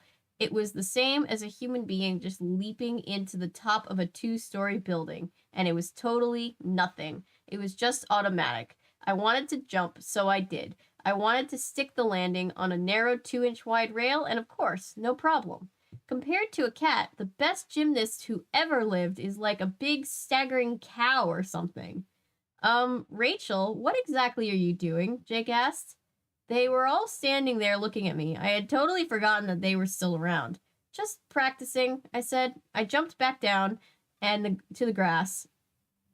Okay, get the job done first, I ordered myself sternly. You can worry about the kitty Olympics later. I started again towards the house, but this time something forced me to stop. It was a telephone pole. The smell that emanated from it was overpowering. I went over to sniff it again and again, in short snorts of air. The air was trapped in a series of chambers above my palate. It would be held there even while I went on breathing. That way, I could get every possible bit of information from the smell. It was definitely a tom scent. A tomcat had marked this pole by peeing on it. He was a dominant cat, very dominant. His smell made me nervous, not afraid, just a little less arrogant than I had been. If this cat appeared, I would have to submit. I would have to make myself smaller and less threatening and accept his dominance. Yeah, every cat just kind of gets less arrogant but not really afraid. Or I could fight him and get my butt kicked. It was just the way things were. It was all there in the smell of his urine, where any cat could read it. Ugh. I resumed trotting toward the Chapman home. Rachel, are you sure you're in control? Tobias's voice was in my head. Why did you stop to sniff that pole? I figured I should look like a real cat, I said. I was just playing the part. If you say so. He looked doubtful. Just remember, it's fun being an animal for a while. Not so fun when it's permanent. The 2-hour clock is ticking. Tick-tock. That got my attention. It was like a dash of cold water in my face. I focused my human mind and took greater control over the cat's mind, but it wasn't easy. The cat's mind did not even understand the notion of obeying. So I used something the cat would respond to. I conjured up the memory of the big Tom's smell, that triggered the cat's submissiveness. I felt my part of the collective mind grow larger. You're almost there. The shared brain cell of cats, Tobias said. This is the right yard. Yeah, I know. My scent is everywhere. Whole area smells of me. This is home. This is all mine. Rachel, this is all Chapman's, and Chapman belongs to Visser 3. Don't forget that. I trotted to the cat door. Chapman's Visser 3. Big deal. I was a combination of Rachel and Fluffer. What did I care about Chapman and Visser 3? The lights inside the house were bright. My eyes adjusted instantly. My nose picked up the smell of cat food, too dry and too old of interest to interest me. I also smelled the humans, Melissa, Mr. Chapman, and Mrs. Chapman. Don't ask me how I knew that what I smelled were those 3 people. I just knew. I spotted a cockroach in the dust balls in the dark beneath the refrigerator. No interest to me. Roaches made interesting scritchy noises sometimes, and they were fun to watch run, but they smelled wrong. They were not prey. Swift movements. Feet. Human feet. I didn't bother looking up. It was Mrs. Chapman. High-pitched sounds coming from the motor of the refrigerator. They were annoying. They were also the sounds of birds outside. They had a nest up under the eaves. Then the sound of Melissa's voice. Where was she? I didn't see her anywhere. The sound was muffled. I tried to focus. My ears moved to point towards the sound. It came from above me, above and far away.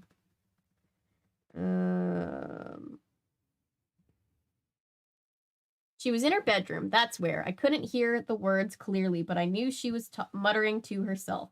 I trotted across the kitchen floor. I knew as Rachel, I knew I should be afraid, but I couldn't be afraid. Everything here smelled like me. My scent glands had left their marks all over. On that door, on that cupboard, on that chair. It reassured me. The big, dominant tomcat smell was not in here. No, there was no other cats in here at all. The only human smells, and those were not very important. I left the kitchen and paused at the corner between the hallway and the family room. Chapman was there in the living room. I could smell him. He was just sitting there on the couch. I glanced at him and walked on. But then I stopped. My human brain sensed something wrong with the picture. Chapman was just sitting on the couch. No TV, no music. He wasn't reading a book or the newspaper, just sitting. I turned back to the kitchen. I looked up at Mrs. Chapman. She was doing something at the sink.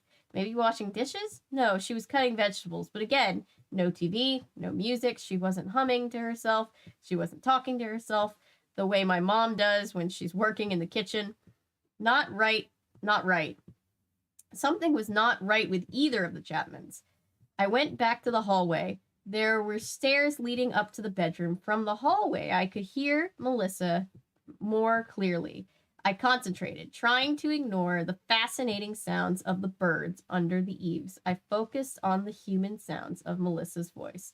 Divided by the square root. No square root times. Is that right? She was doing some homework, her math homework, obviously. Like I should be doing, I thought. I had a pang of guilt. Instead of doing my homework, I was creeping around my friend's house, spying on her and her parents. I tried to find the clock. I had to watch the time.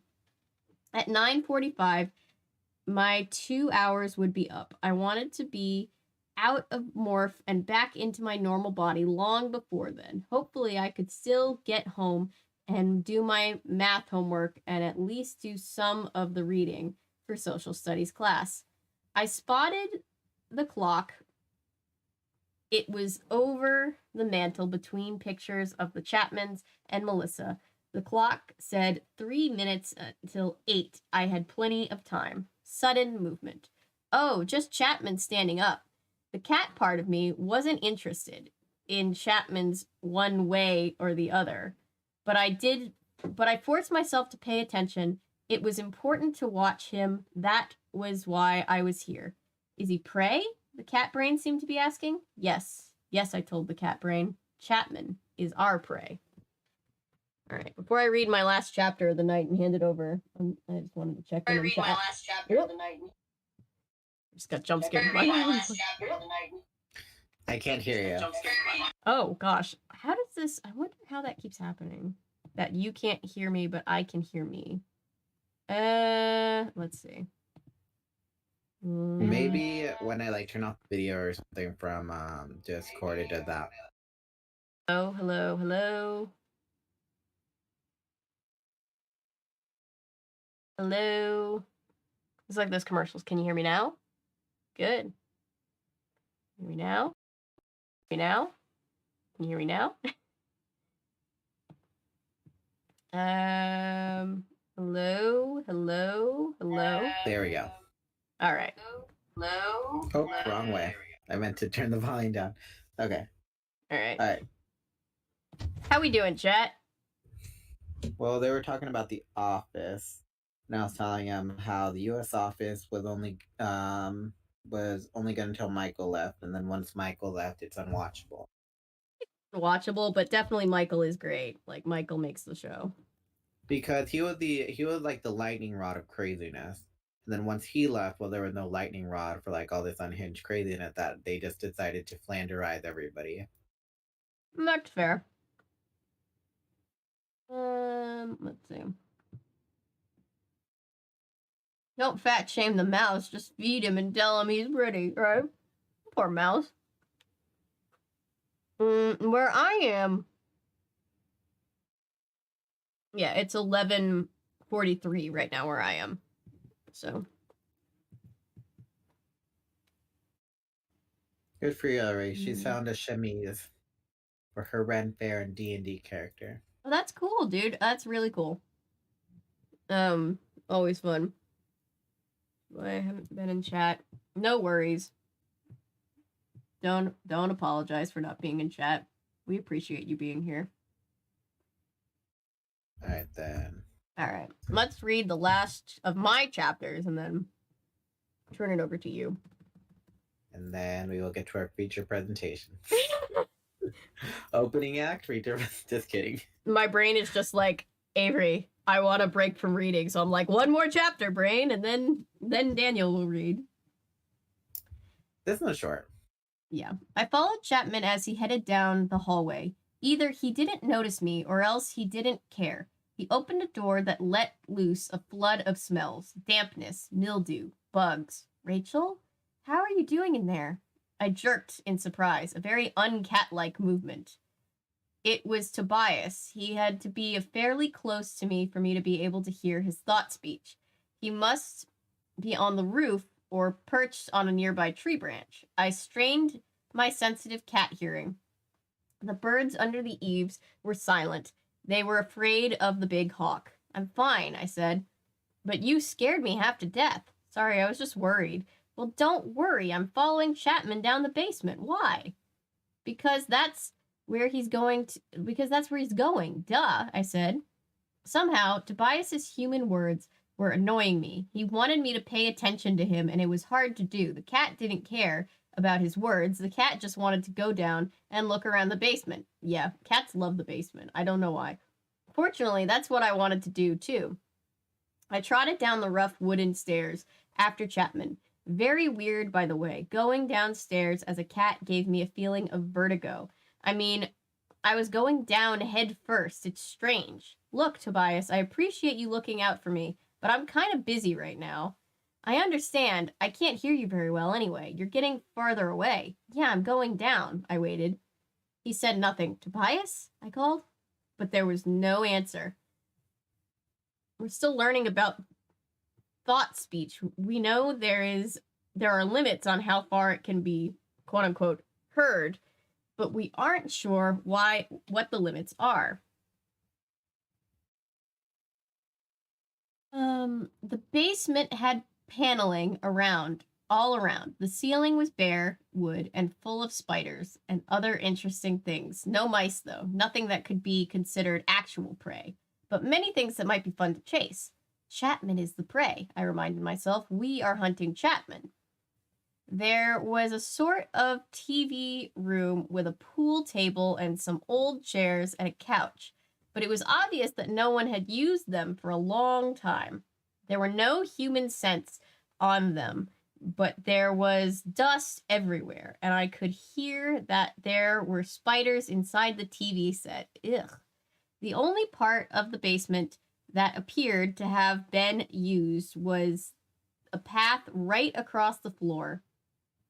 I smelled the scents that Chapman had tracked there with his shoes. He walked in and in a straight line across the basement to a door. It was a simple white painted door. Chapman pulled a set of keys out of his pocket. He unlocked the door.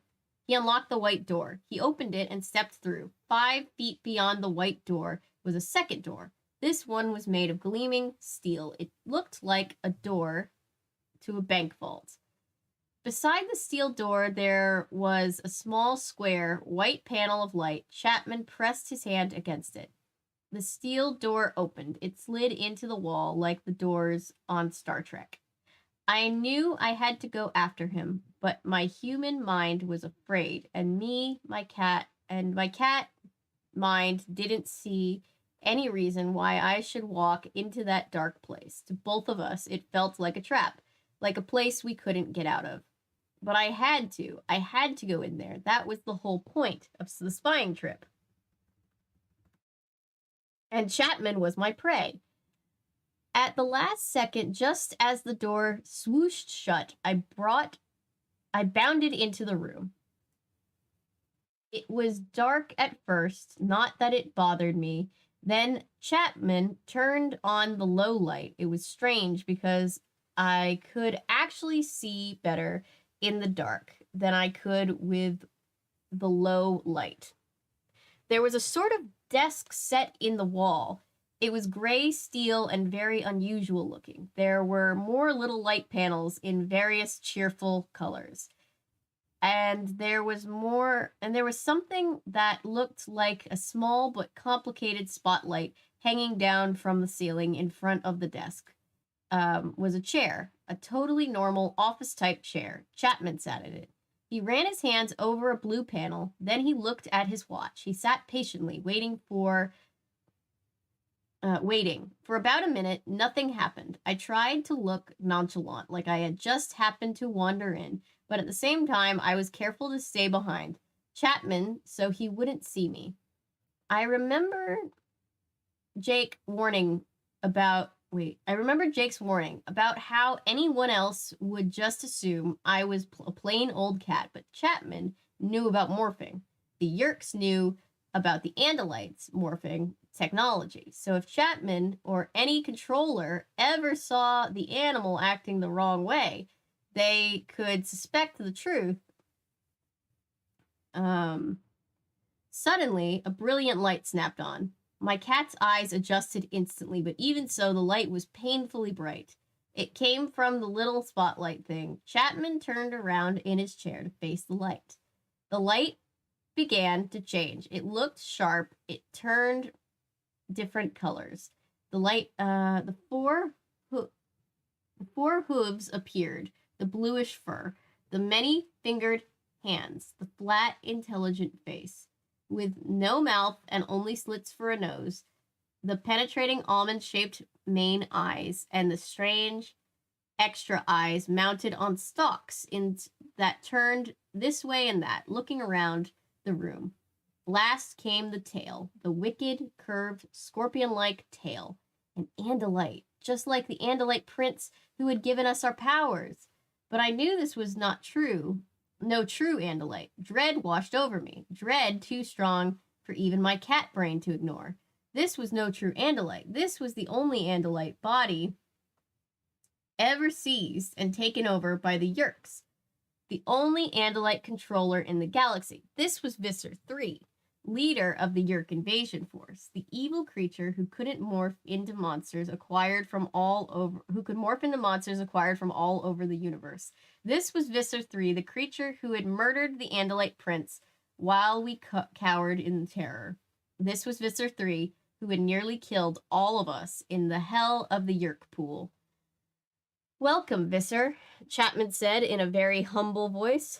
Innis 226 of the Soup Nyar pool submits to you.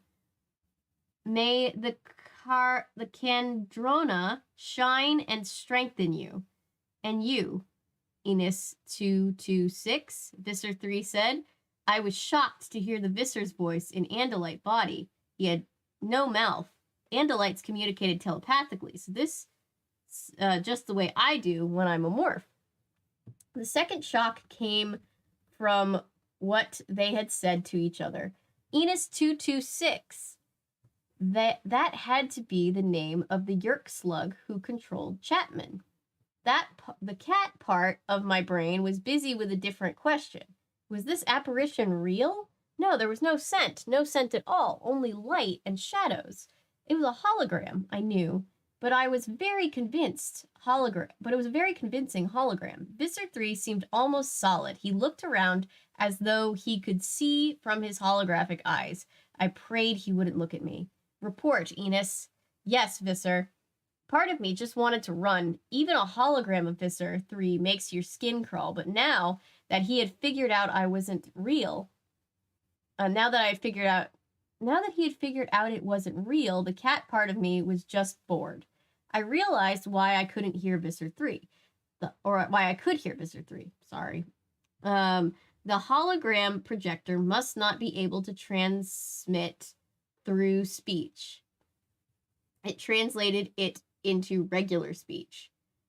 Is there progress on locating the Andalite bandits? No, Visser, nothing yet. I knew who he meant by Andalite bandits. There was us, the Animorphs. I want them found. I want them found now. Chapman jumped back in surprise at the Visser's command. I could smell fear on him. In a calmer tone, Visser 3 went on. This cannot go on, Innis 226. It cannot go on. The Council of 13 will hear of it. They will wonder why I reported to them that all Andalite ships near the planet had been destroyed and all the Andalites killed. They will be suspicious. They will be angry. And when the Council of 13 is angry with me, I am angry with you. Chapman was literally quivering. I smelled human sweat, and I smelled something else. Something not totally human. It was very faint. Was that the Yerk itself I was smelling? Was I smelling the Yerk slug in Chapman's head? Ew. It seemed impossible, but there was some strange smell. Something. I concentrated all my cat mind on analyzing the smell. What is that? Chapman swiveled in his chair. I looked up and froze. Chapman was staring right at me, and worse, much worse, Visser 3's stalk eyes were focusing on me, too. It's called a cat, Chapman said nervously. An Earth species used as a pet. The humans keep them close and find comfort in them. Why is it in here? It belongs to the girl, the host's daughter. I see, Visser 3 said. Well, kill it. Kill it immediately. Not the cat. Not the cat. All right. Curiosity killed what? Curiosity killed the cat. They were playing around. All right. All right, then. All right. That concludes my half of the book. We will now turn it over to Daniel. If you would like to continue, please turn this tape around and continue on side B. How's chat doing real quick before we... They were talking about basements, Plant Daddy, and all that stuff. Oh, Plant Daddy. Stein advocates Yuri to stay out of the basement, and Applegate advises you to go into the basement. Oh, depending on how you feel about Plant Daddy, you either want to go in the basement or you don't. It's like witchy spiritual than Jesus spiritual, TBH. Yeah, I'm dropping in the middle of a conversation, but I love dropping into chat's conversation. I'll hear the daddy of the plants. Oh, I'm sorry, Texas. I'm cold here too.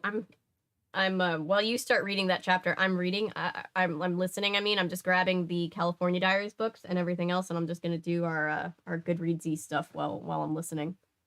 Okay then. Alright. Chapter 13. Kill it. Kill it immediately. I wanted to run and wanted to panic, but some strange combination of the cat's cunning and my own intelligence came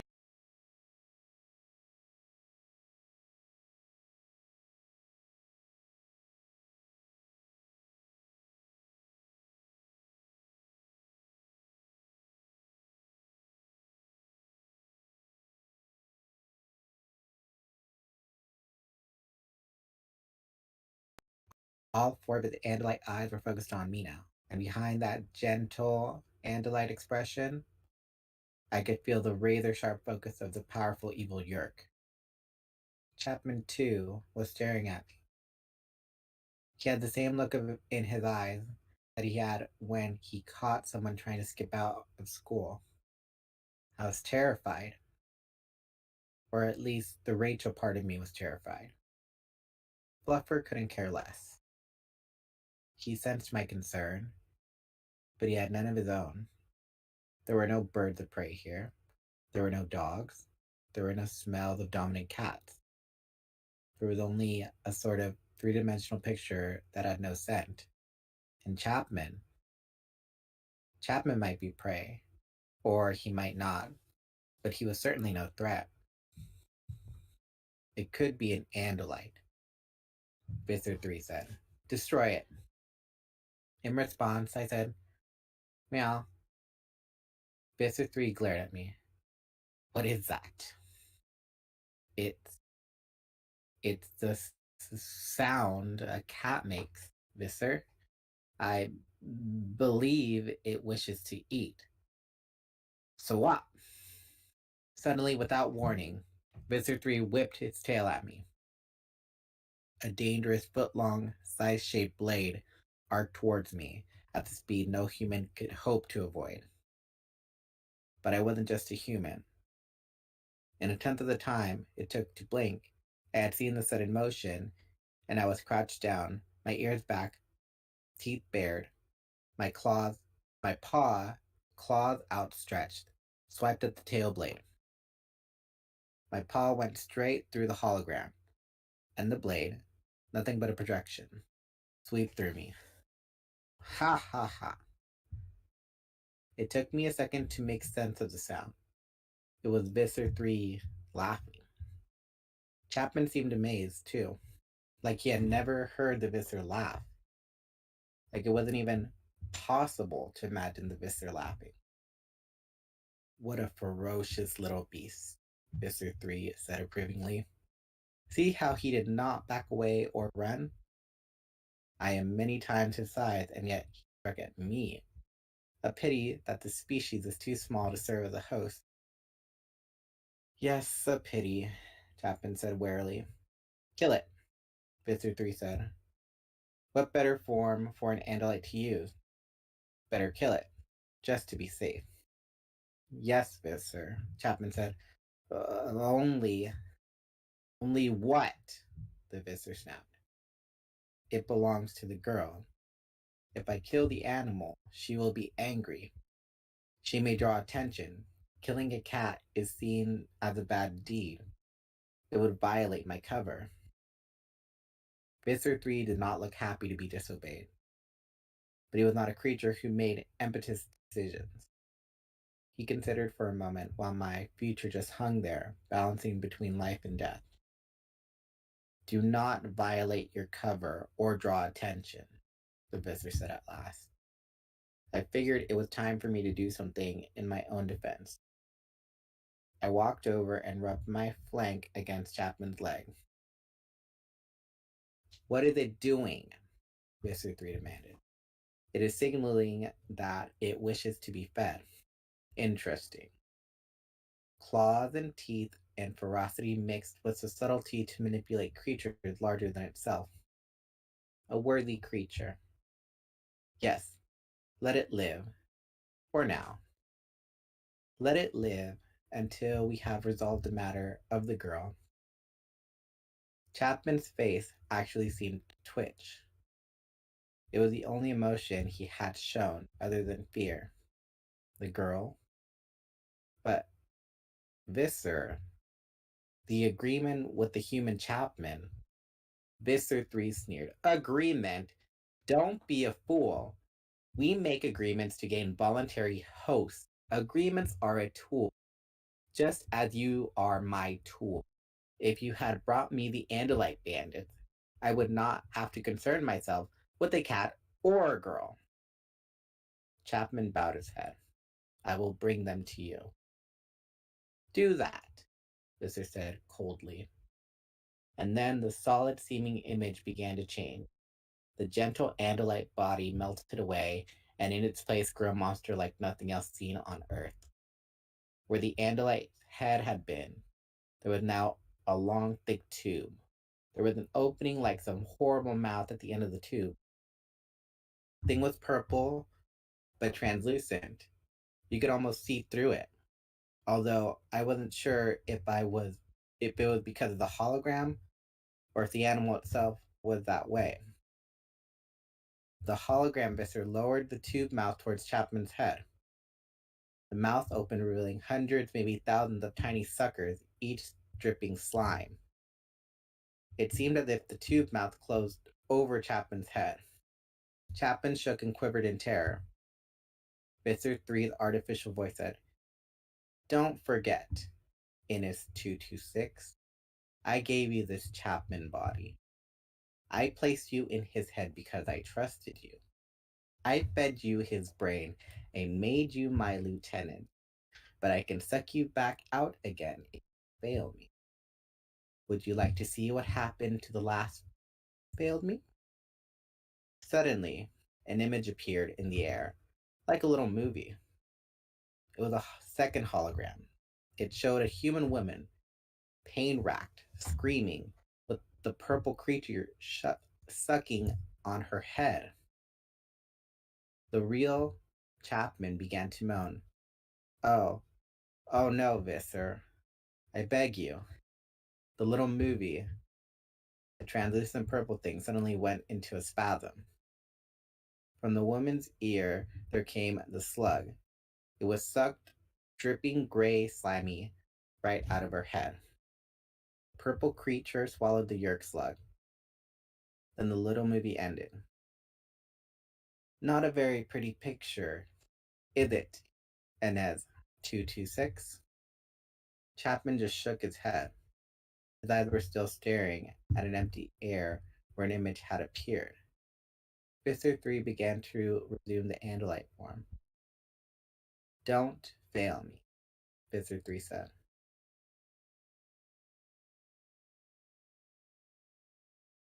Alright. Let's see.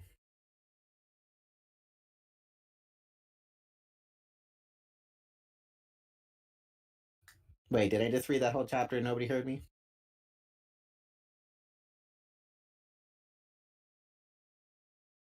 Wait, hold on. I can't hear you.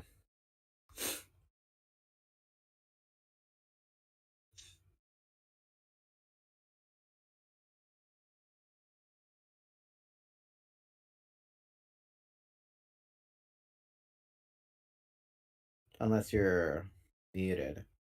But is chat able to hear me? Because I don't want it to be that the chapter and nobody heard. Okay. Yeah, I hear you.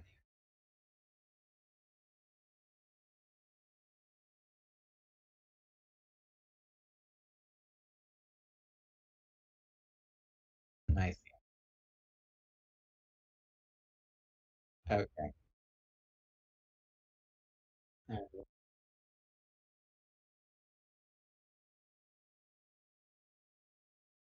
Okay.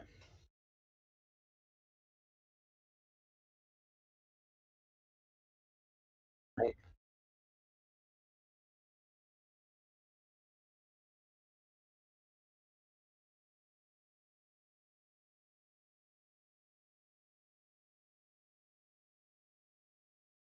Well, while she's fixing that, I did mention last stream about the new Harry Potter game, and it does look interesting.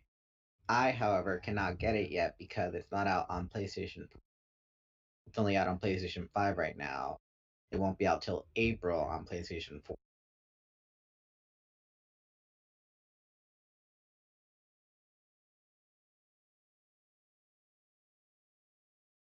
Is anyone else thinking of picking up Hogwarts Legacy?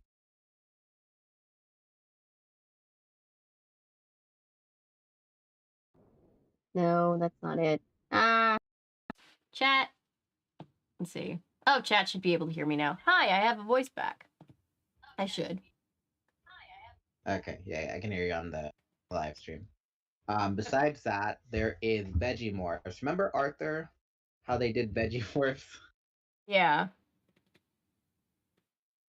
Okay. I already So- did get Hogwarts Legacy. I'm level 13, I think. I'm still on my not giving J.K. Rowling any money right now, so I personally am not gonna get it, but I have watched some of the streams of people using it for fundraisers though, and it's been pretty interesting. Yeah. But yeah. Valid. Yeah, not I'm to gonna be wait like for it to go on sale.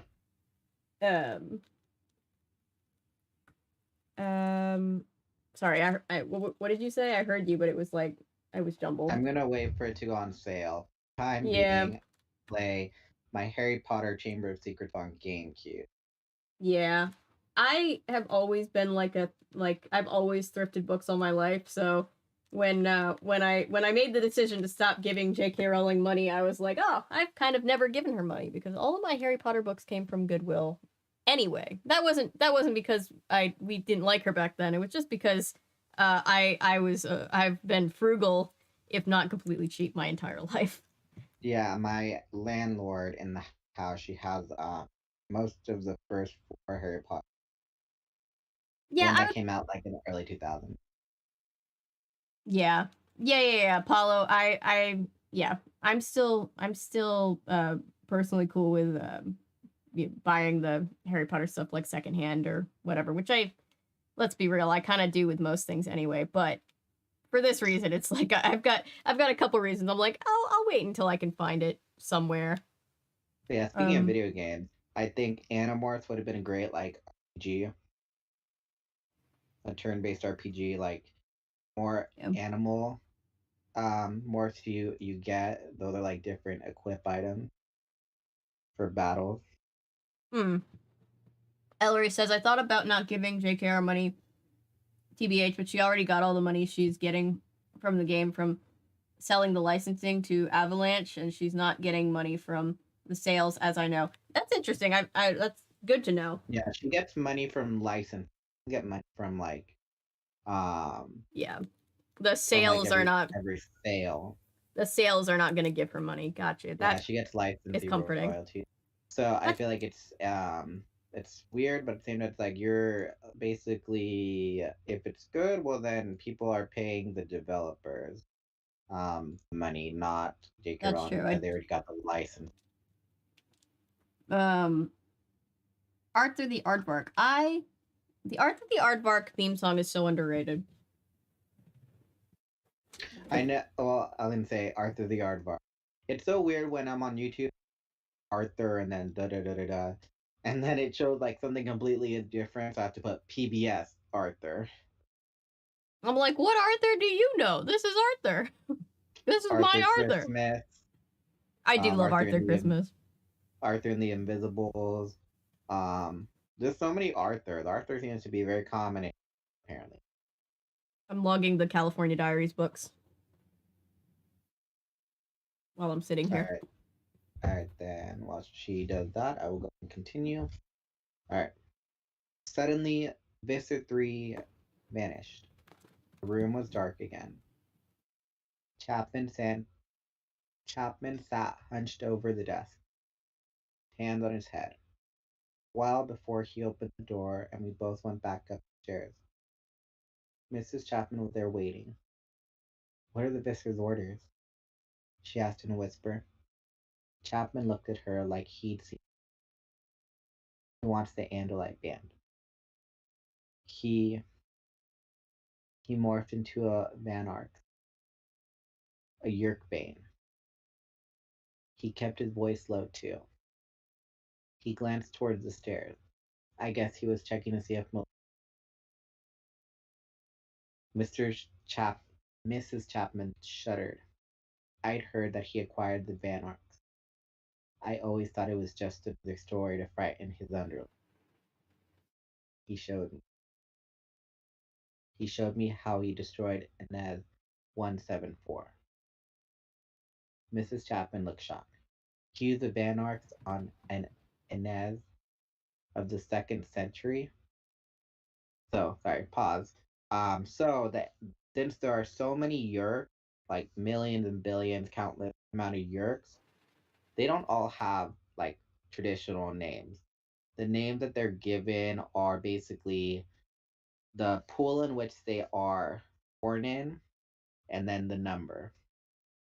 So I'm guessing Inez is the pool that they were born in, and then the number is in the order that they were born, just for future reference.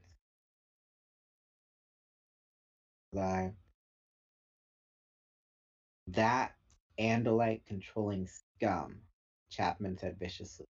I wish the Council of 13 find out what kind of mess he's making on this planet.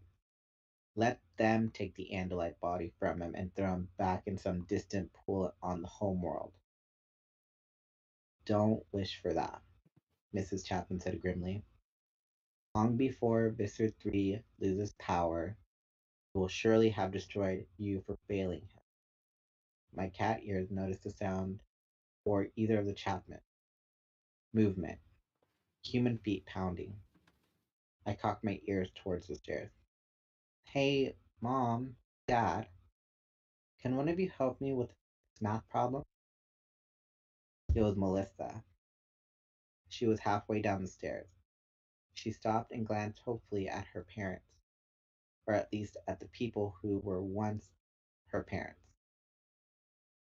We're busy now, Melissa, Chapman snapped. Besides, dear, you should do your own work. That's how you learn, Chapman. If you still can't figure it out later, your father will. Melissa's face fell. She forced a smile, but there was no happiness there at all. I guess you're right, Mom. It's just square root stuff. She hesitated, like she was hoping her parents might change their mind, go back upstairs. Mrs. Chapman smiled. It was a smile as empty as Melissa. Square roots are hard, too. Square roots are hard to understand, aren't they? But I know you can do it.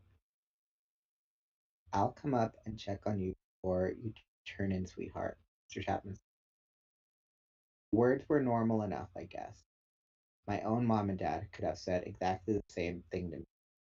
Dear, sweetheart.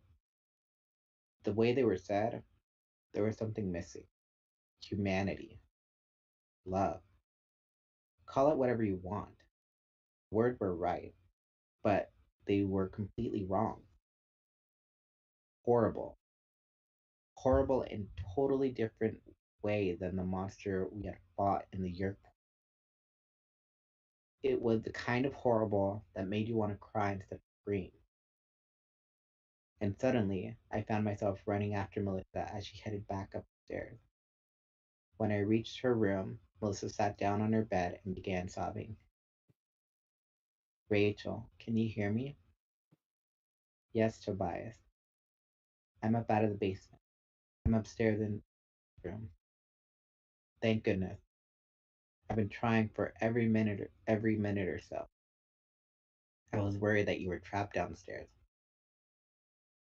No, I'm out. Good. You have more than an hour left, but Fluffer is trying to head home. Cassie and Jake and Marco are trying to capture me. But you know better than anyone how wily he can be. Melissa flopped on her face on the bed. She pulled a pillow over the back of her head and just cried.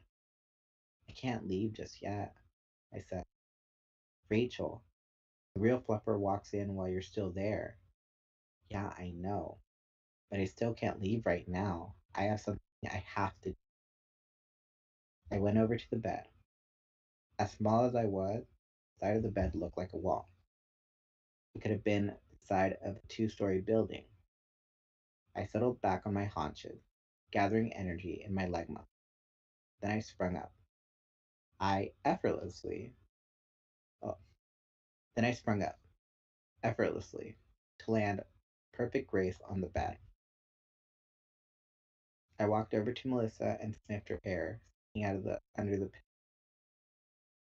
I heard a sound coming from somewhere. It was a sound that reminded me of my. It reminded me of both my mother, the human woman, and the cat who licked my fur and carried me around in her mouth. I recognized the sound. It was purring. I was purring. Melissa put her arm around me and drew me close. Physical contact made me a little anxious. It made the cat in me want to leave. But then she started scratching my neck, behind my ears. I purred a little louder, decided to stay for a while. I don't know what I've done. It startled me to realize that she was talking to me.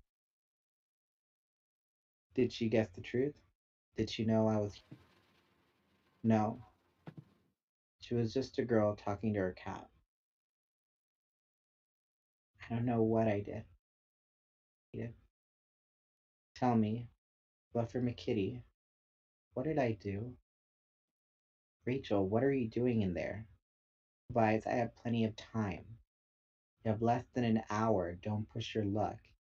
Jake is practically having a fit out here. He's telling me to tell you to get out. Not yet. Lisa needs me. I had stopped purring, probably because I was preoccupied arguing with Tobias. I started purring again. I felt Melissa needed me to purr. She was still crying, still scratching behind my ears. What did I do, Flo? She asked again. Why don't they love me anymore? Hmm. I felt like my own heart would break right then, because I knew now why Melissa had me out with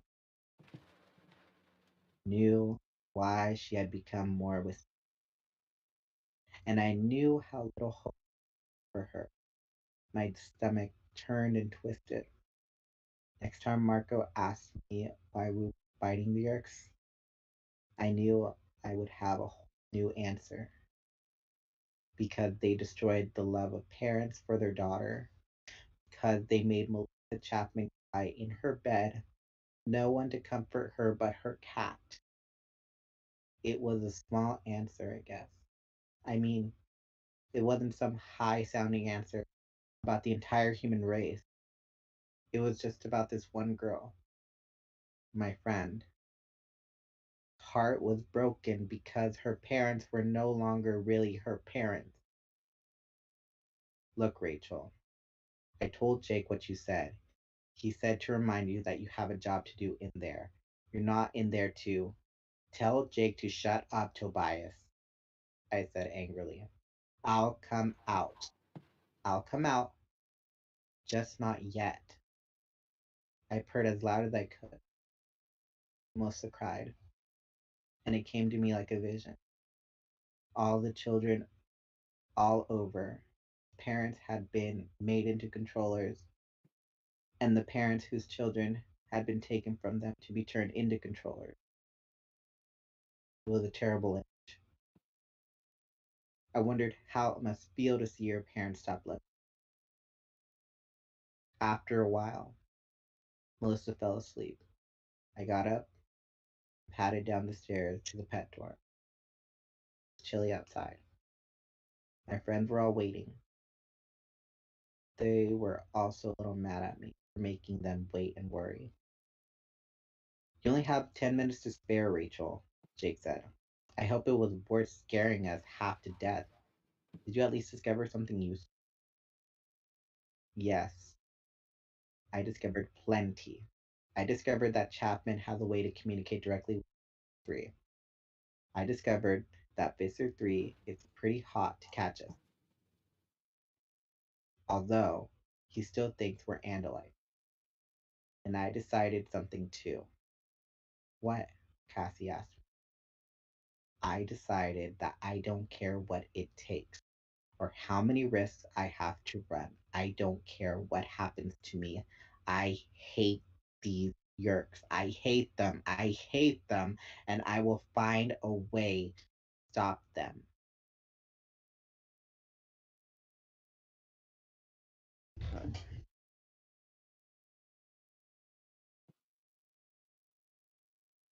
All right, how is Chad doing?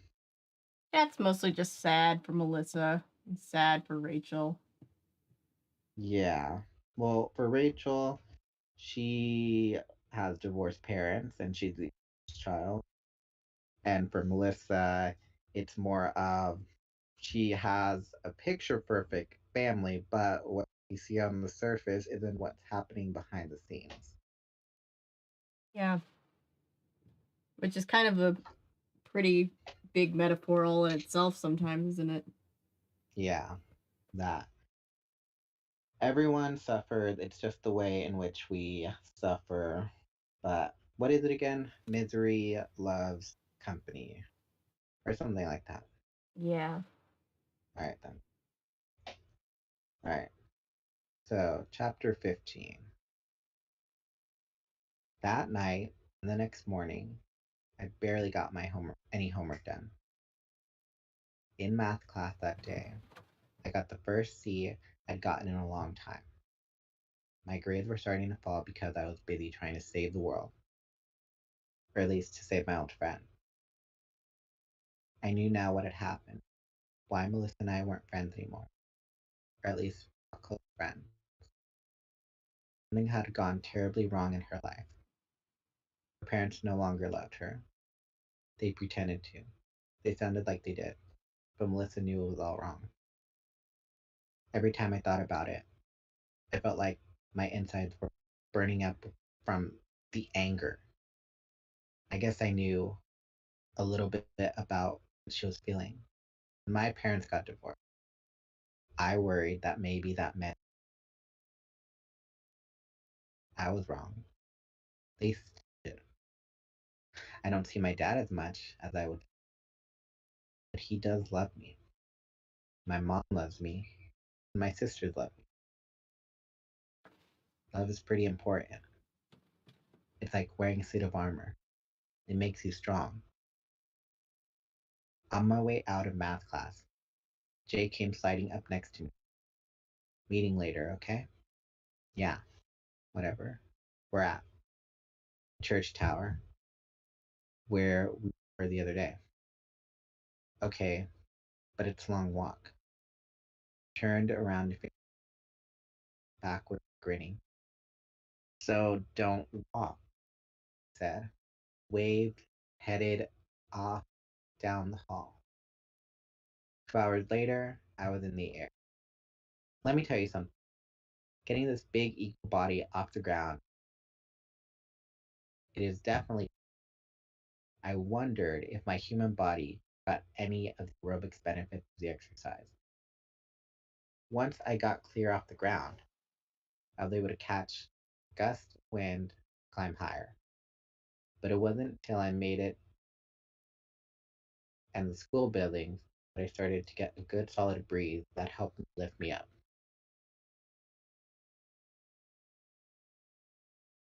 Sorry, I got distracted by chat.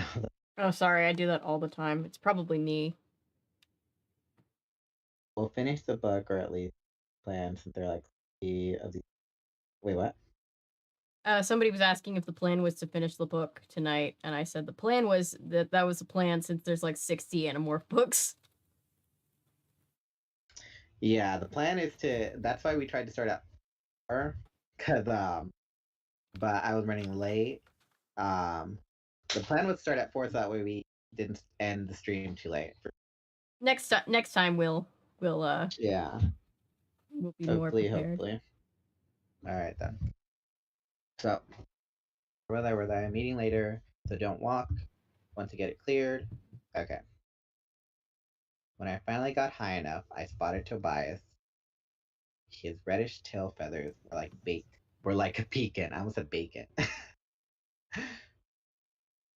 Man, that was a workout, I said when I got close. Tell me about it. Follow me. Mall is an excellent place for thermal. Why the mall?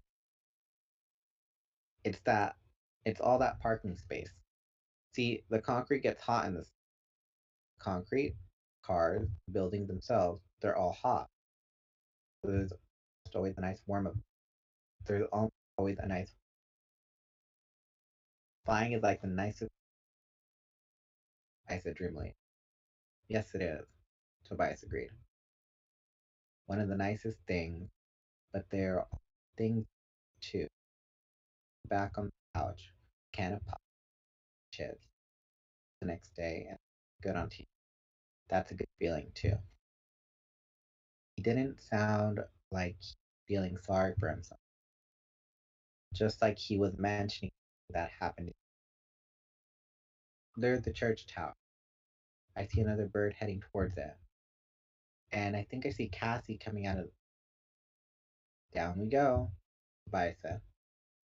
10 minutes later, I had morphed back into my human body.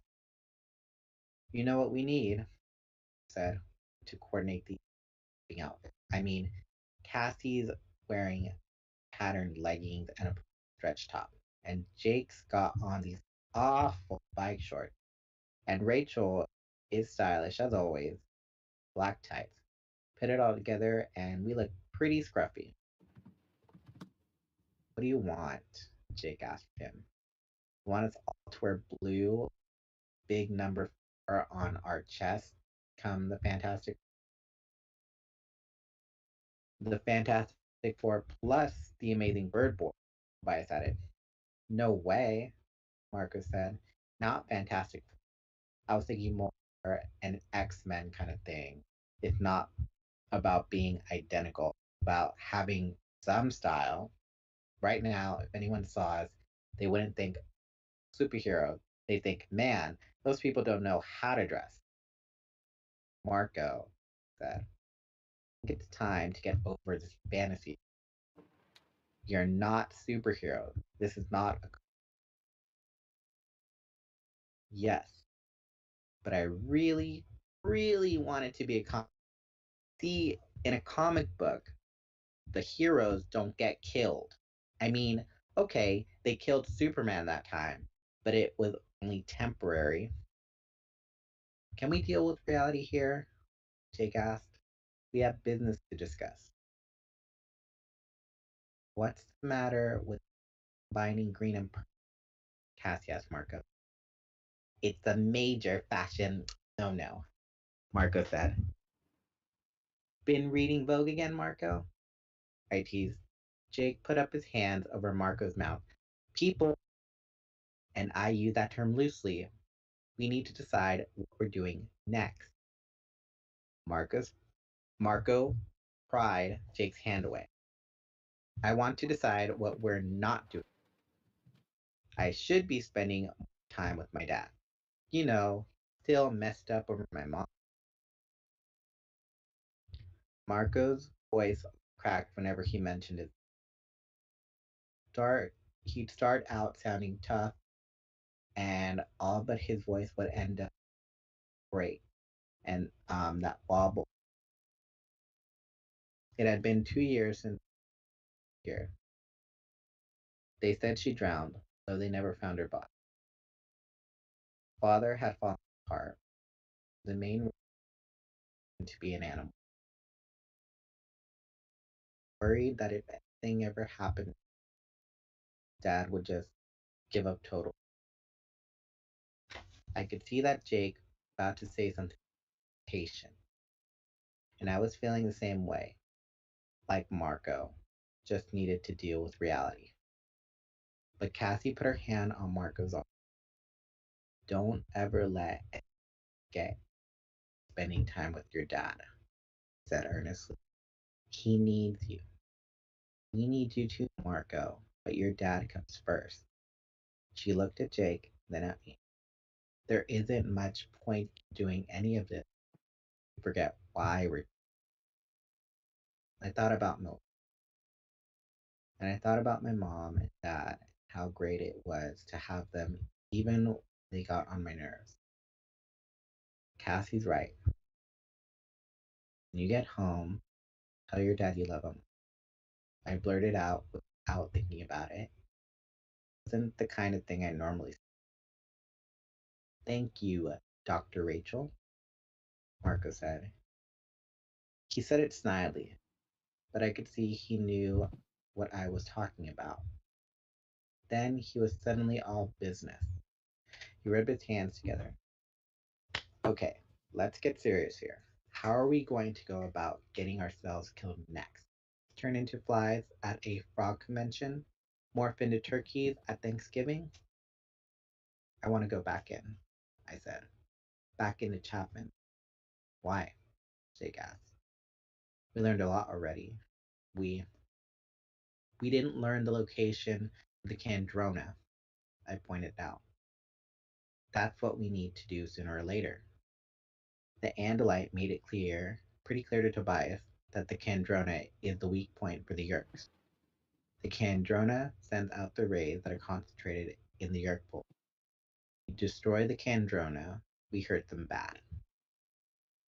Marco raised a skeptical eyebrow. Excuse me, Rachel, but what is a Kandrona?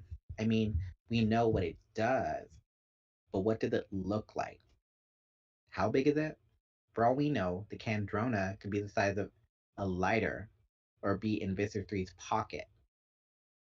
That is not the impression I got from the Andalite, Tobias said. Whatever, Marco said impatiently. The point is, how do we destroy something we don't even know what it is? That's why we have to follow That's why we have to follow one lead we have, I said. Chapman. Chapman communicates with Visser 3. 2 of them know where the Kandrona is. If I can spy on them, maybe I can figure it out. They were all staring at me. Marco looked at me like I was crazy. Jake looked thoughtful. Cassie looked worried, like she wasn't sure about what I was saying. Tobias turned fierce.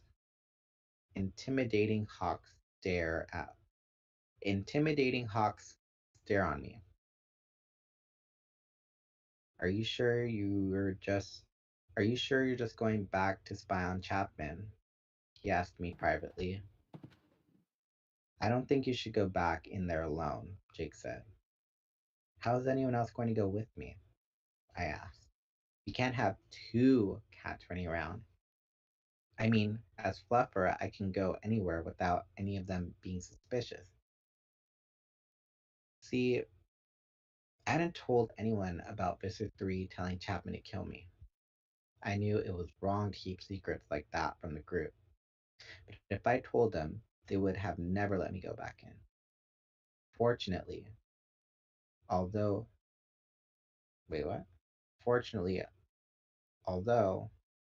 Jake may not be all that perceptive, Cassie is. Are you sure nothing went wrong while you were in there, Rachel? Cassie asked me. She was looking at me with this kind of sideways look Cassie gets when she's trying to figure out someone out. Scary, I said. Nothing happened. It wasn't exactly a lie. Kind of a lie, but not exactly. Cassie thought for a moment. Her eyes went blank. Suddenly, I knew what was going on. Tobias was talking to her privately. He was telling her something. She nodded like she was agreeing. Tobias didn't know what happened with Visser 3, but he did know that I was pretty freaky when it came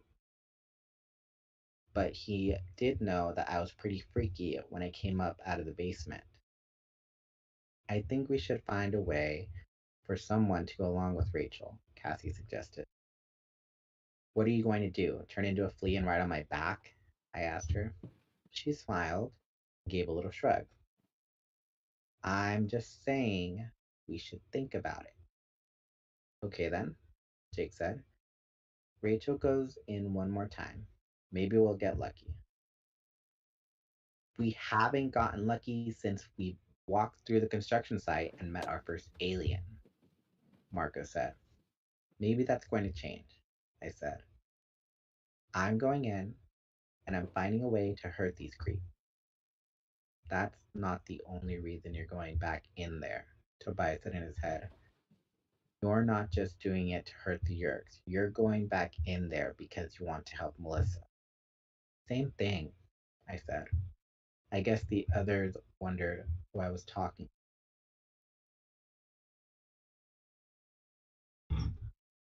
Alright, I just wanted to look down at chat.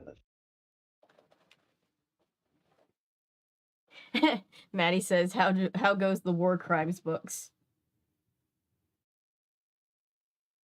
Getting a little tongue-tied. I don't know why. I haven't read yet, and then I'm starting to read, and then I'm getting tongue-tied. Yeah, the same thing was happening to me. Maybe because I need my chapstick. My lips is dry, but I ain't got no chapstick nearby. So I'll just have to deal with it.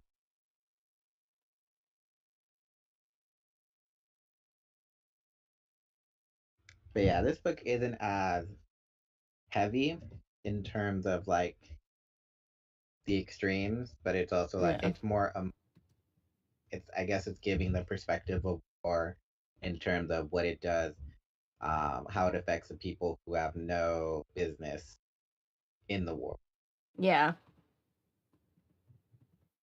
But the first book dealt with more of the black and white of war happening, and this book delves into more of the shades of gray war. On a lighter note, I am loving all of the pop culture references that were clearly written by adults, but they're being said by children. True, yeah.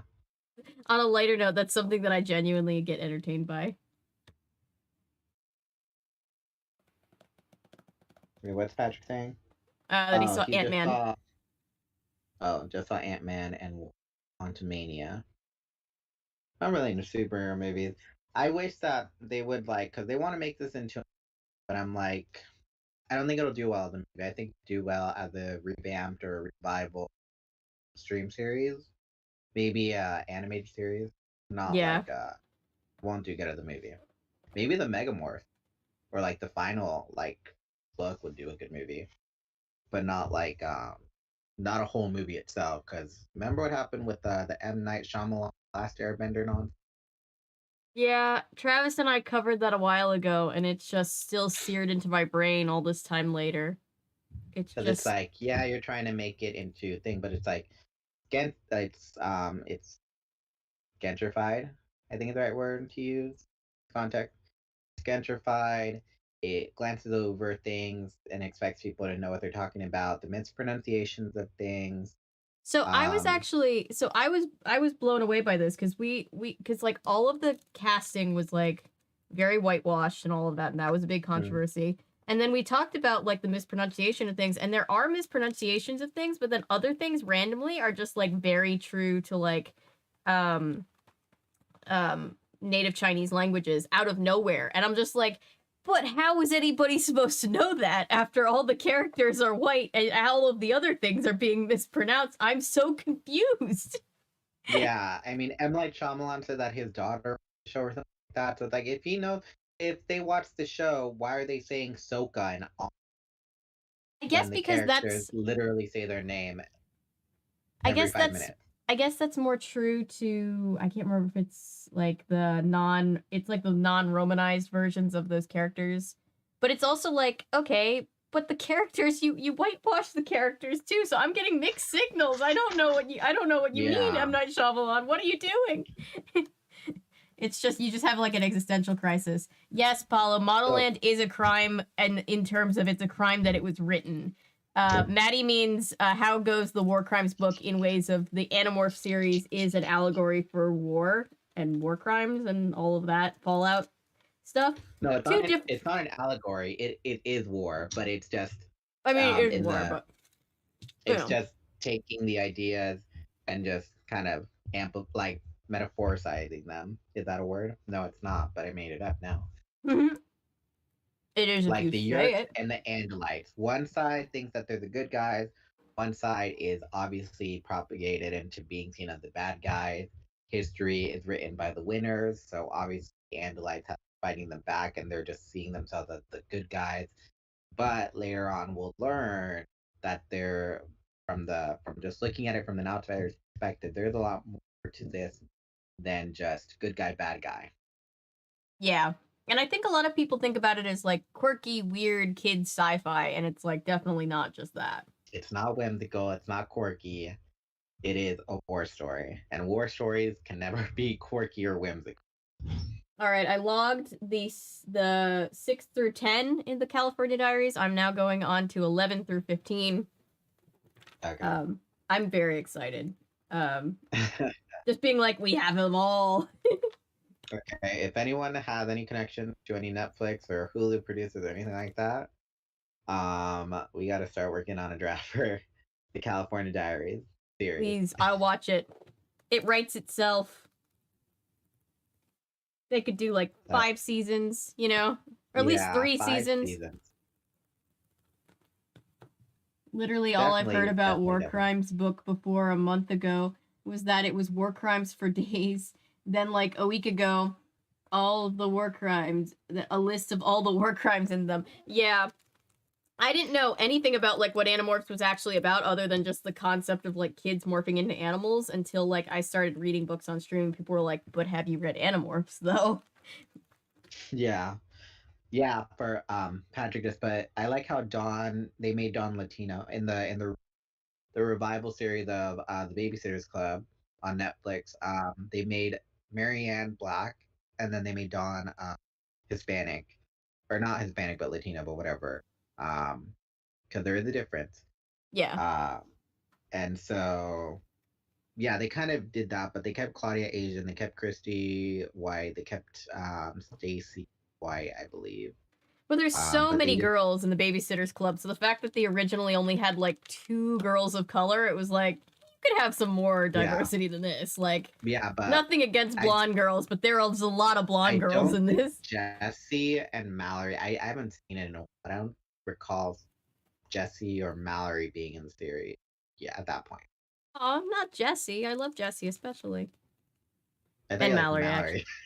No, I like Mallory and Jesse. I was saying this when we read last night. In order it goes, Claudia is obviously the best. Everybody loves Claudia.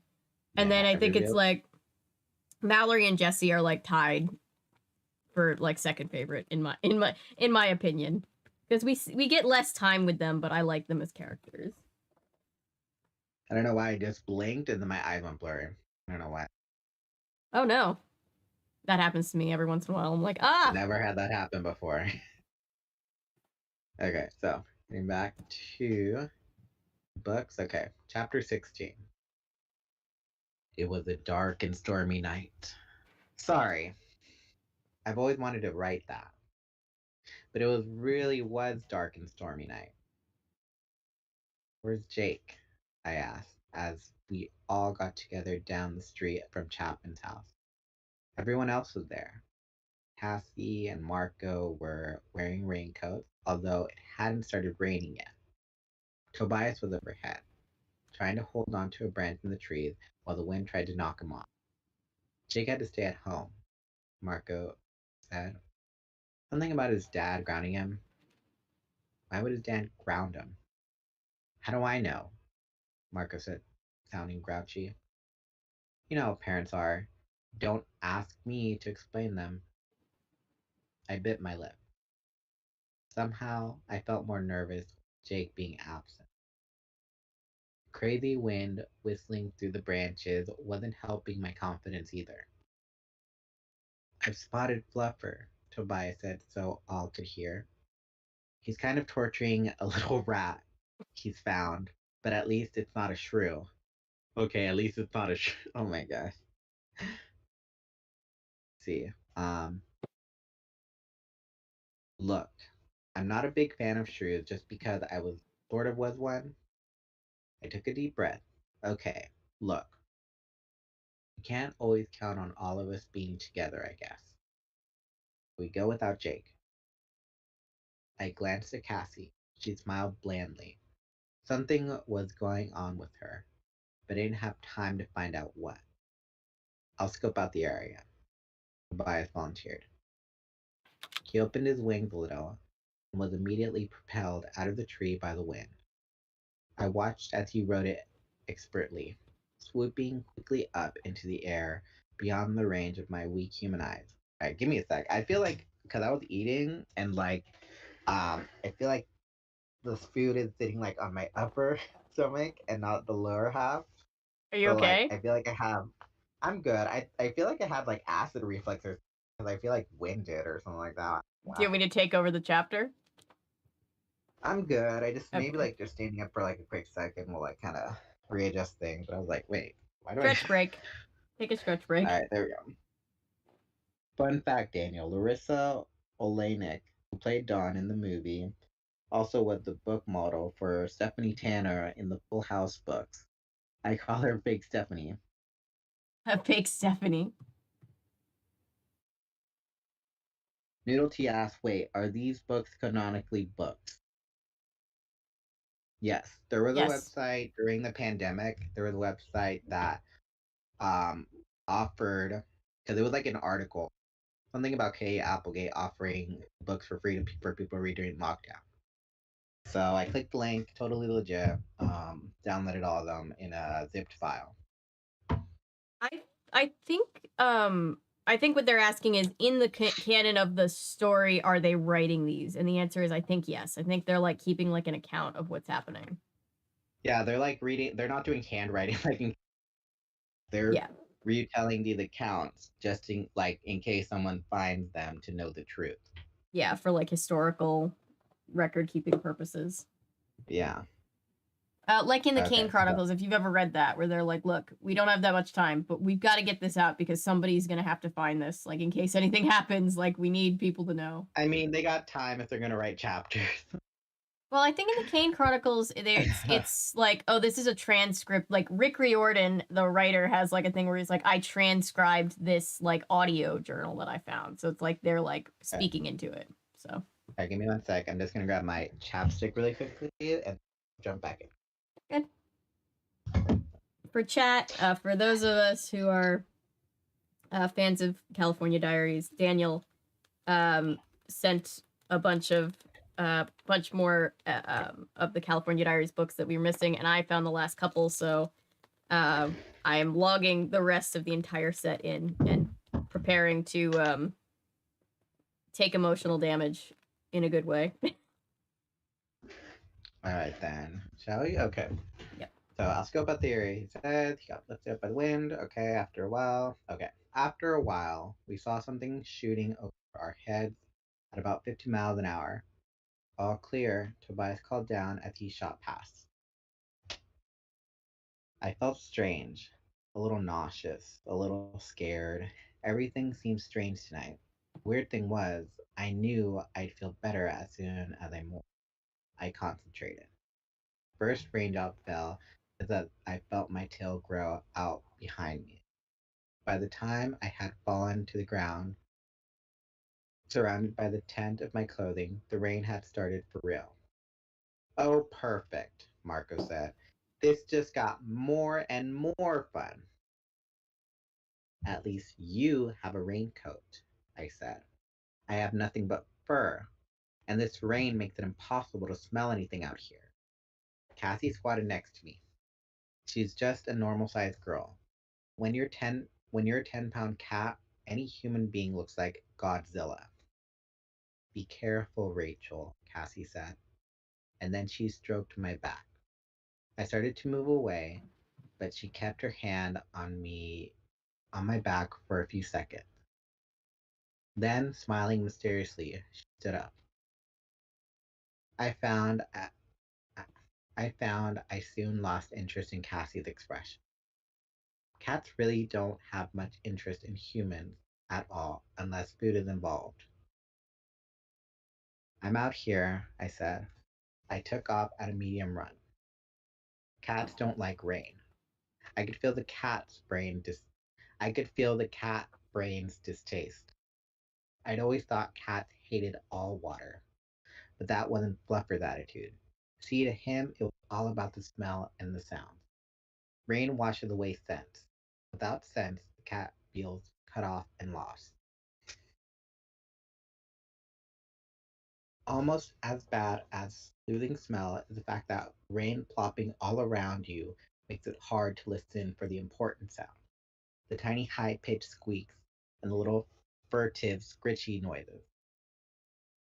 Rain to cats is like being in the dark is to Rain to cats is like being in the dark is to human beings. It just makes the whole world kind of boring. So I ran towards the kitty door, actually looking forward to a friendly smell and sounds of home. At least that's what Fluffer was thinking. I was still wondering why Jake hadn't come, and I was wondering if it was some kind of bad omen. There was a bad feeling over this whole mission. I knew my way around the Chapman, both as a cat and as a human, and I was pretty sure that I knew the routine. Last time, Visitor 3 had made contact right at 8 o'clock. If Visitor 3 communicated with Chapman at the same time every night, then I had arrived right on schedule. Chapman was sitting on the couch, same as last time. And just as I hoped, at 3 minutes till 8, he stood up and headed towards the basement. My whole plan was to go down there with him. I remembered the layout of the little secret room. I remembered the desk. I knew if I could somehow follow him down without him seeing me, and then get under the desk, I would be invisible to him and to the Visitor 3 hologram.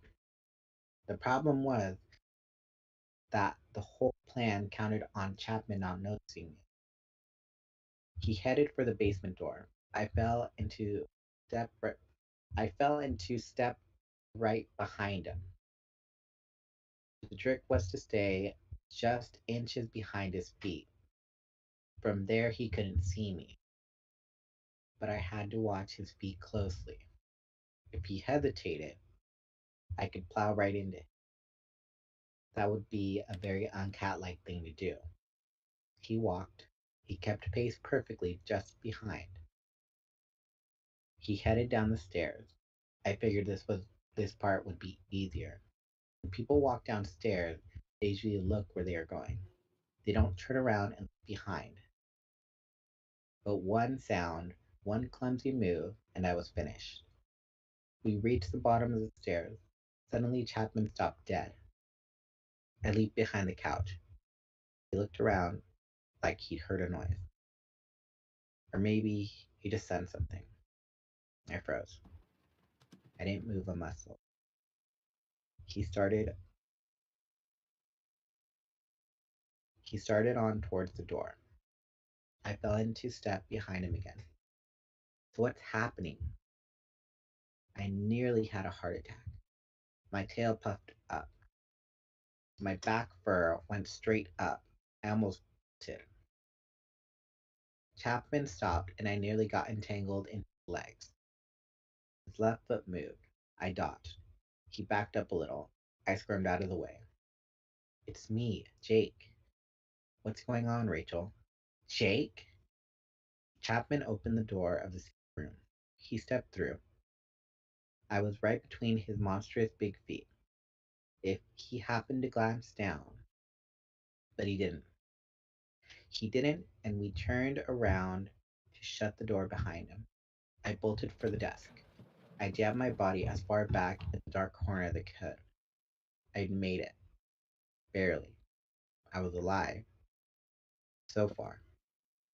Rachel, can you hear me? Jake?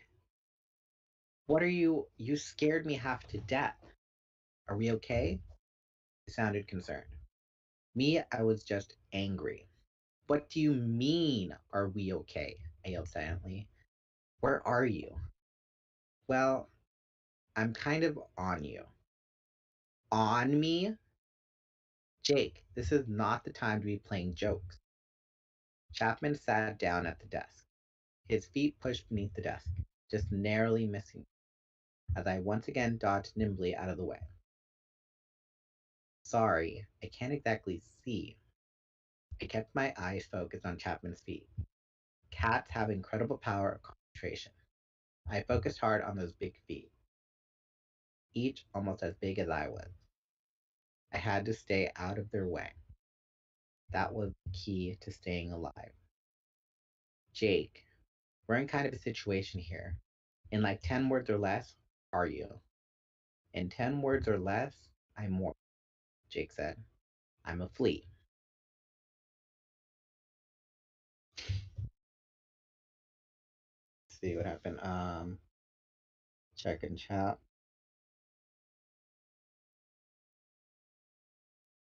Second attribute, first one after the laugh.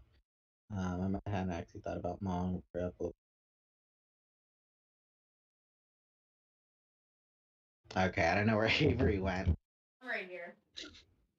Uh, I was just putting. I'm listening. I was just putting California Diaries on the shelf so that I.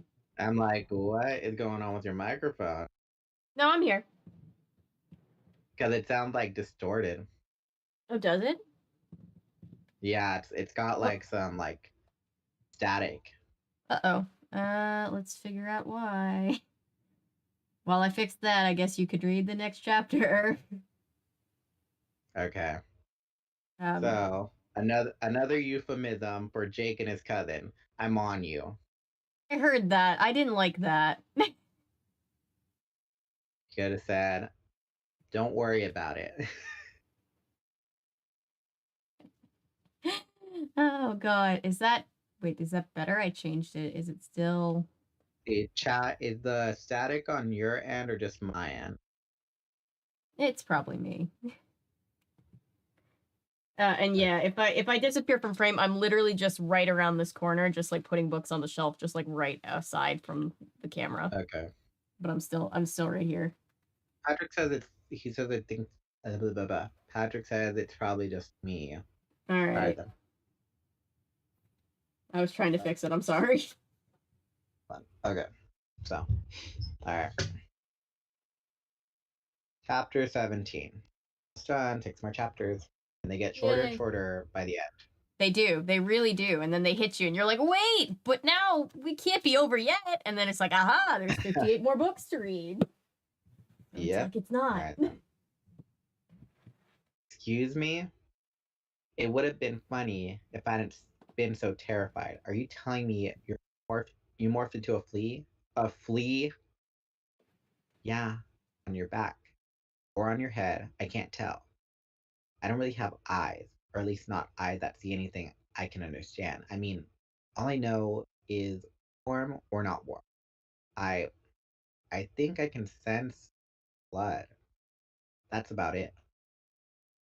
And I can kind of sense motion. Like when your hair stood up, I knew there was something going on around me. Jake, this is sick. This is beyond sick. What is the matter with you? A flea? Are you insane? Just being a lizard made you sick. This is way worse. Actually, it's kind of okay, he said. I mean, I don't know how to explain it, but the flea mind is so limited, it's not hard to control at all. All it knows is to move towards the sense of warm blood. It's like, I don't know, like in a way, I'm not even really in the flea because I can't see much or sense much. I expected it to be horrible. But when Cassie and Marco and I tested it out, they're in on this with you?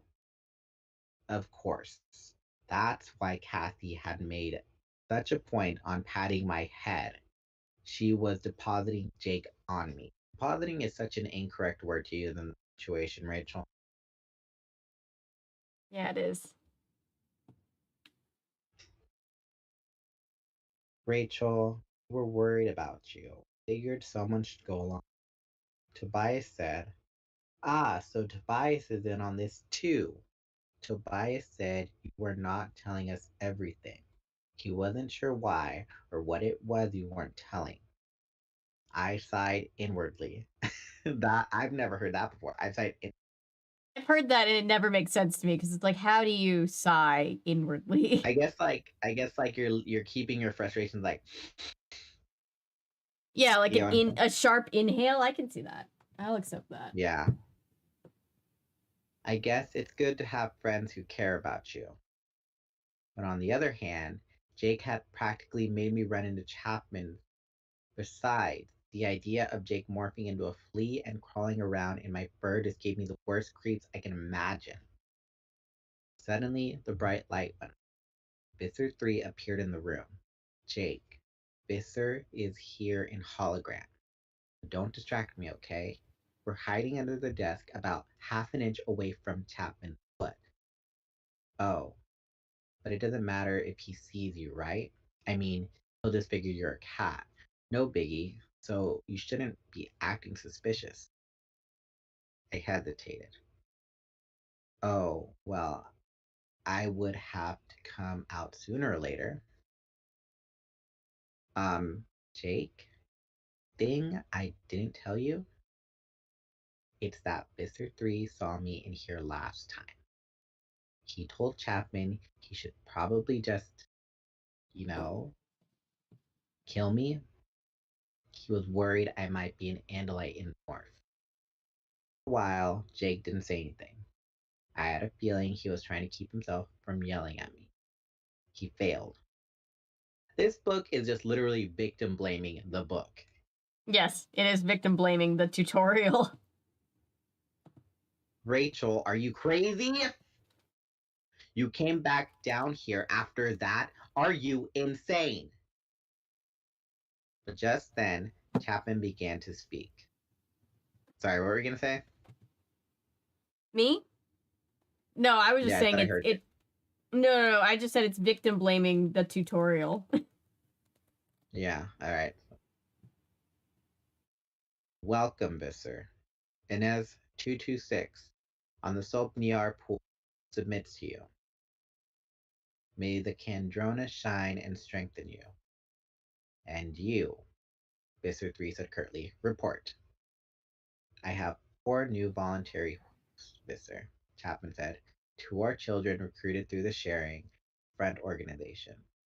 Of the two adults, one is an agent for the FBI, a sort of policeman. He may be very fool. Visser 3 artificial voice was flat, still carried a load of anger. Do I care about a handful of hosts? What have you learned about the Andalite bandits? Visser, what can I do? Unless they show themselves, they use earth animals in the attack pool, Visser said. They use powerful, dangerous animals. Find out how they obtain such morphs. My experts here tell me such animals are rare on this part of the planet. Yes, Visser, I will do. Yes, you will. And we have another matter. We need 6 more human controllers, suitable for work as guards. They will be used to increase the guards around the Kandrona. What's happening? Jake asked. Chapman is getting Oh, sorry, I thought it was mistyping. Chapman is getting reamed by Visser 3. You don't hear reamed anymore. That's why I was like, wait, what is that? Too bad Marco isn't here. He'd enjoy seeing Chapman get chewed out. He wants us bad, I said. Or at least he wants the Andalites he thinks we are. He's putting extra guards around the Kandrona, human controller. That's interesting. Maybe he'll... The foot moved too quickly. Point of the shoe hit me in the rib. Roar! Chapman pushed back from the desk. He passed right through the Visser 3 hologram. For a second, I saw them united, as if they were one horrible creature. What's happening? Visser 3 demanded. Chapman stared at me, horror and fury in his eyes. I fluttered my ears back against my skin. My claws came out, my teeth were bared. It's the animal, Visser. The cat. Chapman said in a voice full of loathing and fear. Visser 3 seemed to be making a seething, half-hissing. You should have killed it when I told you to, Inez 226. Visser, Chapman protested. And yet, it all works out to my advantage, Visser 3 said. Now, there can be no doubt that this cat is one of the Andalite bandits. Jake, we're busted, I said. Busted really bad. We will no longer have to search for the Andalites, Visser 3 said. We have one right there with us. Shall I kill it? Chapman asked. No, don't kill it. Seize it. Seize it now before it can morph back into Andalite shape. By the time I am done with this one, we will have them all. It has been a long time since I tortured a proud Andalite warrior, but I know how to break them. Seize it and bring it to me! Chapman knew better than to argue. All right, chat. What do we feel? Do we have our first prisoner of war? Vote now. Vote now. Yes. Text prisoner to 77777 if you want Rachel to be a prisoner. Text free to 77777 if you want Rachel to be free. Messaging and data rates may apply. Noodlet says no. They're going with no. We're holding out hope. No POWs in this book. We're hopeful. All right then. Chapter 18. Chapman dived. His hands were wide open, grabbing for me. I was trapped. No way out. Oh, I guess we lost. No way to open the door and escape. Trapped. No sensible choice but to surrender. But the cat and I were in agreement on this. Never surrender. I felt my claws extend. My pupils were wide, ready to see every tiny movement. My ears were flattened back against my skull. My needle-sharp teeth were bared. My liquid steel muscles were coiled. Chapman's hand seemed to slow down. It was like he was moving in slow motion. Everything seemed slower to my heightened cat sense. Only I was moving at a normal speed. My paws lashed out. My claws bit flesh. I saw 3 bright red tracks on the back of Chapman's hand. I could smell the blood that flowed. Ah! Chapman howled. He backed away. Get it! Visser 3 shouted. What's going on? Jake wondered. I feel like we're bouncing around a lot. Chapman got a determined look on his face. He came at me again. I was cornered. No way out. I slashed. Chapman cried out. My claws were lacerating him, tearing furrow into his arms and hands. He grabbed me around the middle. Cat in me hated being grabbed that way, hated it a lot. I brought my teeth into it. I was a 10-pound bundle of lightning-fast claws and teeth. Chapman's hands looked like raw hamburger. A magnificent animal, Visser 3 commented. Twist it around. Hold it with your forearm. That's right. I did a lot of damage. Believe me, Chapman got hurt. But in the end, no matter how tough I was just a 10-pound killer. Chapman was about 18 times bigger.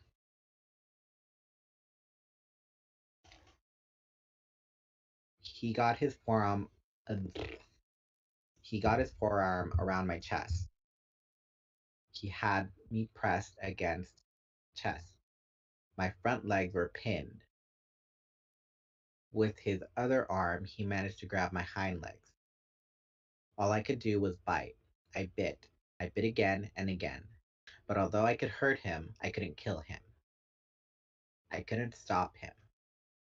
His fear of Visser 3 was greater than the pain I was causing. Bring it to me, Visser 3 said enthusiastically. Bring it to me. I will come to collect it at the nearest landing site. Visser, what if... Ow! What if it resumes its Andalite shape? You have weapons. If it tries to remorph, kill it. Yes, rotten little beast. Yes, Visser, I will go directly.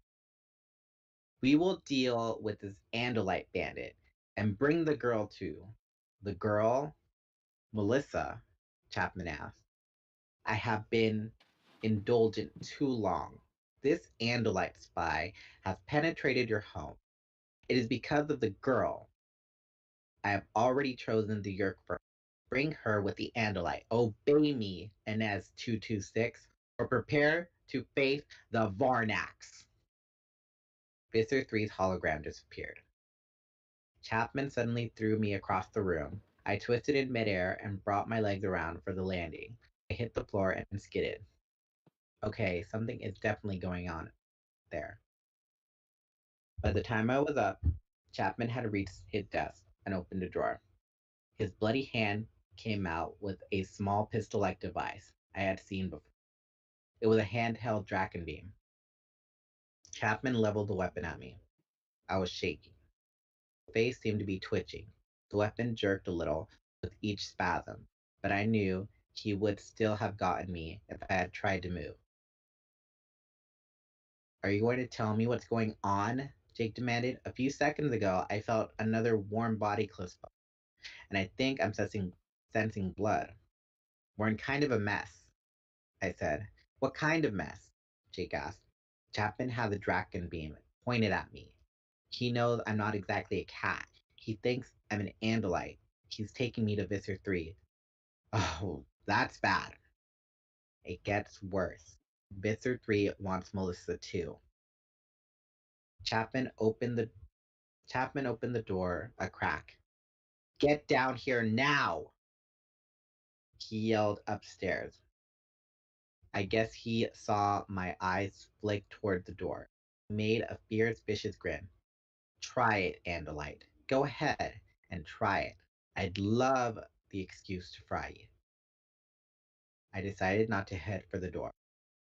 You made life very difficult for me, Chapman said. Very difficult. If I had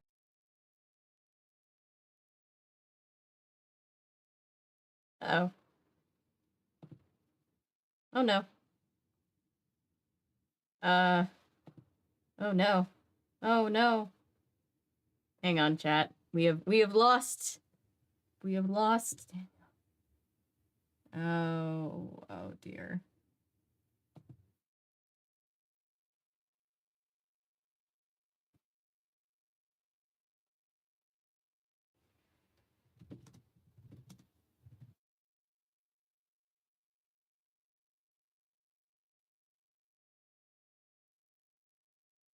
Hang on.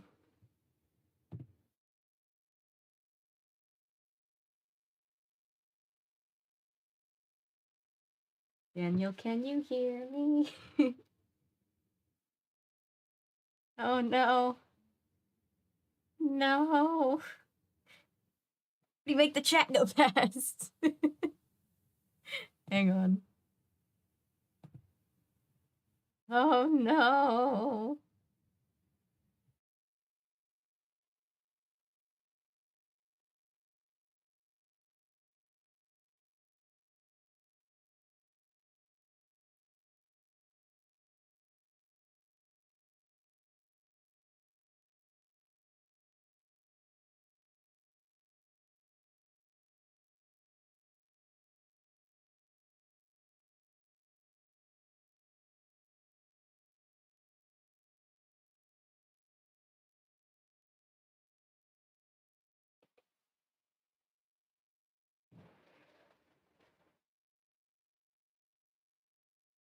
Like, what was it? Was that last night? Where it was like, where you guys, like, had to get my attention because mine just went out and you guys, I looked back at chat and you guys were like, make chat move faster! Make it move!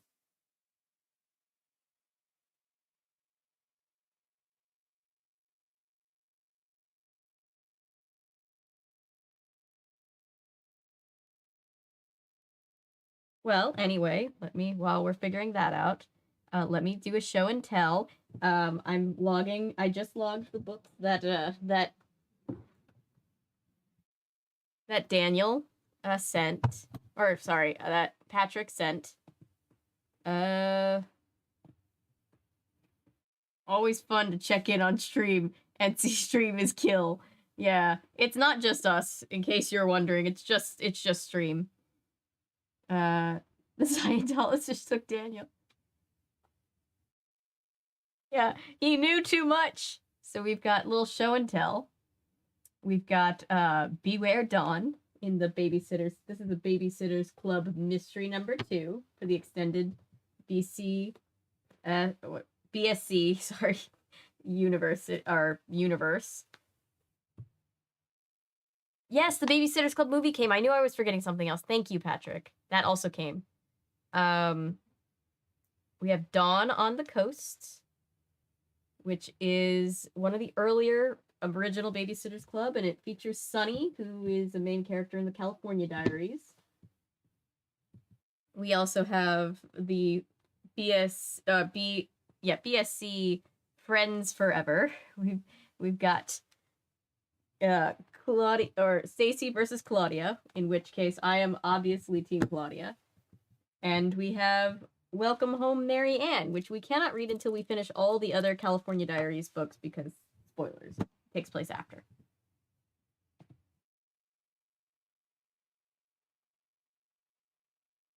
Let me try to call back, is what I'm gonna do.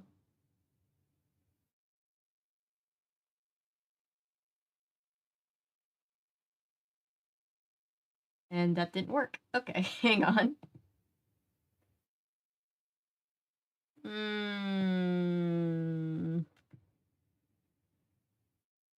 Breath of the Wild is more hard than I remembered. Oh no.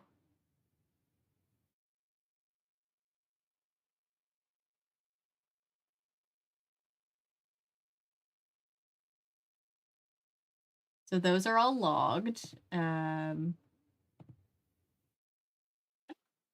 Well, pretty poorly considering that it cut out. Whoop, whoop, whoop. Let me fix it. Let me fix it.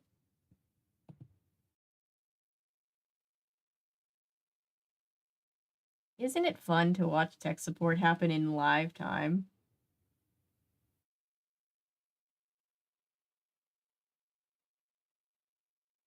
Ooh. Discord is just restarting? What's happening?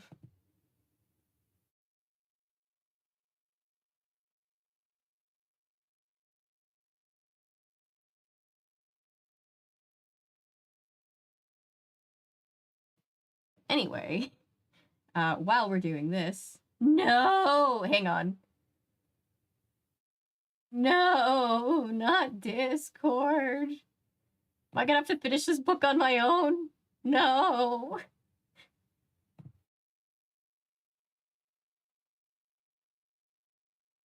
Try this. All right. My Discord is updating? What's happening? Huh? My Discord? Hang on.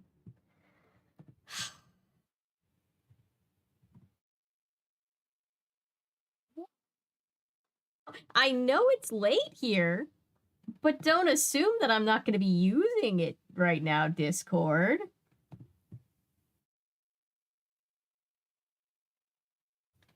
Oh.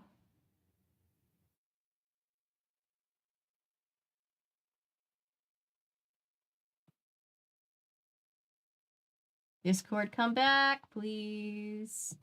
I know I give you a lot of crap, but I kind of really need you right now. It's kind of a really bad time to not be doing the things. Kind of important that we do the things right now.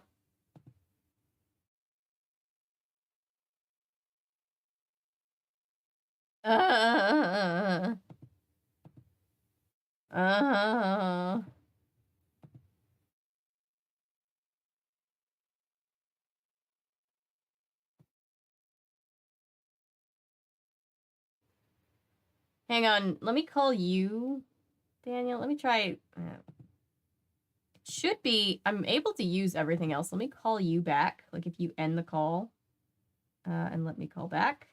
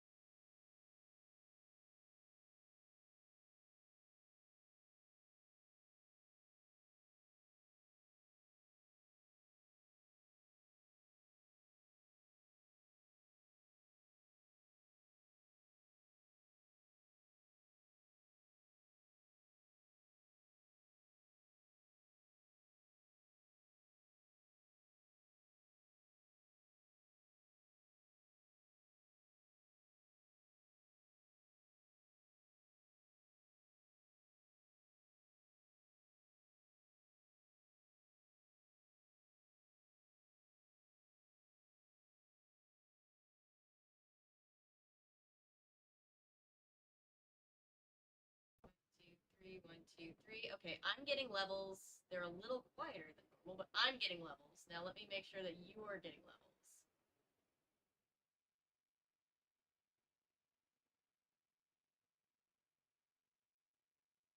Not seeing levels yet. Let me try a different thing. Try a different one.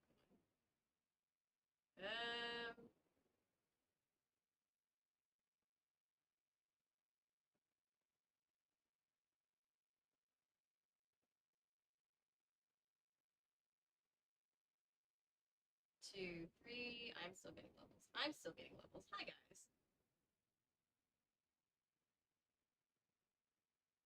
I'm kind of faint, and you guys can't hear Daniel at all, right? Where were you when stream was killed? Where were you when stream was... God. Do I need to, like, get a priest out here or something? Is there like... all the phantom investigators, somebody... 2, 3, 1, 2, 3, 1, 2, 3.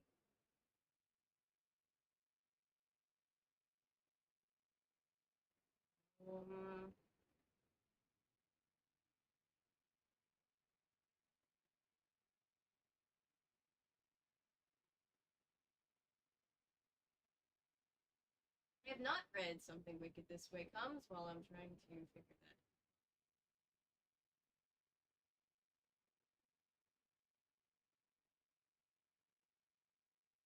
Yeah, I can hear you. Whoop. So the important thing is, hi guys, I can hear Daniel, but you guys can't hear Daniel. So we're having a moment.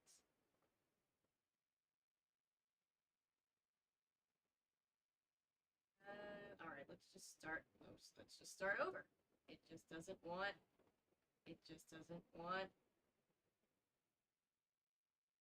Just doesn't want to do the things. So we're gonna make it do the things.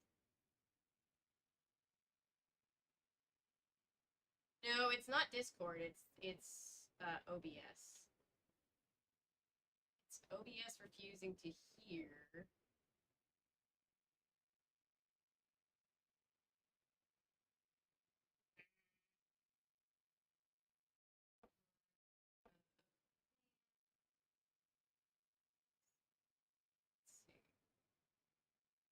Chat.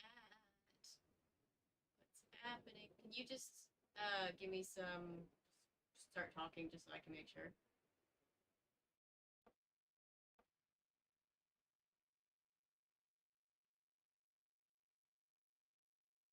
Probably, that's probably accurate. Honestly. Let me make sure that both of us can be heard in some way, and I will tweak mine after.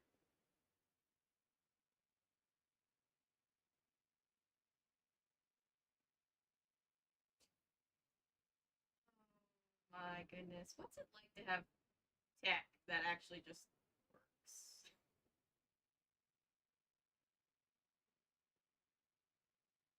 Oh. Eef. Yikes.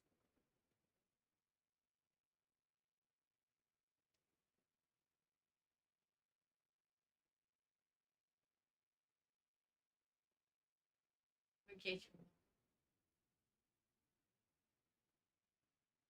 Maddie's the best. Maddie says, I'm here to help engagement while I watch other videos. Seems my checking the stream is going to be a bad luck charm. Yeah. Discord is fine. Discord is back. It's not Discord. It's OBS. Now,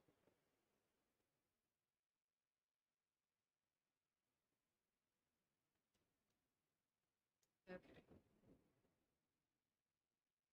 Well, let's see. That's a good point. Why is this not? I'm gonna fist fight the tech ghost in a Denny's parking lot. Alright, there we go. That's good.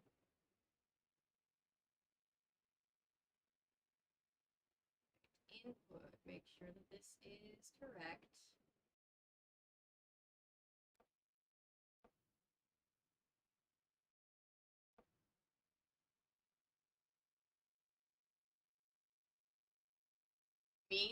Oh, I would love that. Is something. Okay. We're talking about being an extra. Oh! We're talking about everybody. being an Do you see levels? we're talking about being an Do you see levels? Okay, there we go. There we go. Okay. I usually mute myself when or mute the stream, just making sure I can see everything. You can't see me. I'm the half son of John Cena, apparently. Yeah, I'm gonna work on getting you back on stream while you just go and just Okay. from wherever you were and just keep. All right, chat. Go ahead and tell me where I was at once you last heard me.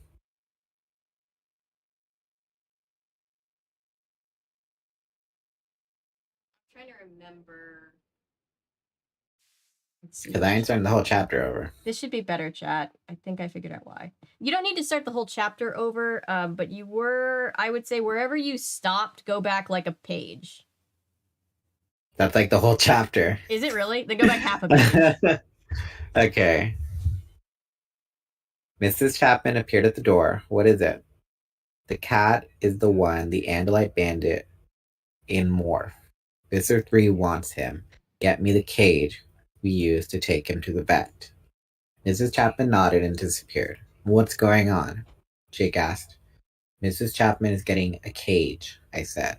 I was feeling utterly defeated. Because of me, the Yerks were going to take Melissa. I had failed. I had made a mess of things. Mrs. Chapman brought the cage. She opened the little barred door. In! Chapman snapped. I didn't move. In! He said in a crow voice. In, or I'll finish you right here. He looked like he meant it. I walked into the cage. Mr. Chapman closed the door and made sure it was locked. Chapman snatched up the cage and carried me to the top of the stairs. Now, he snapped at his wife. Go get... Ugh! Peering through the slats of the side of the cage, I saw him stagger. His face was twitching like he was a crazy man. He seemed to be having a hard time getting control of his mouth. Go get the girl, he said through gritted teeth. Mrs. Chapman started to obey, but then Chapman cried out, Oh! Ugh! He fell to his knees. He is fighting me. Host rebellion, Mrs. Chapman muttered under her breath. She seemed horrified and fascinated all at once. Then suddenly, her left hand slapped her own face. Ah! Mine too! Stop it, Chapman, Chapman said. Stop it, or I'll break you. I'll leave you nothing but a shell. You cannot win. No host has ever succeeded in rebelling. But the Chapman host wasn't giving up. It was terrible. Terrible in a way that made you want to watch. To anyone else, it would have just looked as if our assistant principal and his wife were nuts. Chapman was talking to himself and twitching and contorting, still unable to get to his feet. The hosts are fighting the Yerks, I told Jake. The human brains are resisting. Chapman is out of control. Mrs. Chapman is trying to choke herself with her own hand. The Yerk is trying to regain control. It's incredible. I can't believe it. I can't believe the host can fight back this hard. Because of Melissa. They're fighting for their daughter. Ah! Chapman cried. Suddenly, he lurched to his feet. I will win, Chapman. You cannot resist. It was true. The Chapman host was losing. Inez 226 was regaining control. The same was happening with Mrs. Chapman. The Yerk in her head was forcing the rebellion hand away from her throat. But neither of the Chapman looked good. They're exhausted, I reported to Jake. They were gaining control, but they're both a mess. Sweaty, pale, still trembling and jerking. Chapman looked at his wife, or at least the Yerk slug in Chapman's brain ordered his eyes to look towards the body that was controlled by a different Yerk. It was harder now to think of Chapman as just being Chapman. I had seen proof that there were two creatures inside them. I even knew what that was like. There were two people in my head as well. I had fought to control the shoe, just as the Chapman Yerk now fought to control Chapman's brain. Chapman said, "I have control again." Mrs. Chapman nodded. "Yes, but just barely. They fight fiercely for their children, these humans. And they will not stop fighting. I can't maintain my cover with the host waiting to attack at every opportunity. I have to be at the school every day. The host is beaten and exhausted for now, but in a few days he will strike again." Chapman sounded angry and frustrated. He's not a fool. He knows he can't win. He knows each battle will leave him weaker, and that eventually I will triumph. Mrs. Chapman kicked the cage, like it was all my fault. He doesn't have to win. All he has to do is wait until you are in a meeting with parents or members of the school board that strike. They'll think you've lost your mind. Chapman looked haunted. He checked his watch. I'll take the Andalite to Visser 3. Maybe. Maybe I can make him understand. Go quickly, Mrs. Chapman told her husband. Chapman snatched up the cage I was in. He barreled through the door. He slammed me into the door jamb on the way. Daddy! Daddy! What are you doing? It was Melissa. She was across the living room. I hadn't seen her arrive. Where had she been? I could only pray she had not heard everything. If she heard it all, there was no hope for her. Chapman kept walking, out into the wet night. Daddy, do you have Fluffer in there? It's Melissa, I told Jake. If she doesn't back off, she's going to force them to take her. Daddy. Melissa sounded frightened now. She came running. Chapman moved quicker. The real Chapman was helping.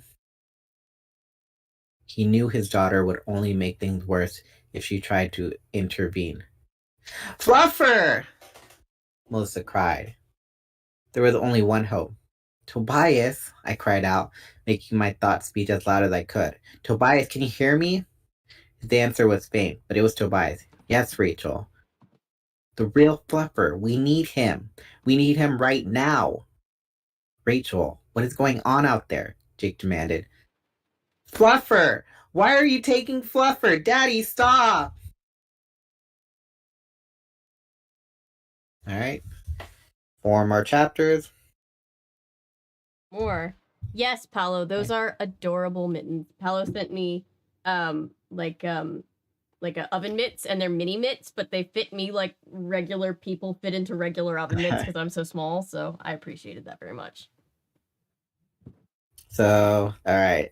I'm kind of like, oh wait, are they really gonna swap and have the cat take the place of the sacrifice, or what? Oh, I don't know. I don't like it. The bad news is I can't. Your camera isn't coming back up, but the good news is we can hear you, and that's the important thing.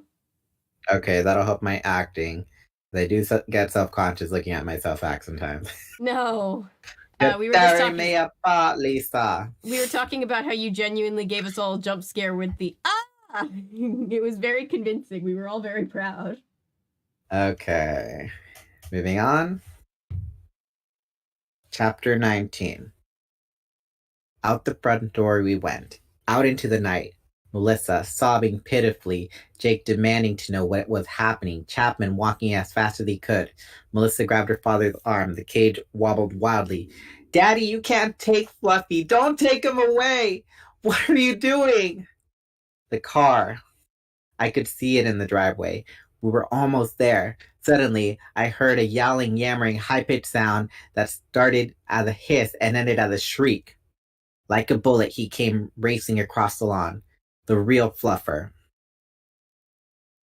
He was running like every monster in the world was right behind him. In the darkness, the humans couldn't see what was scaring Fluffer so badly. But in my cat eyes, I could see perfectly, just a few feet off the ground, like a dark shadow of death, came Tobias. Fluffer must have recognized his cage. He must have figured that if he just got inside, he'd be safe from the talons of the raptor that pursued him. Fluffer leaped towards the cage. He glommed onto it and tried to dig his claws into the plastic. For one frozen instant, Fluffer McKitty saw something he never expected to see. Fluffer saw himself. It was almost as weird for me. The cat in my head was totally baffled. This new cat smelled exactly like himself. This did not make any sense at all. This meant nothing. It wasn't even a part of any cat reality. The human part of me noticed a small cut on Fluffer's hand. Tobias had taken a good swipe at him to get him moving in the right direction. Fluffer, Melissa said. But... She tried to peer inside the cage. Chapman was quick. No, sweetheart, he said. This isn't Fluffer at all. It's some other cat that sneaked into the basement. He's different. I'm taking him to the shelter so his owner can pick him up. But why didn't you just tell me that? Chapman looked confused. I didn't notice you. Melissa stepped back like she'd been slapped. Daddy, I was crying. Sorry, Chapman shrugged. He shoved the cage into the back seat. We drove off. I breathed a sigh of relief. I knew Melissa wasn't safe yet. She was safe for now, at least. Good work, Tobias, I said. But I didn't think he could hear me, and I couldn't see out of the windows, so I didn't know if he or Marco or Cassie were anywhere close. Jake, you still with me? Yes. Do you have a minute to fill me in? This flea existence is fine for hiding, but I can't tell anything about what's going on. I'm in a cat carrier. Chapman is in the front seat. He watches me through the rearview mirror. He still had the Draken beam. I think maybe I'm in pretty big trouble here. We're not beaten yet, Jake said. Jake, time must be getting short. It's been at least an hour. You must have morphed before me. You need to get away and morph back. We still have time, Jake said. You have a watch, Jake? I asked. I don't think so. You're what, about twice the size of a period on a page of a book? You can't risk being trapped in a flea morph. Besides, there's nothing you can do.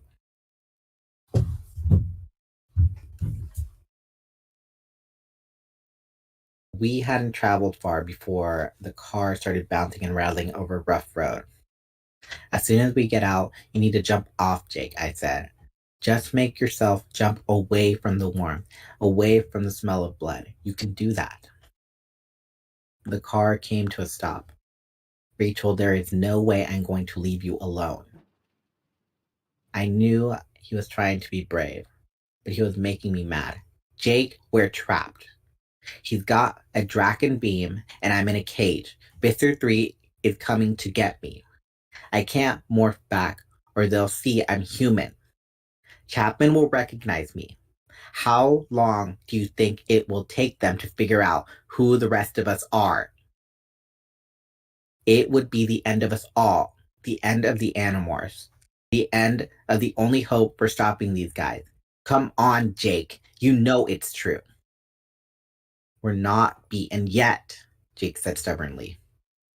The only hope is for me to stay in Catmorph, I said.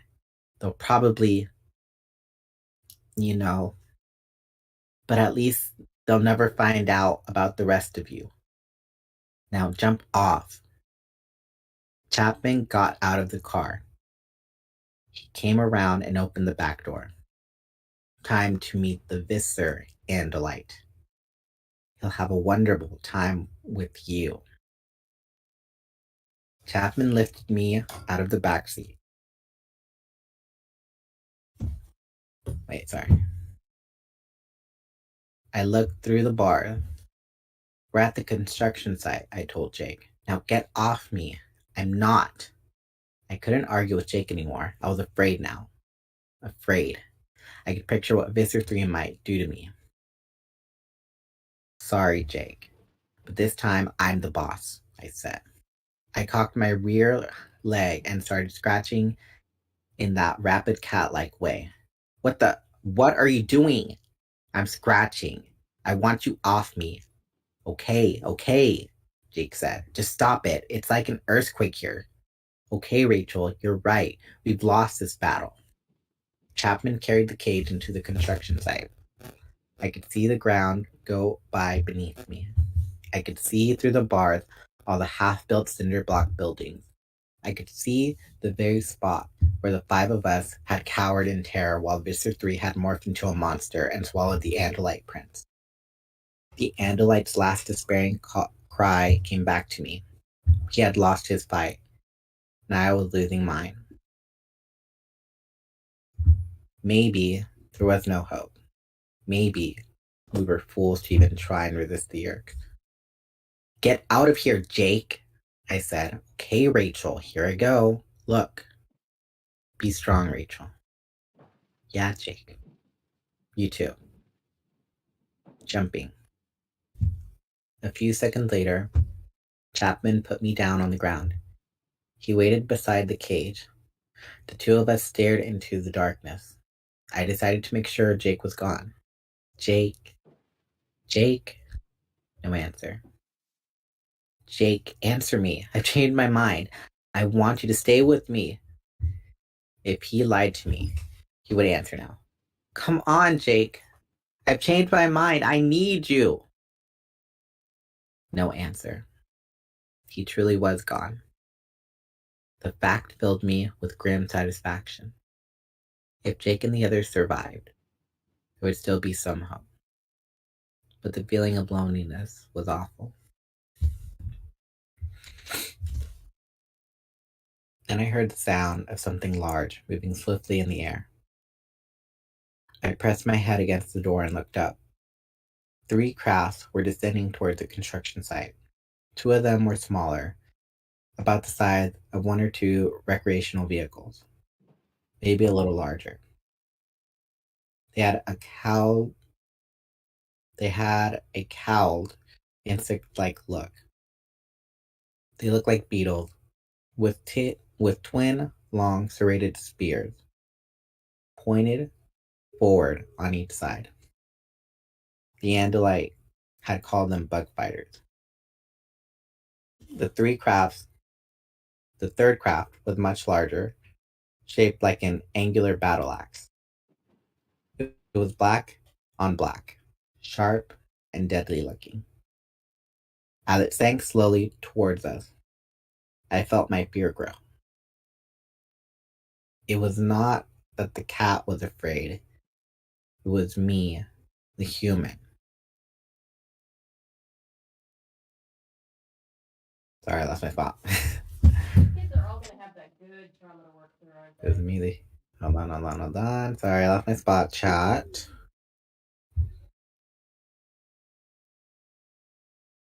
Okay. The cat didn't know what the ship was. I did. I had seen it before. The Andalite had called it a blade ship. It was the personal ship of Visser 3, and terror seemed to flow from me. I could smell the fear sweat on Chapman. I guess I was glad he was scared too. Maybe Visser 3 would become the barn axe and suck the Chapman yerk out of Chapman's head. Maybe the true Chapman would experience a few seconds of freedom before he was killed. Maybe the Chapman yerk would suffer before Visser 3 finished him off. Maybe. Fear is like a worm inside you. It eats you, it chews your gut, it bores holes in your heart, it makes you feel hollow, empty, alone. Fear. Blade ship landed between two half-finished buildings. The bug fighters came to rest on either side. They looked so strange, parked between the yellow-painted earth movers and graders in the construction site. The earth movers looked like toys. The alien craft looked like deadly weapons. I was afraid. I tried to borrow the cat's courage, his indifference. But then the door of the blade ships opened. I had no courage. Only fear. Alright then, 3 more chapters, chat. Can you hear me? Yeah, I can hear you. Okay. Isn't it cool how those kids are gonna have like that good trauma to work through? The good trauma. Yeah. Yeah, Good the trauma. 3 of them. All Oops, three. just kidding. Yeah, all of them. The ones that live get to work through trauma. The ones that live. Oh yeah, how did everybody Imagine like? Sorry, go ahead. How did everyone like what? They were. Laser said Avery's chair. My God, I said, oh yes, the chair needed a minute of spotlight. Yes, it does. It needs it's an all-star. No, I'm But literally yeah. right here, chat. I'm just putting books on the shelf so that cats don't chew them because cats We cannot do get that. out. We cannot escape. Mama. That's what they're saying, chat. Oh my God. All right, It's vote so now. Do we good. feel that Rachel will live? Text yes. 77777. Text no to 77777. If I think Rachel she'll will not. live. I think she'll be stuck in a cat's body, like Hawkman. Hawkman. That's an actual superhero. Hawkman and Catgirl. Yeah, something Catwoman. like that. Hawkeye and Catgirl. Or no, Hawkeye and Catwoman. There we go. Stop it, Paolo. Call 1-900. Don't be calling 900 number. I've watched too much Dance Mom that every time somebody mentioned the 900 number, I think Jill from Dance Moms. Oh, you're like, no. With her My Little Kendall voice. Oh God. Now, My Little Kendall. Good Lord. All right, then. We're almost done, and it's almost going to be 2 where you are, so I'm just trying to try and finish up now, all right? You're good. I'm committed at this point. You're committed at this point. You need to know if she lives or not, or if she goes back to being human or not. Yeah, we can't like Imagine that. Imagine they put a main character and he stays in a animal morph, and then another character dies, just straight off the bat. Yeah, just teaching kids that life is hard. Life is hard, life's unfair, and this is a war. And war doesn't give a shit about. Sorry, watch my language. War doesn't care about how you feel because it's war.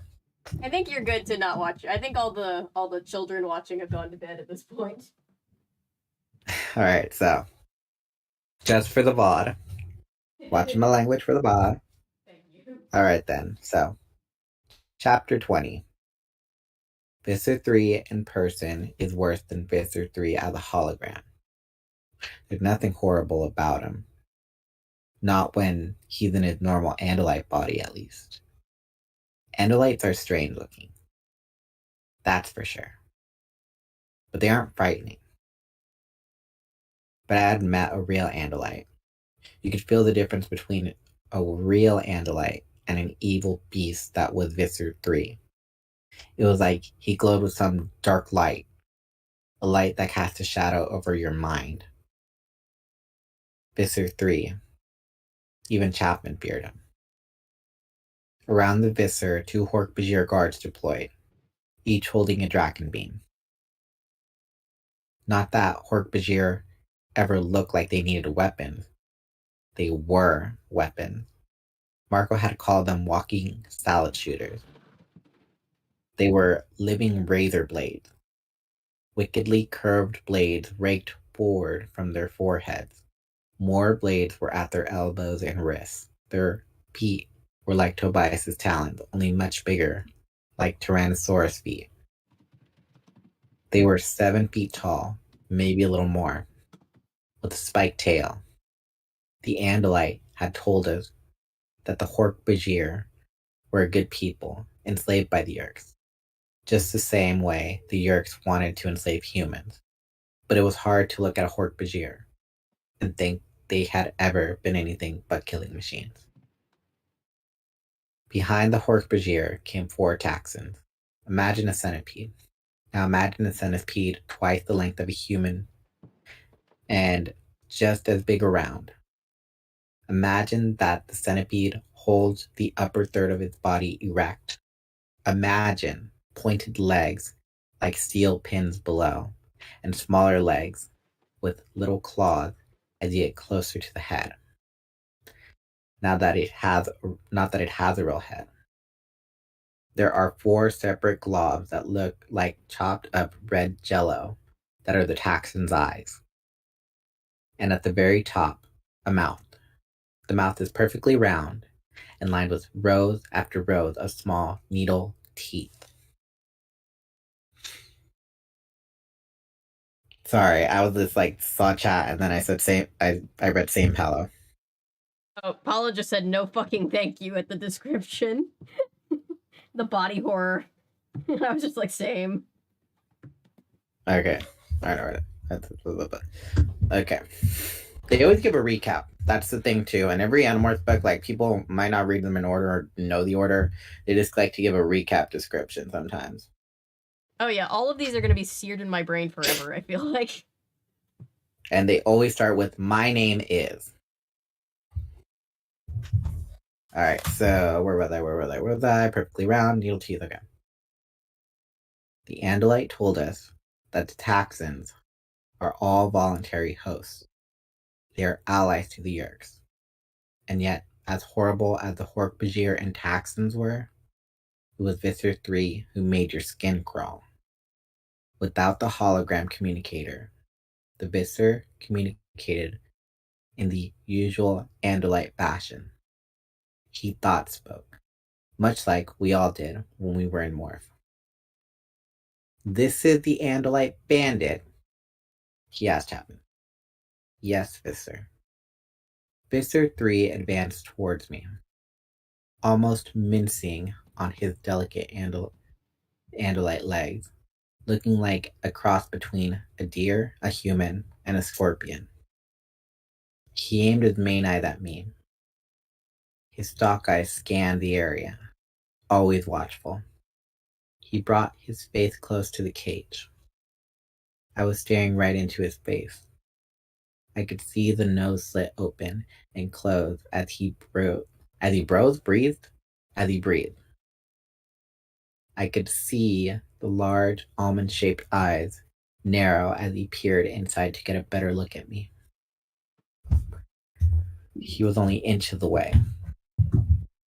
I should have tried to reach through the bars and at least bloody him a little, but the fear was all over me. I was sick with terror. I'm not ashamed to admit it. I couldn't stand his eyes watching me.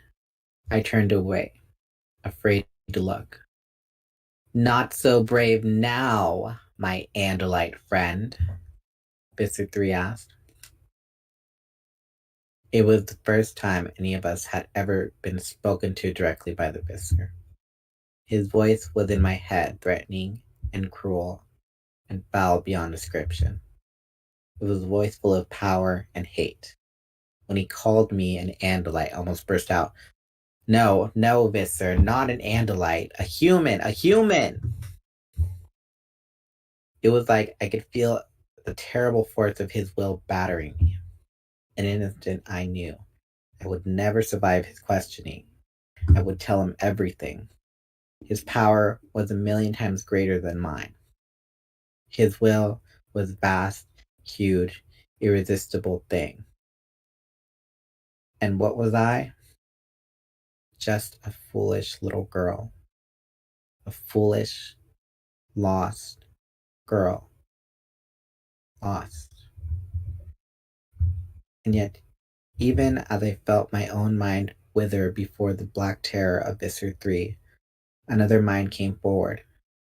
I was not alone. There was another in my head with me. Someone whose species memory had no image of Visser 3. Fluffer. Fluffer's mind contained fear. They were different from my fear. Fluffer feared big predator birds. Fluffer feared loud aggressive dogs. Fluffer feared dominant male cats. But Fluffer was not at all impressed by Visser 3. On the edge of absolute panic, I let the cat in my mind take over. I sank back, hiding behind the calm cat brain. Visser 3 took the cage from Chapman. He lifted it up so he could see inside better. And what did I do? What did Fluffer do? He stuck his little pink nose up against the bars and sniffed the air. Fluffer wanted to find out what this creature was, and that meant getting a good smell of him. This is similar to the orange and black creature that invaded the pool, Visser 3 said. It took me a second to track on this. Then I realized he meant Jake. Jake had been in his tiger morph when he battled in the Yerk pool. Yes, Visser, Chapman said. They are a family of animals. Felines. These are the smallest. I see you damaged my servant, Inez 226 Andalite. Visser 3 said to me, no one ever accused you Andalites of lacking courage. You are a race of fools, but brave. What was I supposed to say? Thank you? Why not answer me, Andalite? I know you hear my words. This charade is pointless. I know what you are. I said nothing. I tried to think nothing. I was afraid that if I said anything, he would instantly know I was not an Andalite. And what if he realized I was human? The others would never be safe. I had to stay in this body. I had to die in this body. And take my secret with me. Visser 3 put my cage back down. Now, where is this girl? I have promised her to Inez 455. Inez 455 is a spawn mate of yours, I believe. We will do the infestation aboard the mothership, and I will have the girl return tomorrow. Where is she? Visser, Chapman said. The mask of politeness dropped from Visser 3 in a microsecond. Even my cat eyes could barely follow his movement. They were so swift. Visser 3 grabbed Chapman around the neck, his Andalite tail arched forward. The dagger point on his tail was in Chapman's face. Do you defy me? It was like a hiss. The hiss of a snake. No, Visser. Chapman was shaking like a leaf. I would never defy you. It's only the host, Chapman. He and the woman rebelled. Aren't you able to control your host? Visser 3 sneered. Do you think the Andalite mind that still lives in this body never resists? Do you imagine that your human host is more powerful than your own Andalite host?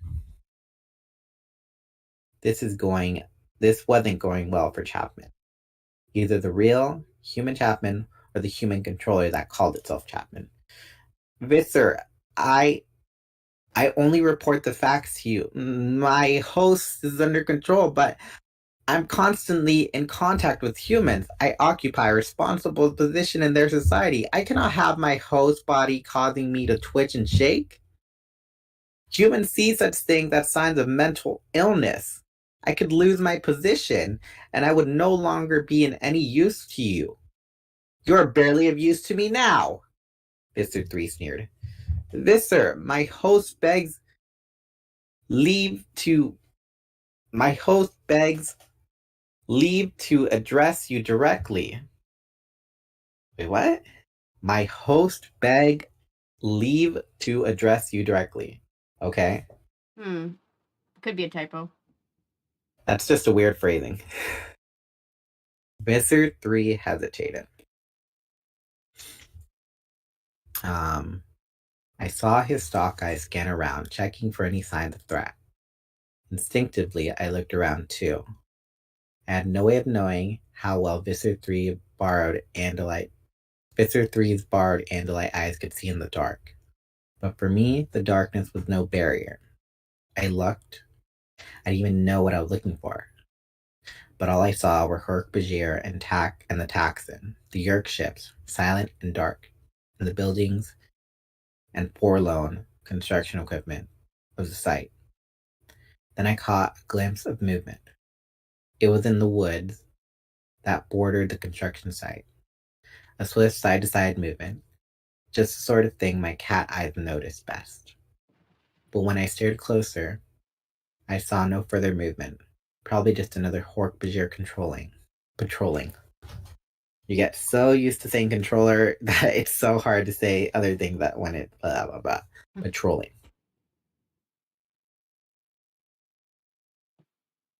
Sorry, I'm reading. I just saw some of the comments right now. Oh no, you're good. When reading the Megamorphs and Chronicles books, read them, but I'll run it by the community. I was just checking to see the order that are in this. Milo was agreeing that that sounds. The Chronicles books just give context to why these aliens are involved. Yeah. It gives a backstory to them. They're more like standalones. They give context, but they're not necessarily they're prequels, standalone prequels. Okay. Cool. Andalite Chronicles. There's one that's the like first 12... Chronicle book. Yeah. It's listed in this as like 12.5, so like between 12 and 13, which Milo was agreeing is probably the right. Yeah. It was actually its own the Andalite Chronicles came out as a miniseries. It was they eventually combined it into one book, but the book clubs that had Animorphs as their book to read, they Scholastics had them as a early release, and they released them in mini books, like miniseries type of books. Okay, cool. But that's just a small little trivial thing. All right then, where were they? Okay. I lost where we were, and then I was like, oh no, I'll find it. Okay. All right. I will allow the host to address me, Visser said. I craned my head up as well as I could to watch. For a moment, nothing changed. Then suddenly, Chapman sagged. It was like he was a marionette, or someone had cut his strings. He collapsed straight down. His legs just twisted up under him. He tried to stand up, but it was as if he didn't know how to make his legs work. They would jerk and suddenly kick out, but he could not stand. Finally, he gave up. Visser, he mumbled. Visser 3. Sorry. Visser 3. The real human Chapman had been out of control of his own body for so long, he no longer remembered how to move or speak. Visser 3, he said again. His voice was slurry and strange. Speak, you fool. Visser 3 snapped. Do you think I can stay here forever? Visser 3. You had a deal. I know I never wanted to join you. My wife did. But I said no. But then my wife no longer my wife. By then, of course. Suddenly he began to cry. I could see his tears very clearly. My wife, who was no longer my wife, who was one of your creatures, threatened to give you my daughter. Chapman managed to raise one clumsy hand to his eye. I forgive her. She was weak, and you feed on weakness. Yes. Get to the point, Visitor 3 said. A Hork-Bajir moved closer. He muttered something to the visitor, then moved away. I couldn't hear or understand what the Hork-Bajir had said, but it looked as if he was reminding Visitor 3 that they shouldn't hang around too long. He said, sir, you have a tee off at 12 o'clock.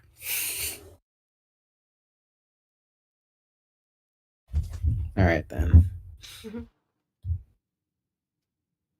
The point is, Chapman said, that I agreed to be made into a host. I agreed to he looked like he was just about to throw up.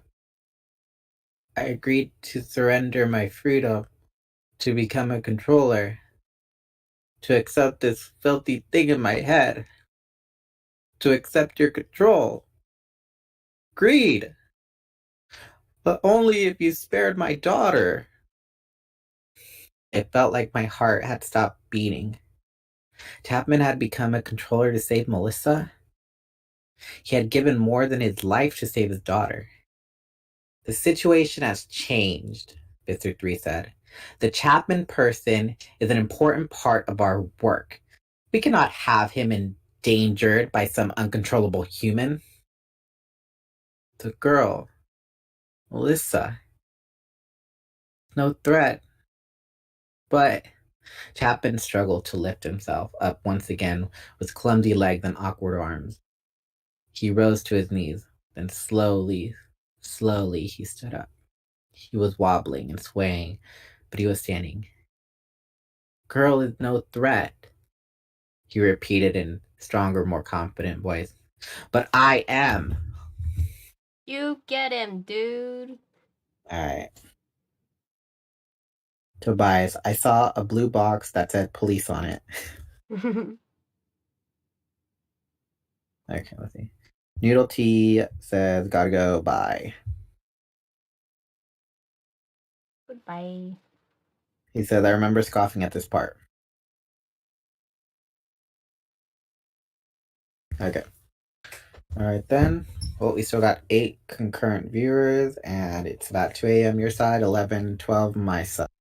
Oh yeah, guys, thank you for making these particular the Animorph streams have been very, very popular with the community. So thank you guys for making that possible. Alright then, 2 more chapters after this one. Yay! You, a threat? Visitor 3 laughed. He reached out with one hand and pushed lightly on Chapman's chest. Chapman fell back, sprawled out on the dirt. His head was just inches from the door of my cage. Tears were streaming down the side of his face. If you harm my daughter, I will fight you. I will fight you forever. Ask your Yerk if he believes me. He knows me better than anyone.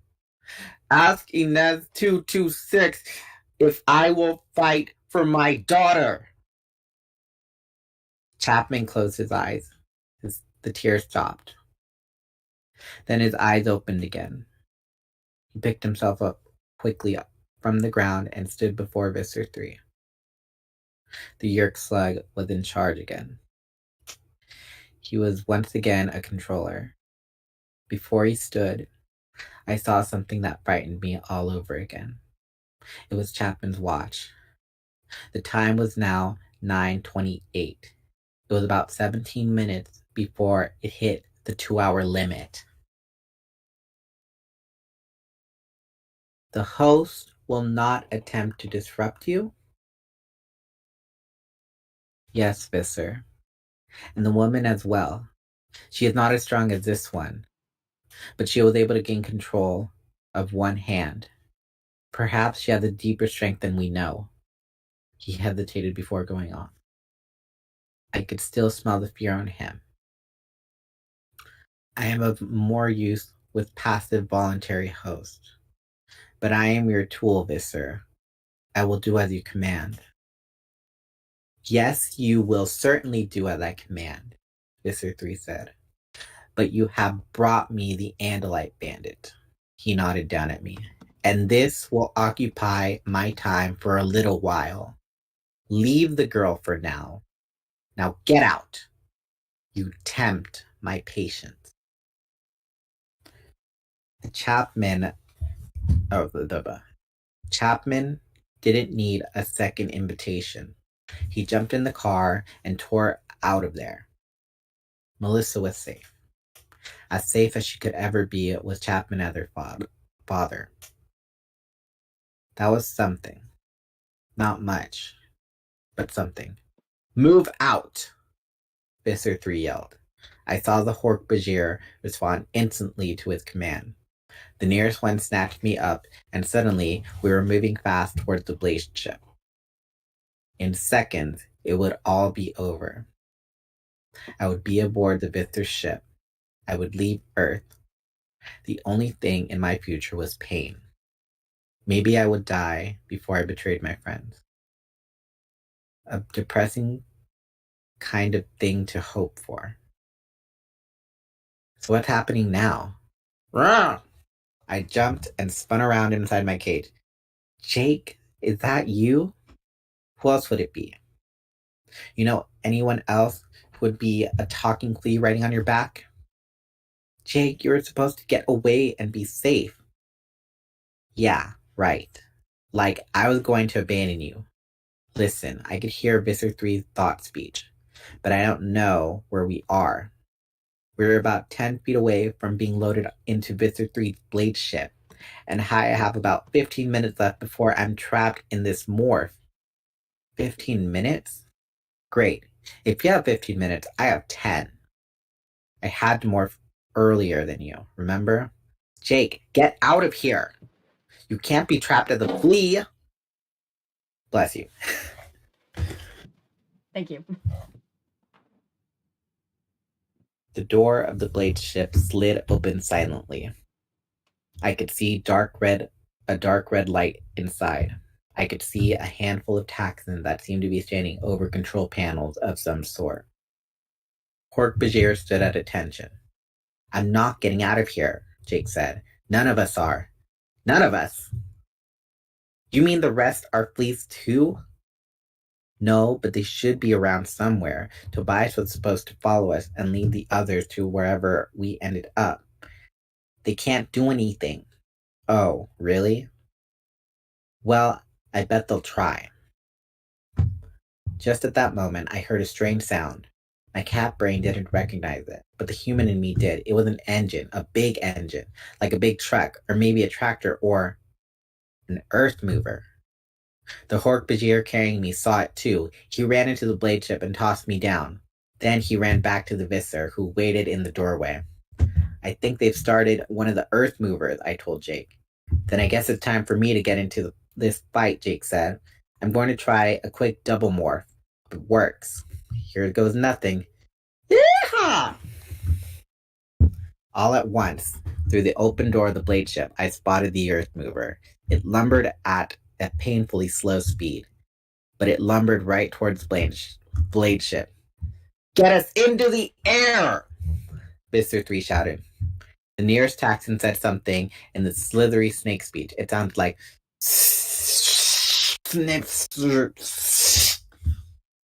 2 minutes to lift off, too long! Visser 3 said. His tail whipped forward. I saw a large gash open in the flesh of the Taxon. Greenish yellow goo poured out.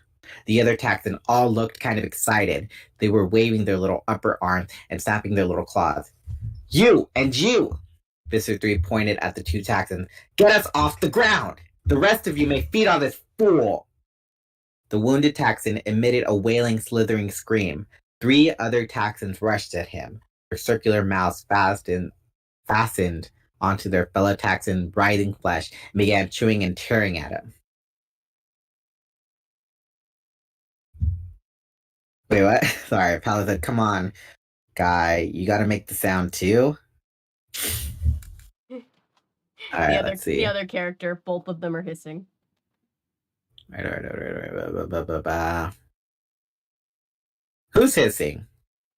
Well, I mean, Visser? like not Visser, but like not the hiss, but like the sound, the one that they were, the sound. I see. Okay. The sound of the diesel engine grew louder. Visser 3 was rapping out orders. I almost said the wrong word there. I almost had a Freudian slip. Hork-Bajir ran through the door and back outside.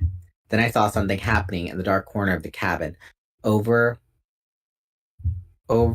past a horrific Taxon feeding frenzy, something was glowing. A human being was growing out of nothing. Jake! Can't talk, don't distract me. Visser 3 was enraged. You could feel the waves of anger radiating around the small space. Destroy that machine! He ordered. Outside, 2 Hork-Bajir took aim at a 5-ton of slow-moving steel. Jake was still cowering in the corner, but he had begun to change once again. In the darkness, my cat eyes could see the beginning of a pattern of stripes, black and orange, the stripes of tiger. It was time for me to do my part. I concentrated. I felt the change begin. The cage grew small around me. Rumble, rumble, rumble. The earth mover closed in. The near-dead Taxon screamed at his fellow Taxons ate him alive. Suddenly, I saw a brilliant red light. There was a sizzling sound. I saw the earth mover disintegrate. My heart was in my throat. Marco, Cassie, had they gotten away? I had to concentrate. I had to ignore the Taxon screams. I had to stop wondering whether Cassie and Marco had been on the earth mover when it was hit. I had to control my morph. Not too far, Rachel. Not too much. I could not become human. Not totally human. I looked down at my paws. Short, stubby fingers had appeared. I stuck my stubby half-human fingers through the bars of the cage and found the lock. One of the feeding Taxons looked away from his meal just long enough. It waved its creepy front legs in my direction. Visser 3 snapped around and glared at me with ferocious hatred. I opened the door of my cage. Jake leapt through the air, his claws outstretched. I flew out of my cage, a clumsy mass of fur and skin, a creature that was half cat, half human. Jake hit Visser 3 in the side. This time you're mine, you jerk! Visser 3 fell over, tangled up in tiger. His deadly tail flashed but missed. Jake ripped the Visser's flesh with claws infinitely bigger than mine. Ah! It was a great pleasure hearing Visser 3 scream that way. But I had nothing to worry about. I couldn't move in half morph. I concentrated on regaining my cat form. I had only minutes left before the 2 hours would be up. Jake rolled off Visser 3, just as a handful of Hork-Bajir rushed to Visser's defense. Run! Jake yelled. Run! I agreed. We ran. I was back fully in Fluffer's shape. I could do 30 miles an hour, as fast as the fastest human could run. Unfortunately, Hork-Bajir are faster. Jake was faster still, for short distances. Fast enough to outrun the Hork-Bajir that were after us. But he was going to leave me behind. Jake turned and came for the closest Hork-Bajir. I saw him flying over my head, a huge beast, orange and black striped. The Hork-Bajir went down hard. Get out of here, Rachel! You're too small to fight these guys! But there was still another Hork-Bajir on my tail, faster than me, too fast! I dodged left. The Hork-Bajir shot past me. I turned back sharply, my little paws scrabbling in the dirt. The Hork-Bajir grabbed for me, but missed. Something else was moving, something big. The ground was rumbling. A second earth mover was grinding forward on its tank treads. Marco and Cassie had started another earth mover. I raced toward the nearest half-finished building. I had to get away. And I had to morph back. Time was up. In minutes, I would be trapped. I saw a dark hole. I flew towards it in a single leap. The hole led under a wall. Then it opened into a shallow basement. There was a concrete floor about 2 feet above my head. It was safe, and with room enough to morph back into human shape. I tried to concentrate. Out beyond my little concrete shelter, I heard growls and alien cries. I heard the rumble of the earth mover. I thought I heard sizzles of dragon beams. Human, I told myself. Return to human. Only minutes left. Then I felt a shattering noise. Then another. It was like some giant was stomping around. The giant steps stopped. I was frozen, unable to even think, let alone morph. Crash! All around me, pillars of rock-hard scaled flesh, each as big around as a tree trunk, ripped into the concrete. Whoosh! The concrete was lifted off me, torn away like it was paper. I was exposed, trapped, and standing over me was the shattered concrete floor. In its mighty hand was a beast that seemed to be made of living rock. You won't get away from me so easily, Visser 3 said. Alright then, 2 more chapters. 2 more. Let's see. And they're a page each, I think. They're a page One each. Oh, I see that. Yeah, we're literally like 2 pages from the end. Yee. Alright, I guess Rachel's staying in cat form. It's where it wants to be, I guess. The book's almost over, and she still hasn't turned back into a human. The dirtbags. Hey, look, a DeLorean. Yeah.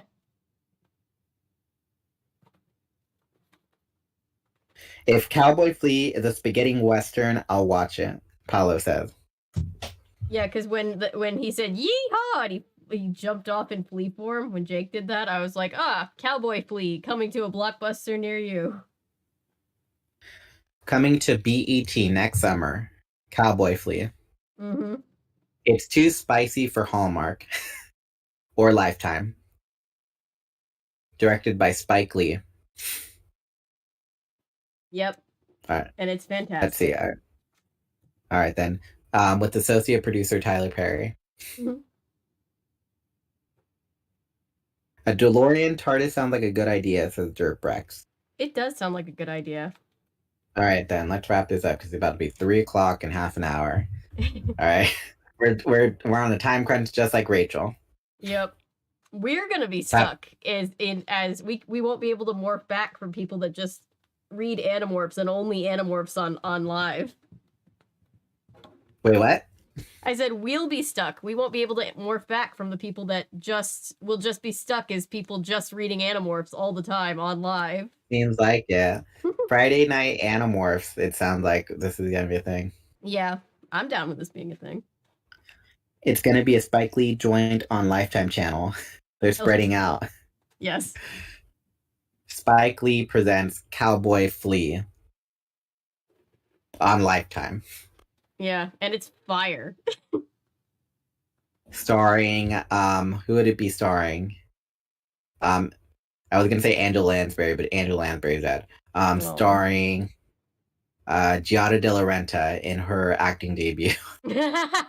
That's not who I thought you were gonna say. That was and Bobby Flay as the voice of the flea. I like it. It's gonna be a Tobey crossover. Tobey Maguire is the flea. I can see it. No, Tobey Maguire is the guy who gets turned into a flea. Okay. He's a rancher that owns a piece of land that's important for the mayor. So the mayor is so dead set on that land that he turns Tobey Maguire's character into a flea. And then it's voiced by and then he has a sidekick partner named voiced by Bobby Flay. I'm dangerously close to drawing up what Cowboy Flea would look like. And then Giada De Laurenta is Tobey Maguire's either his wife or his girlfriend or something. Yeah.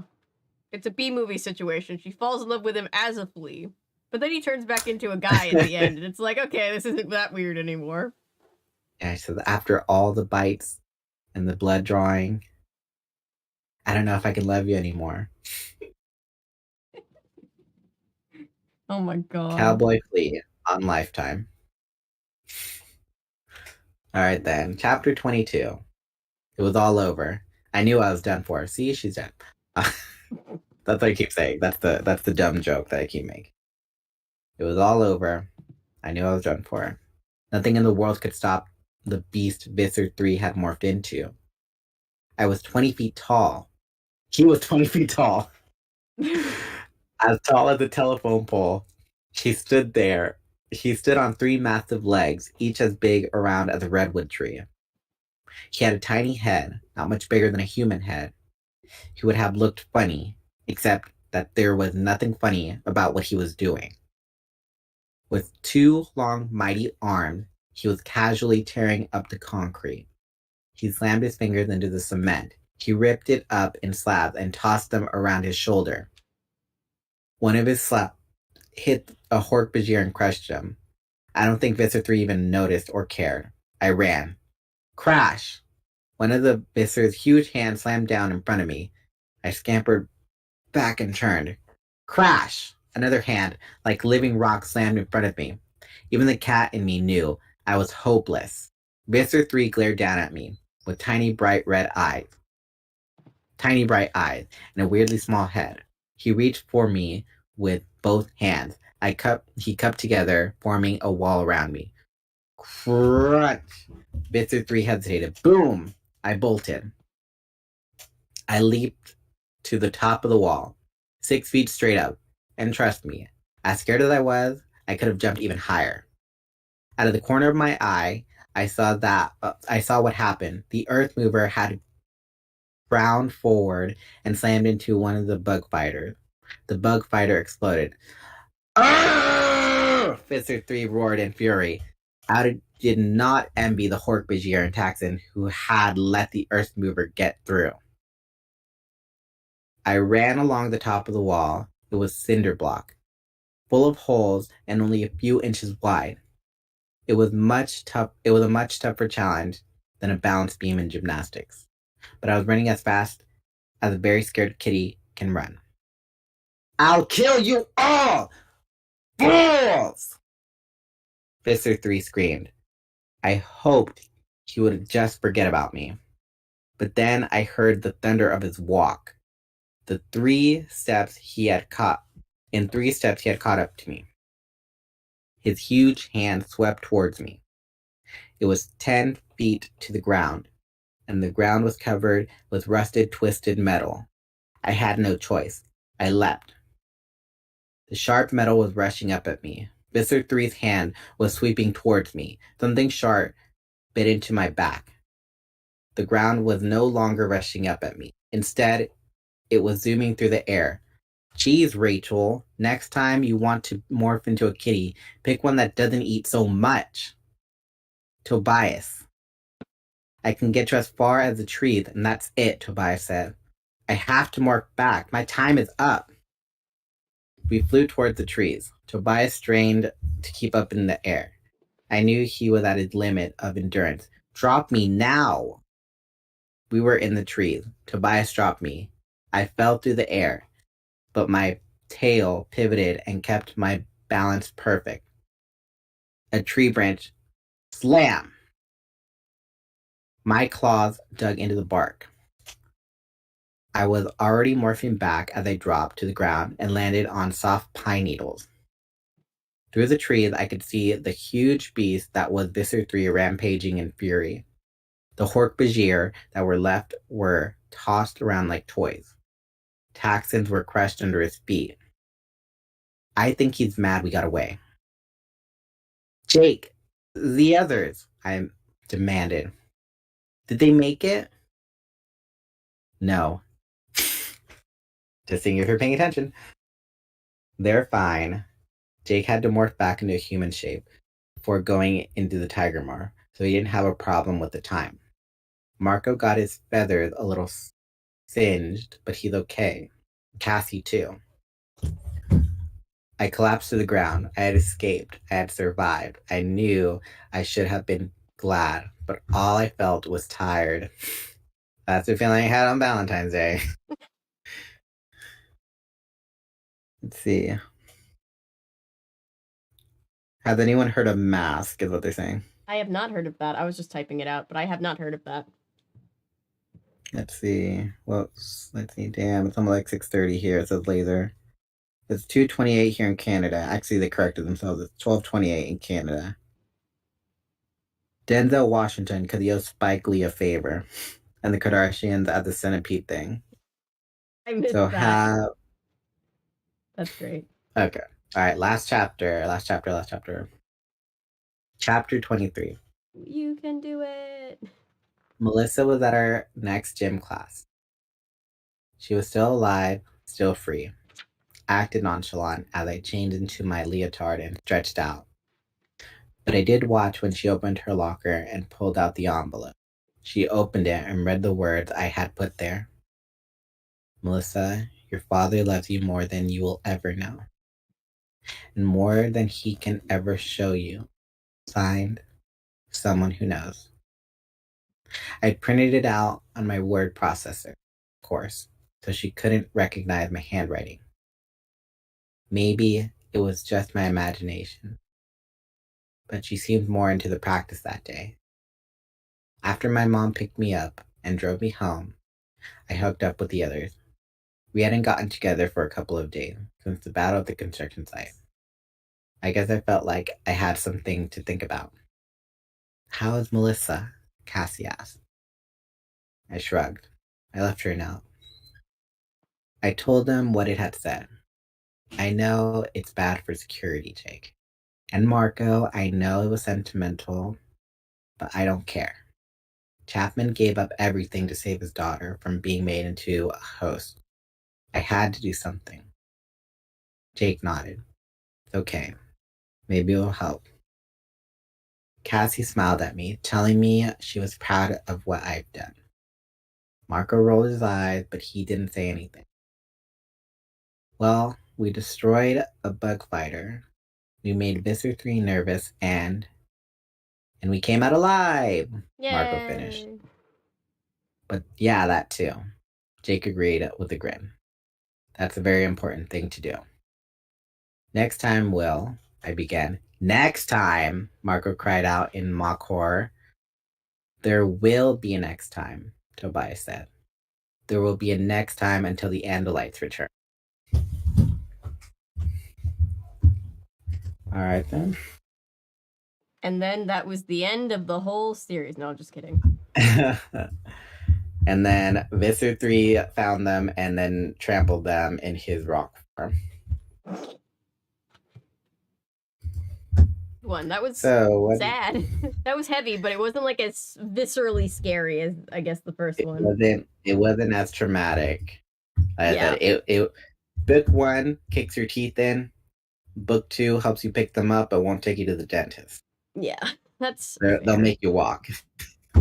I don't know why I could never get your video feedback. We'll figure that out next time. It's okay. Oh my god, it's just. Discord was just like, no, you're done. I was just like, ugh. But yeah. But we did it. What did we think of book 2? I liked it. 5 out of 5, 4 out of 5. I'd definitely say like 4 out of 5. Yeah. -1 point for Marco being provocative in terms of provoking just to provoke. Yeah, I'd say every time Marco opens his mouth, like a fraction of a star gets taken off, and then it gets to like a solid. I have never heard that before. That's a fraction of a star. I'm kidding. I made that up. That's not a thing. Every time a bell rings, Marco opens his mouth.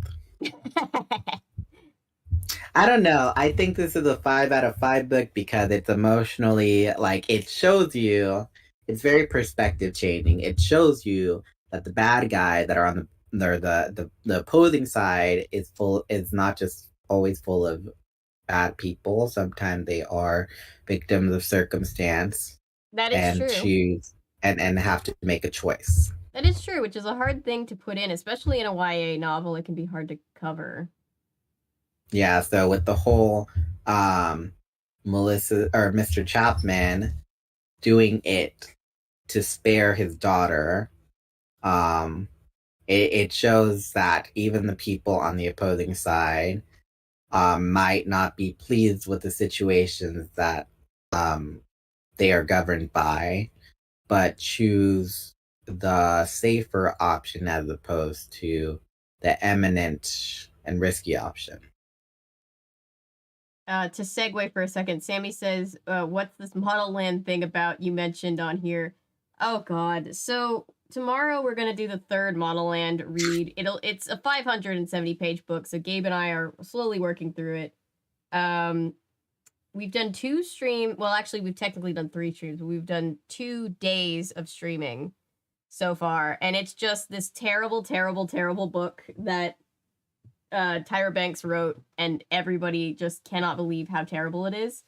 And it's a lot. Like, what I had the lowest expectations, and it's I'm still shocked at how bad this is probably the worst book I've ever read, which is amazing to me.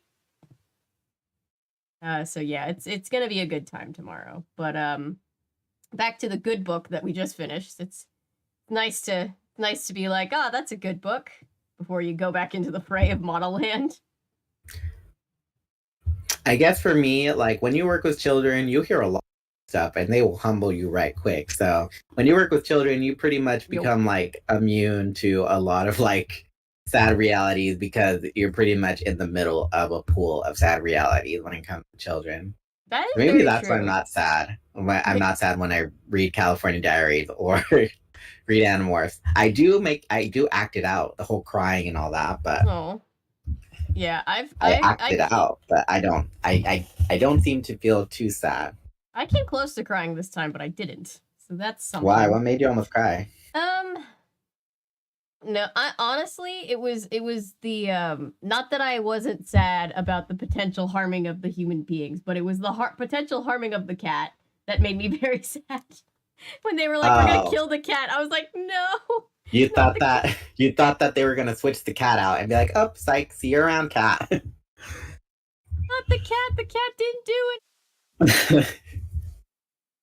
That would have been awful of them. They don't start to do questionable things until later in the book, because in war, our perspective and justifications become warped because of. Yep.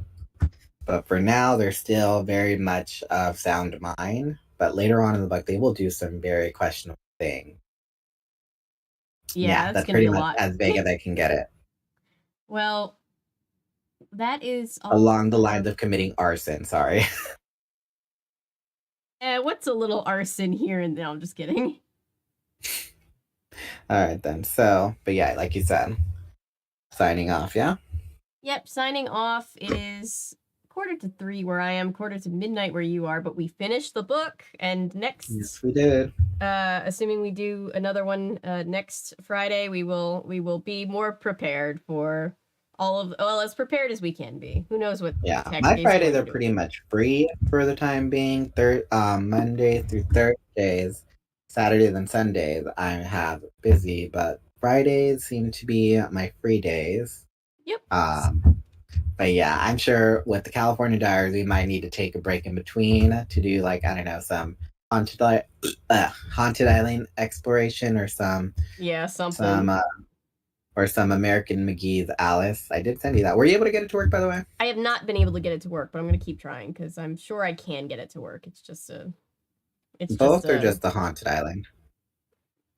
Both, but haunted island is probably going to be harder, but I know that we got it to run because we did a whole stream. So like, it's just going to be a matter of like figuring out how we got it to run last time. Yeah. Because I'm like, well, if not, I mean, it doesn't. I mean, I don't mind waiting a bit more for haunted island because it's like, well, we can stream that anytime.